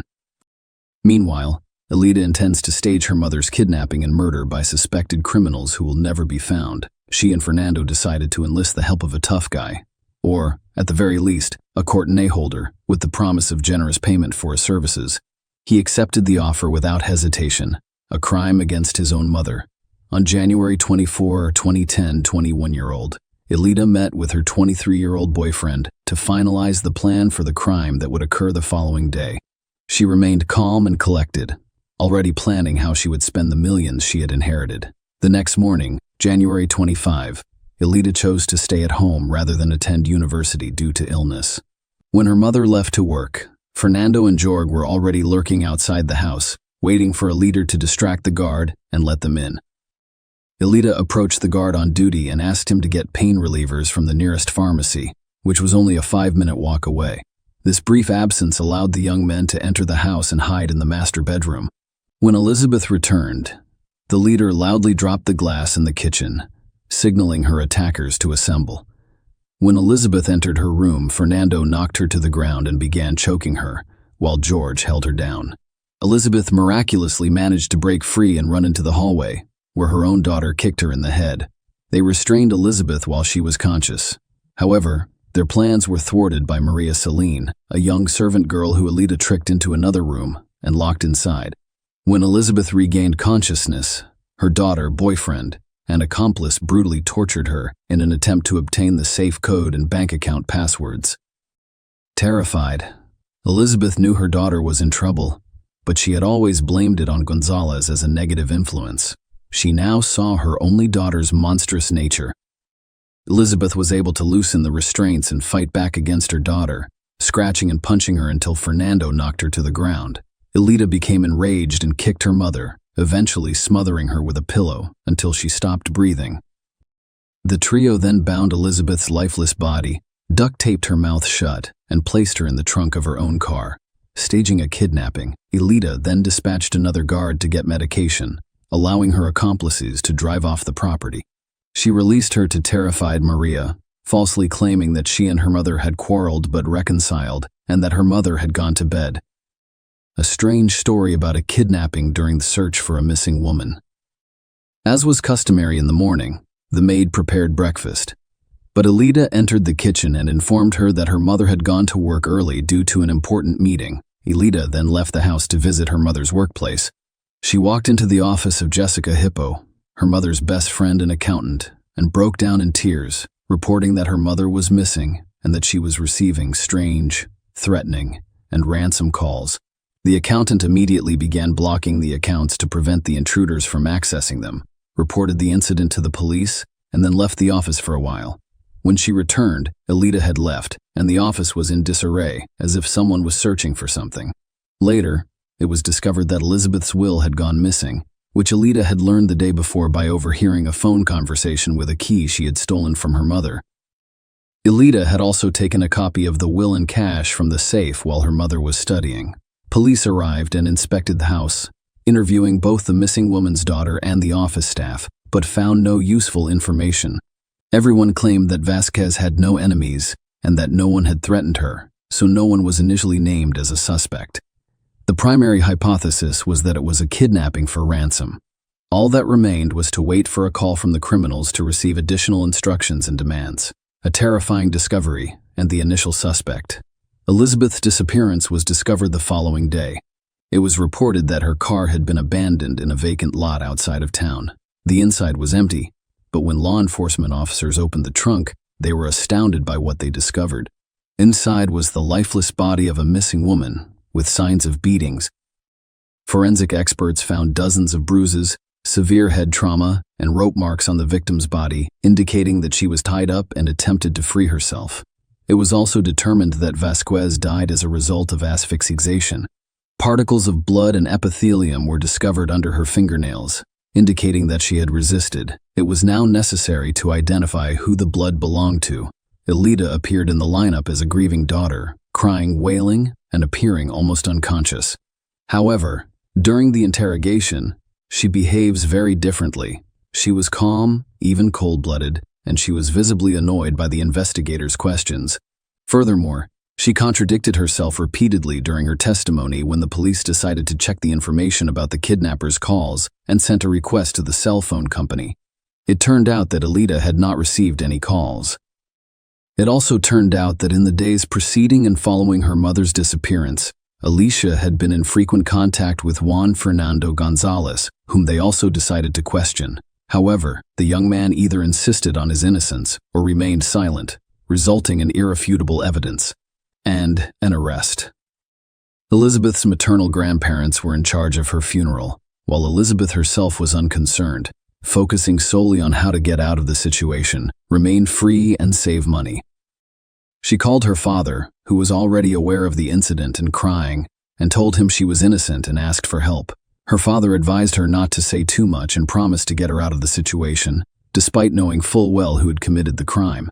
However, he did not want his daughter to go to prison because it would have brought shame to Alejandro, who was a powerful and respected man at the time, serving as Justice of the Peace and President of the Supreme Court. Meanwhile, forensic analysis revealed that the blood and skin particles under the deceased's fingernails belonged to her daughter.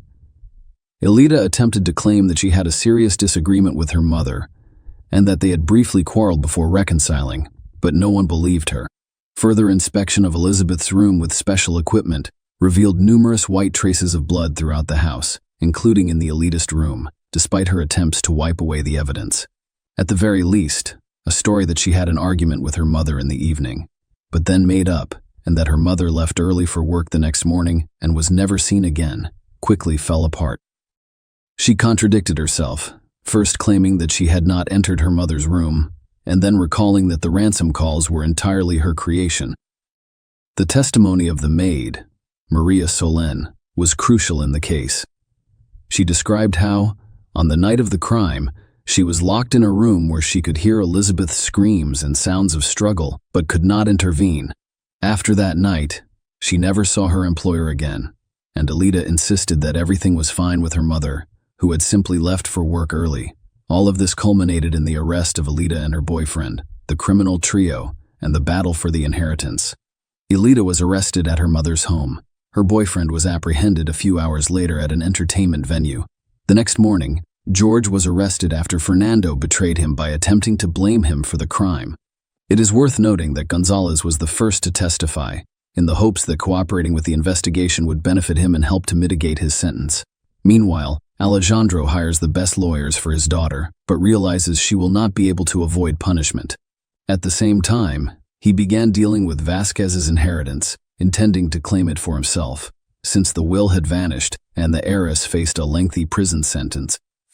He claimed that he and Elizabeth never divorced, but instead lived apart while remaining legally married. Meanwhile, Ernesto Vasquez, an elitist grandfather, decided to pay a visit to his favorite granddaughter in prison to look her in the eyes, and he couldn't believe that the girl he had known and raised since infancy could commit such a heinous crime. However, Elida acted arrogantly, shouting, insulting the older man, and stating that she did not want to see him again. This encounter deeply upset him, resulting in a heart attack from which he was unable to recover and died 6 months later. The Vasquez family was unable to prove the existence of the will left in their Ernesto's name because the document vanished from Elizabeth's office and the notary's database, seemingly taken care by Alejandro. All documents and references to the couple's divorce have mysteriously vanished, leaving Alejandro with the right to claim the deceased's inheritance, as well as the trial and verdict. Despite Elida Fernando and George's attempts to shift blame to one another, the investigation successfully reconstructed the events of that fateful evening, determining each participant's role in the crime. It was also established that the trio engaged in a deliberate conspiracy, which aggravated their guilt. Maria, the maid, testified that Alejandro threatened her and demanded that she give a different version of events, but she refused. In May 2012, the court convicted all 3 defendants. Initially, the prosecutor requested that each murderer be sentenced to 30 years in prison. While the men pleaded guilty, Elida repeatedly played the victim. Fernando and George were eventually sentenced to 28 years each, but the elitist trial was postponed. Elida claimed that the perpetrators were hired by relatives on her mother's side, who fabricated the inheritance story to seize Elizabeth's property and money. Her father had the same version of events. Attempts to declare Elida mentally ill and vulnerable to manipulation by criminals were also unsuccessful. Alejandro proposed sending her to a psychiatric hospital rather than prison, declaring her insane and incapable of fully inheriting his wife's estate. Finally, in December 2012, the court issued its final decision, sentencing Elida to a maximum of 30 years in prison. She and her accomplices are still serving their sentences in prison. The disputed inheritance remains unresolved. In the spring of 2021, Ala 100 died without becoming the sole heir. The Vasquez family, through the court, seeks to exclude Elida from the list of claimants to Elizabeth's property, citing her incarceration for murder. Currently, the primary claimant for the Maria Muvila is Elizabeth's mother. Share your opinion with us in the comments, and subscribe to the channel for more.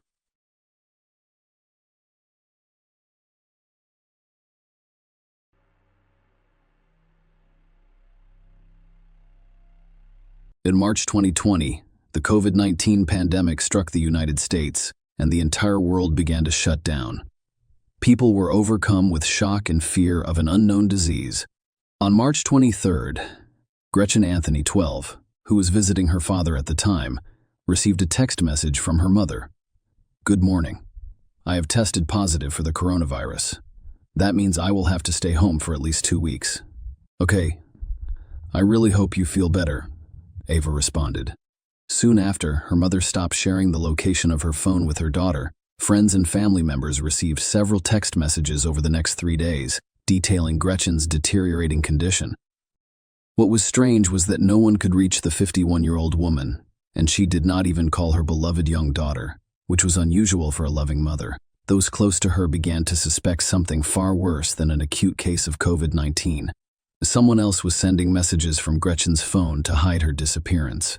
The police were called in, and investigators looking for Gretchen quickly realized that someone was using the pandemic to conceal the woman's disappearance.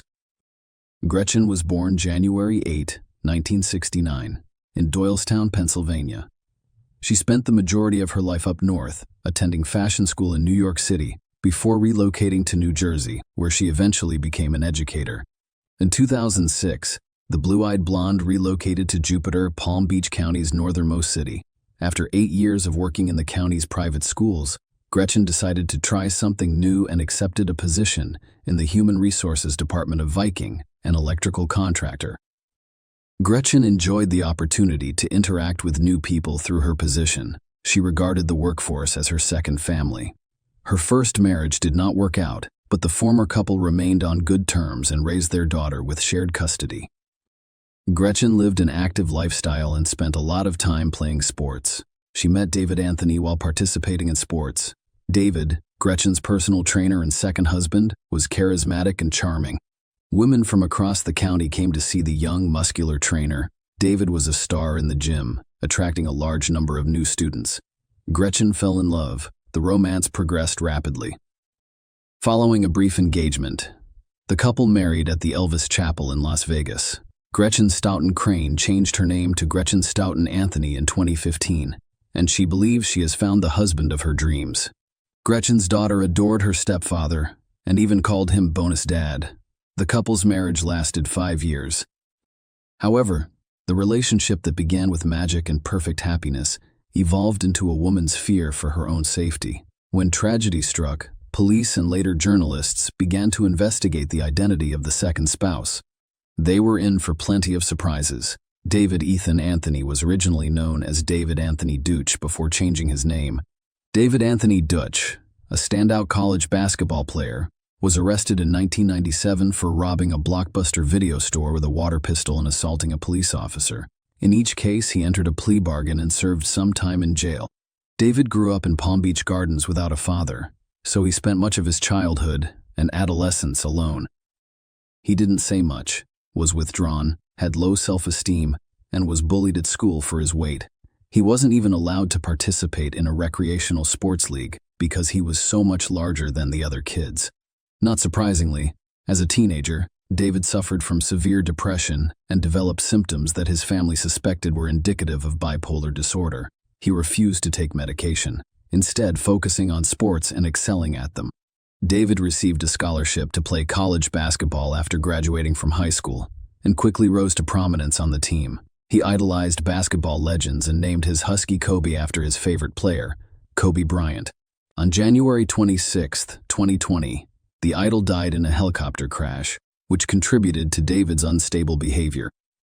Meanwhile, the smart, attractive coach ignored mental issues, basked in his well-deserved popularity, and married Gretchen. The couple lived an active lifestyle.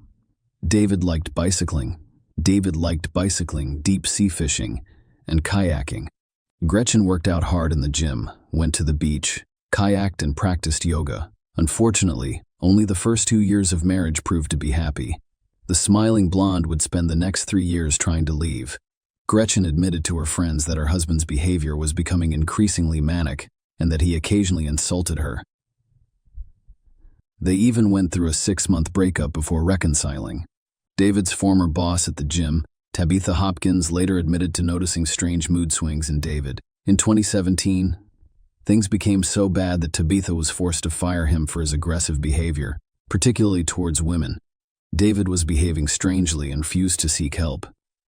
In 2018, the man became obsessed with the end of the world and packed his truck with 3 large bags of rice, several pots and pans, and 10 pairs of shoes.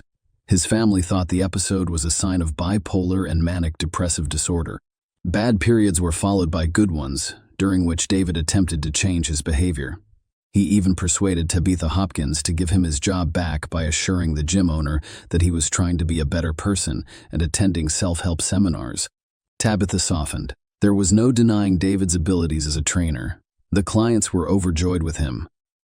David's condition deteriorated over time as his mental illness was not treated. Gretchen recognized her husband's problems and told her friends. She admitted to locking herself in their bedroom on occasion in order to increase the distance between them. I noticed this crazy look in his eyes.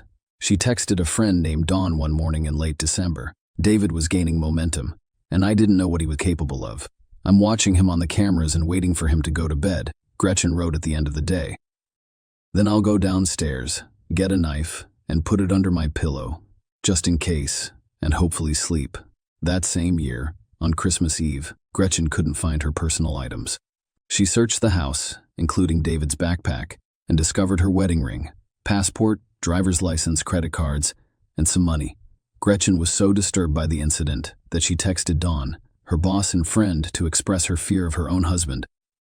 By the end of the month, Gretchen had decided to end the turbulent relationship. In December 2019, she forced David to relocate from the townhouse to her mother's nearby home and change the locks. During this time, David's colleagues noticed a gradual shift in his behavior. The trainer was usually one of the first to arrive at the gym, but due to family events, he appeared increasingly withdrawn and sullen as time passed. On January 26th, David's idol, Kobe Bryant, died. When Kobe Bryant died, something happened that, as Tabitha recalls, you'd think David and Kobe Bryant were best friends. It traumatized him. In the days that followed, David became hysterical, crying and wailing in front of the fitness club groups he led and refusing to leave. Despite his emotionally fragile state, David actively participated in gratitude training, a contentious self-improvement program that critics compared to a cult. He paid thousands of dollars for seminars but refused to tell his family what he was doing during them. David's behavior regressed. On February 24th, he failed to arrive at work. When Tabitha tried to find out if he was okay, he attacked her, and the supervisor decided to terminate the employee permanently. This time, Tabitha saw David's terrifying rage and was terrified. Hopkins informed Gretchen about the incident and advised her to be cautious. "That's the last time I talked to Gretchen," she would later say. Gretchen filed for divorce 4 days later, on February 28, 2020, just a few weeks before she disappeared. David's stability rapidly deteriorated, and he became more hostile. On March 7, the woman David had begun dating reserved a seat in an unusual art class. They were to drink wine and draw pictures while guided by the instructor. However, the evening did not go as planned. When David attempted to hug his companion during class and she refused, he jumped up, yelled at her in the middle of the class, and ran outside. David's behavior terrified the young woman, and she decided not to continue the conversation, informing him that he could not stay with her tonight. When they got to his truck, it was clear that David had different ideas about the situation. She had only known David for a month when he decided to move in with her. Duffel bags containing men's clothes were spread out on her bed and dining room table, and food from his mother's house was stored in the freezer. Kobe, David's husky, was running around in the backyard. David only left after a new friend contacted her neighborhood security company, and Gretchen went missing. Her family informed investigators that David was returning to her home after he had left. The young woman was concerned about her safety and installed surveillance cameras throughout her home and garage. On March 11, the World Health Organization declared a pandemic. A few days later, David arrived at Gretchen's house in the early morning, convinced that the pandemic was an end, a world prophecy. He believed the world was ending and walked around the windows pleading with his almost ex-wife to accompany him to Costa Rica, where he hoped they could escape the virus. After a few hours, regression relented and let David enter the house. That evening, a patrolling police officer noticed David visibly nervous and sweaty, running around outside a Riviera Beach restaurant and approaching a group of teenage girls. The officer noticed David's license plate, which was partially covered with black duct tape, and approached him. David claimed that his 12-year-old stepdaughter had taped the license plate and became increasingly nervous. The man ignored the police officer's orders not to move, yanked open his truck's door, and began searching for something under the seat. Fearing what might happen next, the officer pointed a gun at David and ordered him to the ground. When the officers searched under the driver's seat, where David was attempting to reach, they discovered a large knife. David was arrested for resisting arrest, but he posted bail and was released a few days later. The pandemic was gaining momentum. Some states began prohibiting people from leaving their homes as early as March 20. Gretchen, like everyone else, was trying to figure out how to adapt to the new reality. She shared virus-related videos and safety tips, as well as memes and jokes mocking the absurdity of the new normal. On Thursday, March 19, she posted a quote from a meditation blog: "There is chaos around you. The wisest choice is to create peace within yourself." After that, her profile was no longer active, and she stopped answering calls and messages. For all of her loved ones, this moment marked the beginning and end of their lives. On March 23, 2020, Gretchen and Anthony began texting their friends and family. Gretchen sent a series of messages to friends and family over several days, first stating that she was quarantined at home and then describing her deteriorating condition and hospitalization in the emergency room at Jupiter Medical Center. Another message stated that she had been transferred to another CDC facility that did not exist. On March 24, Don Paris, Gretchen's supervisor and friend, received a message from her saying, "I tested positive for coronavirus early this morning. This is bad news, but I'm at a coronavirus CDC treatment center that only handles COVID cases. The good news is that my blood type can potentially be used in treatment. I'm not sure if you remember when I said I have a strain of mad cow disease in my blood. Well, that strain is important for gathering more answers and finding she could be placed in a medically induced coma and lose her ability to write." Jeff Dreher did not believe the reports. He was perplexed by the numerous text errors and abbreviations. The tone of voice in the messages sounded more like David Anthony, and Jeff became concerned. Furthermore, it bothered everyone who received these messages that no one, including his daughter Gretchen, ever called. Friends couldn't imagine Gretchen dying from anything because she was in great shape and took her health very seriously. When calls to the medical center confirmed that Gretchen Anthony had not been admitted, her family and friends decided to contact the police to see how she was doing. Brett and Anthony's boss reported to the police that he was last at work on March 20. When he called her insurance company to see if he was receiving medical care, they informed him that there had been no referrals under her policy to process treatment. Jupiter Police Detective Jared Kennison contacted Jupiter Medical Center and discovered that the hospital's records did not include any information about such a patient. In fact, police discovered that Gretchen had not visited Jupiter Medical Center since 2008. Police searched the medical center parking lot and discovered a Mini Cooper with Gretchen's purse in the most visible spot, which prompted patrol officers to become concerned. Officers visited the missing person's home. What they discovered at Gretchen's house was alarming, turning a routine visit into a possible murder case. A neighbor approached the officers and provided disturbing information. Early Saturday morning, March 21, I heard a desperate female screaming as if she was being attacked. And then I heard her scream, "No." Then I heard her scream, "No." Then I heard something like, "It hurts. Stop." The scream was quite serious.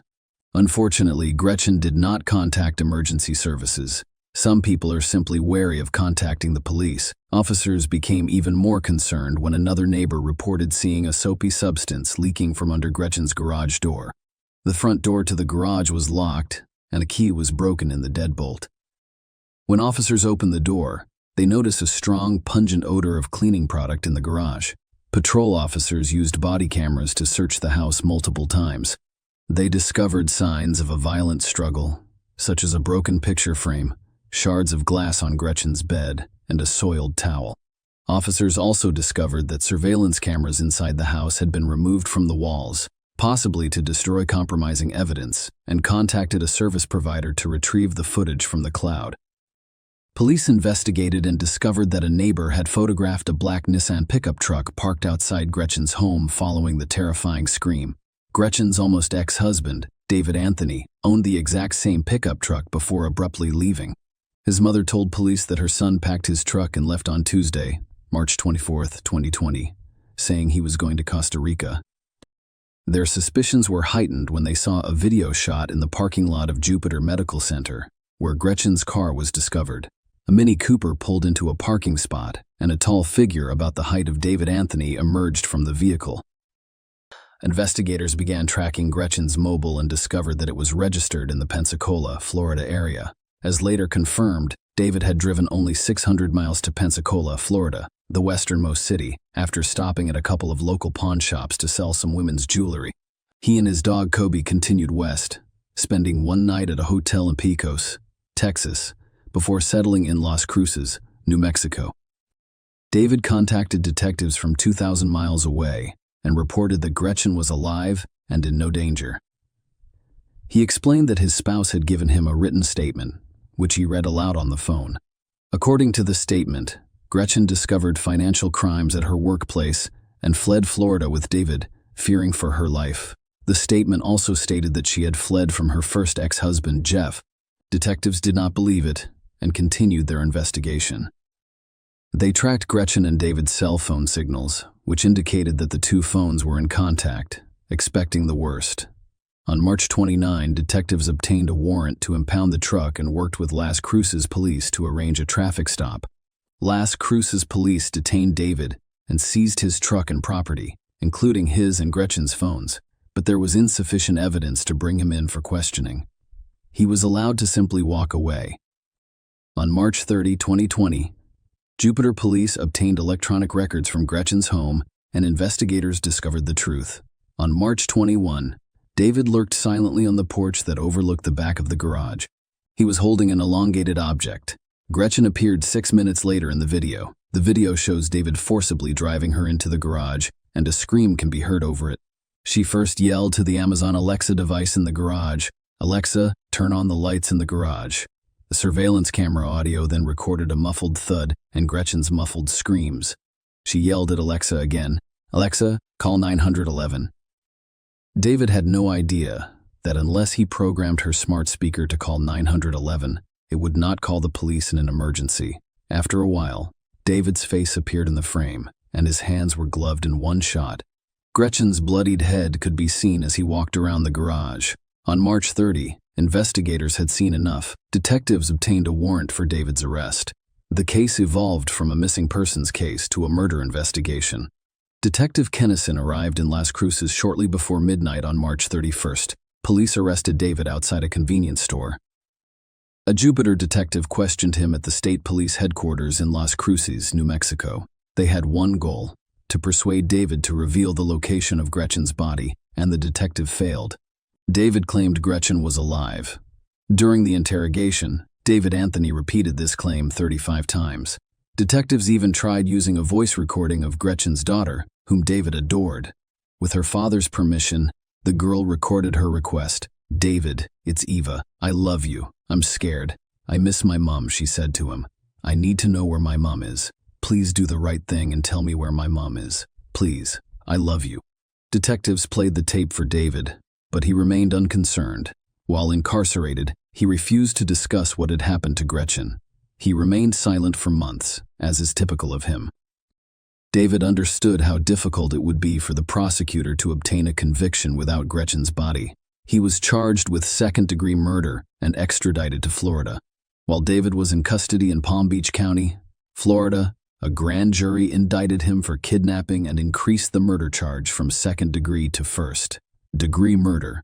This marked a turning point, and in December 2020, after 8 months in prison, the criminal agreed to a plea deal with the prosecutor.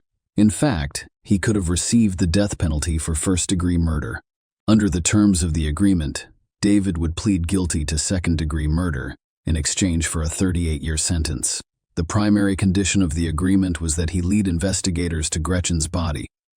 On December 21, 9 months after Gretchen Anthony's disappearance, David Anthony admitted what everyone knew. He killed his wife. Gretchen's body was discovered wrapped in a blanket 3 miles away in the woods behind a Walmart and near a nursing home. Investigators determined that she died from stab wounds to the neck and torso. There were numerous defensive wounds indicating that she was fighting for her life.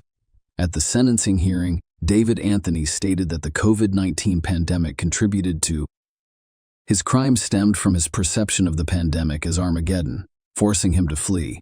"My delusions saw the COVID pandemic as a prophecy of the end of the world in Armageddon that I felt compelled to avoid at all costs." According to the plea agreement, David Anthony was sentenced to 38 years in prison on January 14, 2021. He is currently serving his sentence at Martin Correctional Institution in Florida. Share your opinion with us in the comments, and subscribe to the channel for more.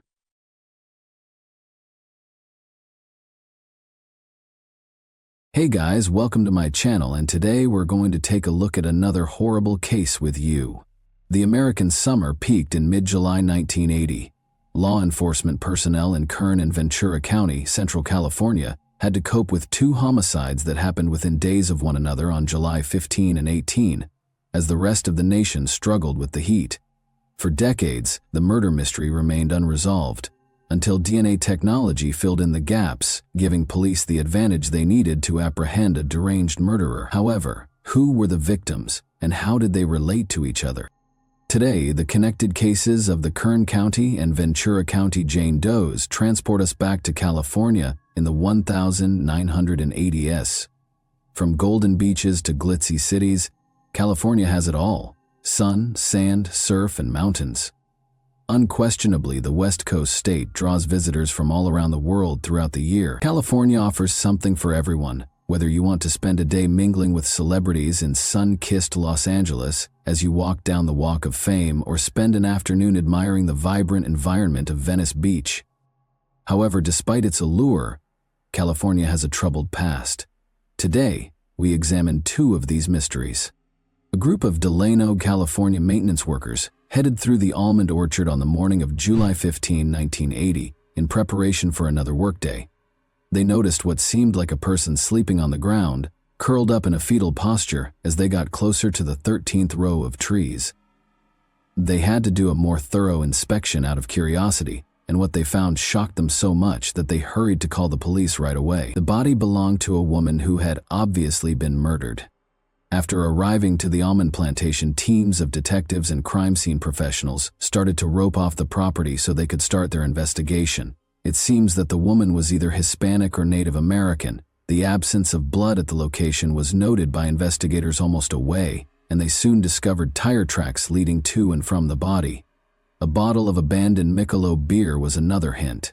They speculated that their victim would have been picked up from Ruby's, a pub in Lemoore, which is an hour's drive from the farm. They started their inquiry right once, looking for hints about her identity throughout the farm. While other teams searched the fields, detectives were sent to Ruby's to question employees and customers about the woman's identification or any unusual conduct. By the afternoon, detectives had not located any of her personal items, and those they had questioned were unable to tell them much about the woman. For a post-mortem examination, the body was taken to the county mortuary. A day prior to her discovery, investigators concluded that she had been murdered. Before she was stabbed, she had been attacked. With 9 defensive wounds on her arms and shoulders and 18 stab wounds to her chest, it was excessive. Investigators could see that she put up a strong fight against her assailant. Her essential organs had been perforated, and sharp force trauma was listed as the cause of death. Her fingerprints were collected and sent to the crime lab without any kind of identification. Nevertheless, no records were identified when her prints were run through other databases. In an attempt to identify her, the coroner started looking through the body for hints. There were scars on her abdomen, which the examiner thought might have been from an operation or childbirth, and there was scarring on her buttocks. She had 2 distinctive tattoos. One was a heart with the words, "I love you, Shirley," and Seattle. The other just said, "Mother and I love you." Because of an injury to her upper leg, she also wore a prosthetic left leg. She had lost all of her upper teeth, which appeared to have been extracted medically. Her blood alcohol level was 0.3%, according to the toxicology report, indicating that she had been inebriated. The idea that she might have been picked up from the bar Ruby's was reinforced by this. The examiner's findings were used to create a thorough profile. She was 5 feet and 4 inches tall, weighed 115 pounds, and was thought to be between the ages of 25 and 35. She was Native American and had black hair that was slightly curled. There were indications on her physique that she may have given birth at least once. According to the tattoo, she was born in Seattle, Washington, and Shirley was either her real name or the name of a loved one. She was dressed in a pink top, blue jeans, blue socks, and white shoes when she passed away. Her body was given the placeholder name Kern County Jane Doe and held in the county mortuary until she could be identified. Additionally, investigators produced plaster impressions of the tire tracks discovered close to the victim's body and removed fingerprints from the abandoned beer bottle discovered at the scene. The victim's clothing was also removed by the forensics team, who were able to recover biological material from it. In order to screen for potential DNA that might have been transferred during the attack, they also asked the medical examiner to submit the victim's nail clippings. While the investigation was ongoing, all of these were sent for DNA profiling. However, she was only the initial casualty in what would turn out to be a multi-decade mystery. Authorities were notified of another homicide in nearby Ventura County 3 days after the Kern County Jane Doe was found. On July 18, 1980, the body of another woman was found in the Westlake parking lot of Thousand Oaks High School. Investigators discovered that the woman was either Hispanic or Native American when they got there. She had multiple apparent defense wounds on her arms and had been partially undressed. Since there was not much blood found close to the crime scene, a search revealed that she had been slain somewhere else. A trail of blood from the edge of the tarmac surface to the body's location suggested that she had been dragged from a car and taken to the parking lot. Investigators knew that nearby Kern County had seen a similar attack 3 days earlier. At the time, investigators did not think the two crime sites were connected, despite their obvious parallels. Investigators searched the surrounding area but were unable to find any hints because they could not find any tire tracks or the victim's personal things close to the crime site. When questioned, the school custodian who discovered the body was only able to say that he had discovered her while performing his regular tasks at the school. At the moment, detectives could not help but notice that she was also pregnant. Her remains were forwarded to the county coroner for additional analysis. The woman was killed 12 hours prior to her body being found, according to the medical examiner at the coroner's office. She had died by strangulation after being stabbed 16 times. The victim had also been viciously attacked. She had battled her attacker to the very last, as evidenced by the wounds on her arm. According to the coroner, she was in the 20-30 age group. She weighed between 100 and 115 pounds and was reported to be between 5 feet 1 inch and 5 feet 3 inches tall. Investigators were given a thorough profile by the coroner, which included a description of the woman and identifiable body marks. With some Hispanic, Caucasian, Sub-Saharan, and Asian descent, the victim was predominantly Native American.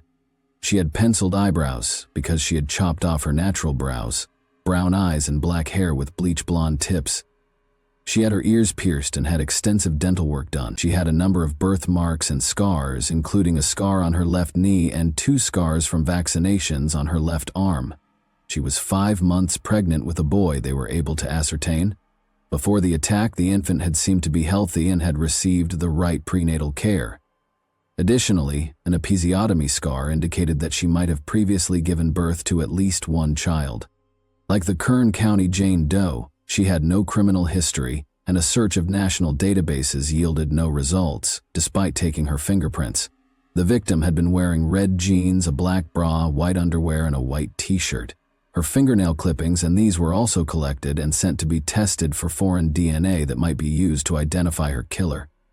While detectives awaited the results, DNA was also taken from the fetus to do a paternity test. She was given the fictitious name Ventura County Jane Doe by the county coroner. Authorities in Ventura County and Kern County put in a lot of effort over the course of the following several weeks to identify both women.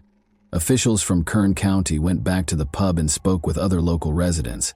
Additionally, investigators appealed to anyone who might have known Jane Doe through the local media. At that point, a female caller who wished to remain anonymous and claimed to know the woman discovered in the orchard gave them a tip. The caller said that she worked as a server at a bar, went by the name Becky or Rebecca Ochoa, and had tattoos that resembled the victim's. But this tip did not lead to anything. According to several witnesses, she had been spotted in and near Lemoore for a few weeks before to her passing. These witnesses stated that the victim had been a farmhand at a nearby apple orchard. This lead did not yield any valuable information either. Investigators eventually started going to nearby tattoo parlors in the hopes that they would identify the victim and recognize the work. Although he did not personally know the work, a Bakersfield tattoo artist gave information to a tattoo parlor in Los Angeles that employed a similar method in their works. He added that there was a sizable Native American population in the region. Detectives headed to Los Angeles to follow this clue. They were back to square one after questioning the artists in the parlor and discovering that their Jane Doe had no connections to the region. Detectives in Ventura County operated under the hypothesis that Jane Doe had been abducted while hitchhiking in the vicinity of Visalia, California's College of the Sequoias. In contrast to the Kern County Jane Doe, no one appeared to remember their victim, so investigators likewise turned to the media to learn more about them. Despite distributing her dental records to many dental labs, no match was found. Without fresh leads, these paths were rapidly becoming less viable. When the paternity tests from the unborn child likewise came up empty, investigators' hopes were crushed once more. A profile that may be connected to pre-existing criminal profiles in the CODIS database was created using the DNA taken from the fetus. The father of the child, however, did not appear to have a criminal record. In the 1980s, cSDNA testing was still in its infancy, and detectives had tried every available avenue to identify both women. Despite being buried in county cemeteries, the investigators never forgot the Jane Doe's story and kept trying to re-identify them. It was found that the foreign DNA from both ladies belonged to an unidentified male. However, because they thought the killings were a coincidence, investigators kept the two cases apart. This was put away, and investigators who were tasked with handling the cold cases in both counties would periodically submit DNA results over the course of the following 30 years. A new perspective meant a different method of handling the problem. Since 1980, investigators were certain that the murderer would have committed other crimes. It was plausible that their suspect was now on their systems due to technological improvements. The DNA collected from their Jane Doe was ultimately matched by Kern County officials in 2008. Wilson Chuest, a 51-year-old guy who was already detained in California, has been connected to it. On December 2, 1951, Wilson Claude Chuest Jr. was born in New Orleans, Louisiana. Wilson reportedly had a difficult upbringing because his parents were constantly at war with one another. Wilson's childhood dreams of becoming a priest were shattered when he was expelled from a Catholic school for assaulting a fellow student. Before long, he succumbed to his darker side and started consuming drugs. He enlisted in the army at the age of 18, but was released because he was considered unfit for duty. Wilson made the decision to marry and go to Los Angeles in 1969 after coming home. Wilson's move to crime revealed rifts in the marriage, despite the fact that the pair appeared content and even had a daughter. In October 1977, he committed his first significant offense. A young woman who had been standing on the side of a road in Los Angeles had been offered a lift by him. After she climbed in, he kidnapped her and took her to a faraway place. Wilson then attacked her and tried to kill her by strangulation. When she went unconscious, he figured she was dead. She regained consciousness after he abandoned her body in a ditch and reported him right away to the closest police station. Wilson, unable to avoid the allegations, struck a bargain with the prosecution and was accused of kidnapping in November 1977. Although he was granted parole in June 1980, it was short-lived. 2 months after being freed in August 1980, he robbed someone. He made another attempt to kidnap a woman outside Visalia's College of the Sequoias that same month. He had threatened to use violence against her if she didn't comply, but 2 witnesses, who happened to be passing by at the same moment, stopped his plan. After she told him she was married, he released the woman he had kidnapped and assaulted in September 1980. In the end, he was apprehended, found guilty of all 3 offenses and given a 12-year-to-life term that same year. However, Wilson served 24 years before being granted release in 2004. However, after determining that he exhibited no remorse, the committee changed their mind. However, in 2016, he was eligible for another parole hearing. Investigators were able to connect Wilson's DNA to the DNA profile found on the Kern County Jane Doe while he was still incarcerated. He was not charged right away, though, and no explanation was ever provided. After learning that Wilson was connected to an unsolved murder in Kern County in July 1980, Ventura County officials sent the DNA profile of their cold case suspect to CODIS in 2012 so that it could be compared to any potential matches to inmates already listed on the system. It was a match in January 2013. DNA from their Jane Doe's clothing and fingernails had also connected her to Wilson Chuest. Investigators in both counties were perplexed by it because they had spent years looking into 2 instances that had striking parallels but were never connected. However, the struggle for justice was far from ended. DNA had not been able to identify both Jane Does, despite having connected Wilson to both killings.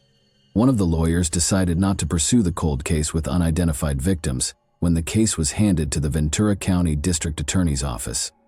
However, John Barrick, a senior deputy district attorney, was unwilling to give up. Wilson was to be prosecuted for the killings of Jane Does in Ventura County. "I don't have to prove their identity under the laws of murder. All I need to do is demonstrate that they are human," he thought. "I felt it was worth the effort because if we don't, these women, even if we don't know their names, will never receive the justice they deserve, and there's a good chance Wilson will escape, and that is not a person who deserves to be out among law-abiding citizens." Barrick stated.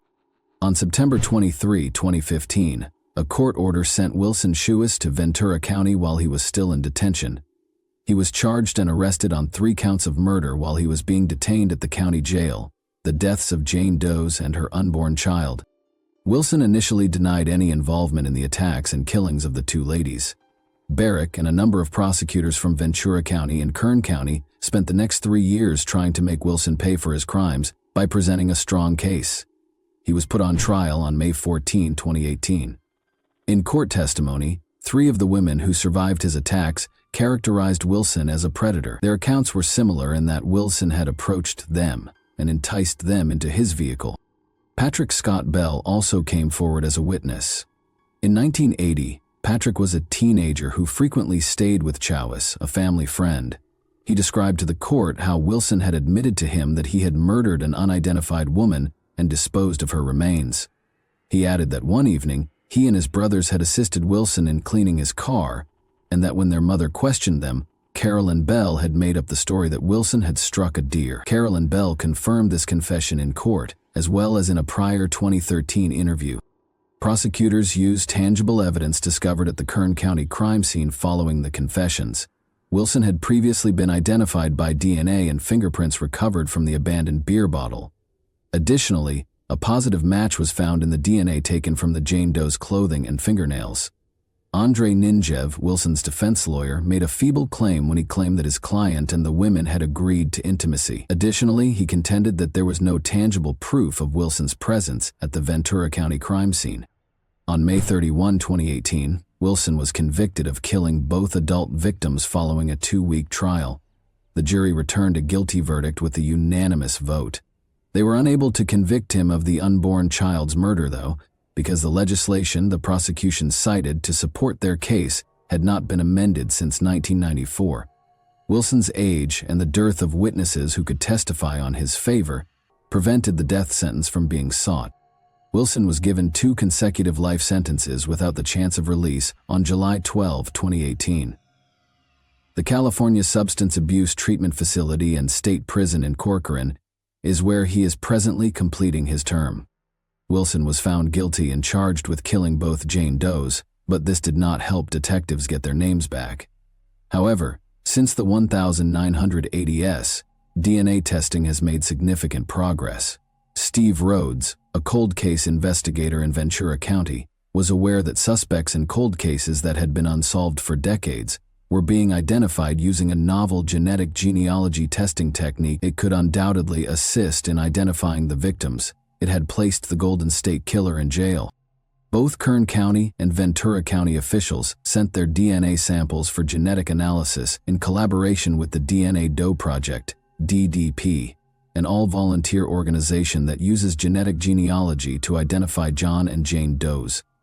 To date, one of the victims of serial killer John Wayne Gacy has been positively identified by the DDP. Southern Texas, Central Mexico, Northern New Mexico, Indigenous California, and Guatemala are among those mentioned on their website and Facebook page. Family members have yet to identify her. Investigators were able to identify her unborn child's father in 2021. He is thought to be a Honduran immigrant with connections to the Central American population in Los Angeles' Koreatown neighborhood. Investigators couldn't get in touch with him to find out anything about their Jane Doe. However, they are aggressively looking for any leads and are encouraging family members to come forward and provide their DNA. Finding anything useful for the Kern County Jane Doe was a little more challenging because the DNA recovered had deteriorated over time. In May 2019, she started her inquiry. The victim was indigenous, according to the DDP, and her parents were probably from Mesquakis, Alberta, Canada. The issue was that very few Native Americans had given genealogical websites their DNA profiles. To aid in the case's resolution, a request was posted on the DDP Facebook page for anyone of indigenous heritage to submit their DNA. Violet Sousa, who had spent decades looking for her missing aunt Shirley Ann Sousa, saw this appeal. In February 2020, Violet sent her DNA to GeneMatch. In April 2021, the DNA Doe Project announced that Shirley Ann Sousa had finally been identified after tests revealed that Violet was, in fact, a close relative of the Kern County Jane Doe. When she was slain, she was 35 years old. On February 6, 1945, Shirley was born in Alberta, Canada, on the Sampson Cree Nation Reserve. Each of her 7 siblings belonged to a close-knit family. When Shirley's father died, she was just 14 years old. Due to their inability to manage the duties involved in ranch maintenance, the family experienced financial troubles. In order to provide for her family, she ultimately made the decision to leave the reservation in pursuit of employment. Shirley ended up relocating to Vancouver, British Columbia, instead of her original plan to relocate to Edmonton, which is nearby. She would later marry Adam Miskew here in 1963, and the two of them had a girl and 2 boys. However, things did not get any simpler. Her marriage failed after a few tumultuous years, and her 3 children were removed and placed in foster care before being adopted. She ended up destitute after failing to reclaim custody of her kids. In order to deal with her depression, Shirley resorted to substance addiction and drinking. Her family had observed the shift in her behavior, but she occasionally went back to Alberta. When she returned for her brother's burial in 1977, it was the last time her family saw her. She mentioned that she would be seeing a friend in Seattle, Washington, but she stated that she did not want to go back to Alberta. Shirley's mother allegedly encouraged her daughter to get a tattoo that would help people recognize her and help them find her in the event of an emergency. Shirley continued to correspond with her family, but after June 1980 she stopped. After decades of searching the Vancouver region, family members finally turned to visiting cemeteries since they thought she had passed away. Violet Sousa claimed that after the finding, she had promised her grandma that she would track down Shirley and bring her back to the family. On May 26, 2022, her remains were transported by air to Edmonton Airport. Members of California's Tule River tribe performed songs and offered blessings during a ritual before her casket was given back to her family. They were joined in bidding their final goodbyes by representatives from the Kern County Sheriff's Office. Violet felt relieved that she could finally keep her word. Shirley Ann Sousa was buried on May 27, 2022, in Riverside Cemetery, where her family is buried. In order to enable Indigenous people to perform their own forensic investigations, Violet now advocates for them to receive training in DNA research. She is still collaborating with investigators to use a genetic genealogy database to assist other Indigenous families in locating their missing loved ones. "I want to give people in similar situations to that hope," she said. Even though the task looked unachievable in 1980, investigators' relentless pursuit of justice, along with developments in DNA testing and technology, has finally brought a killer to justice and offered peace to a family that had been looking for their loved one for far too long. Over half of the war has already been won. However, there is still hope for finding the Ventura County Jane Doe as technology advances. The instance of today has demonstrated that unwavering perseverance can produce incredible outcomes. How do you feel about the advancements in technology that have helped locate and provide closure to families who have been looking for answers regarding the location of their missing loved ones for years? And that wraps up today's chilling story. If you enjoyed this video, don't forget to like and subscribe so you never miss a new upload. Also, let me know in the comments what part of this story shocked you the most. Thank you for watching, and I'll see you in the next video.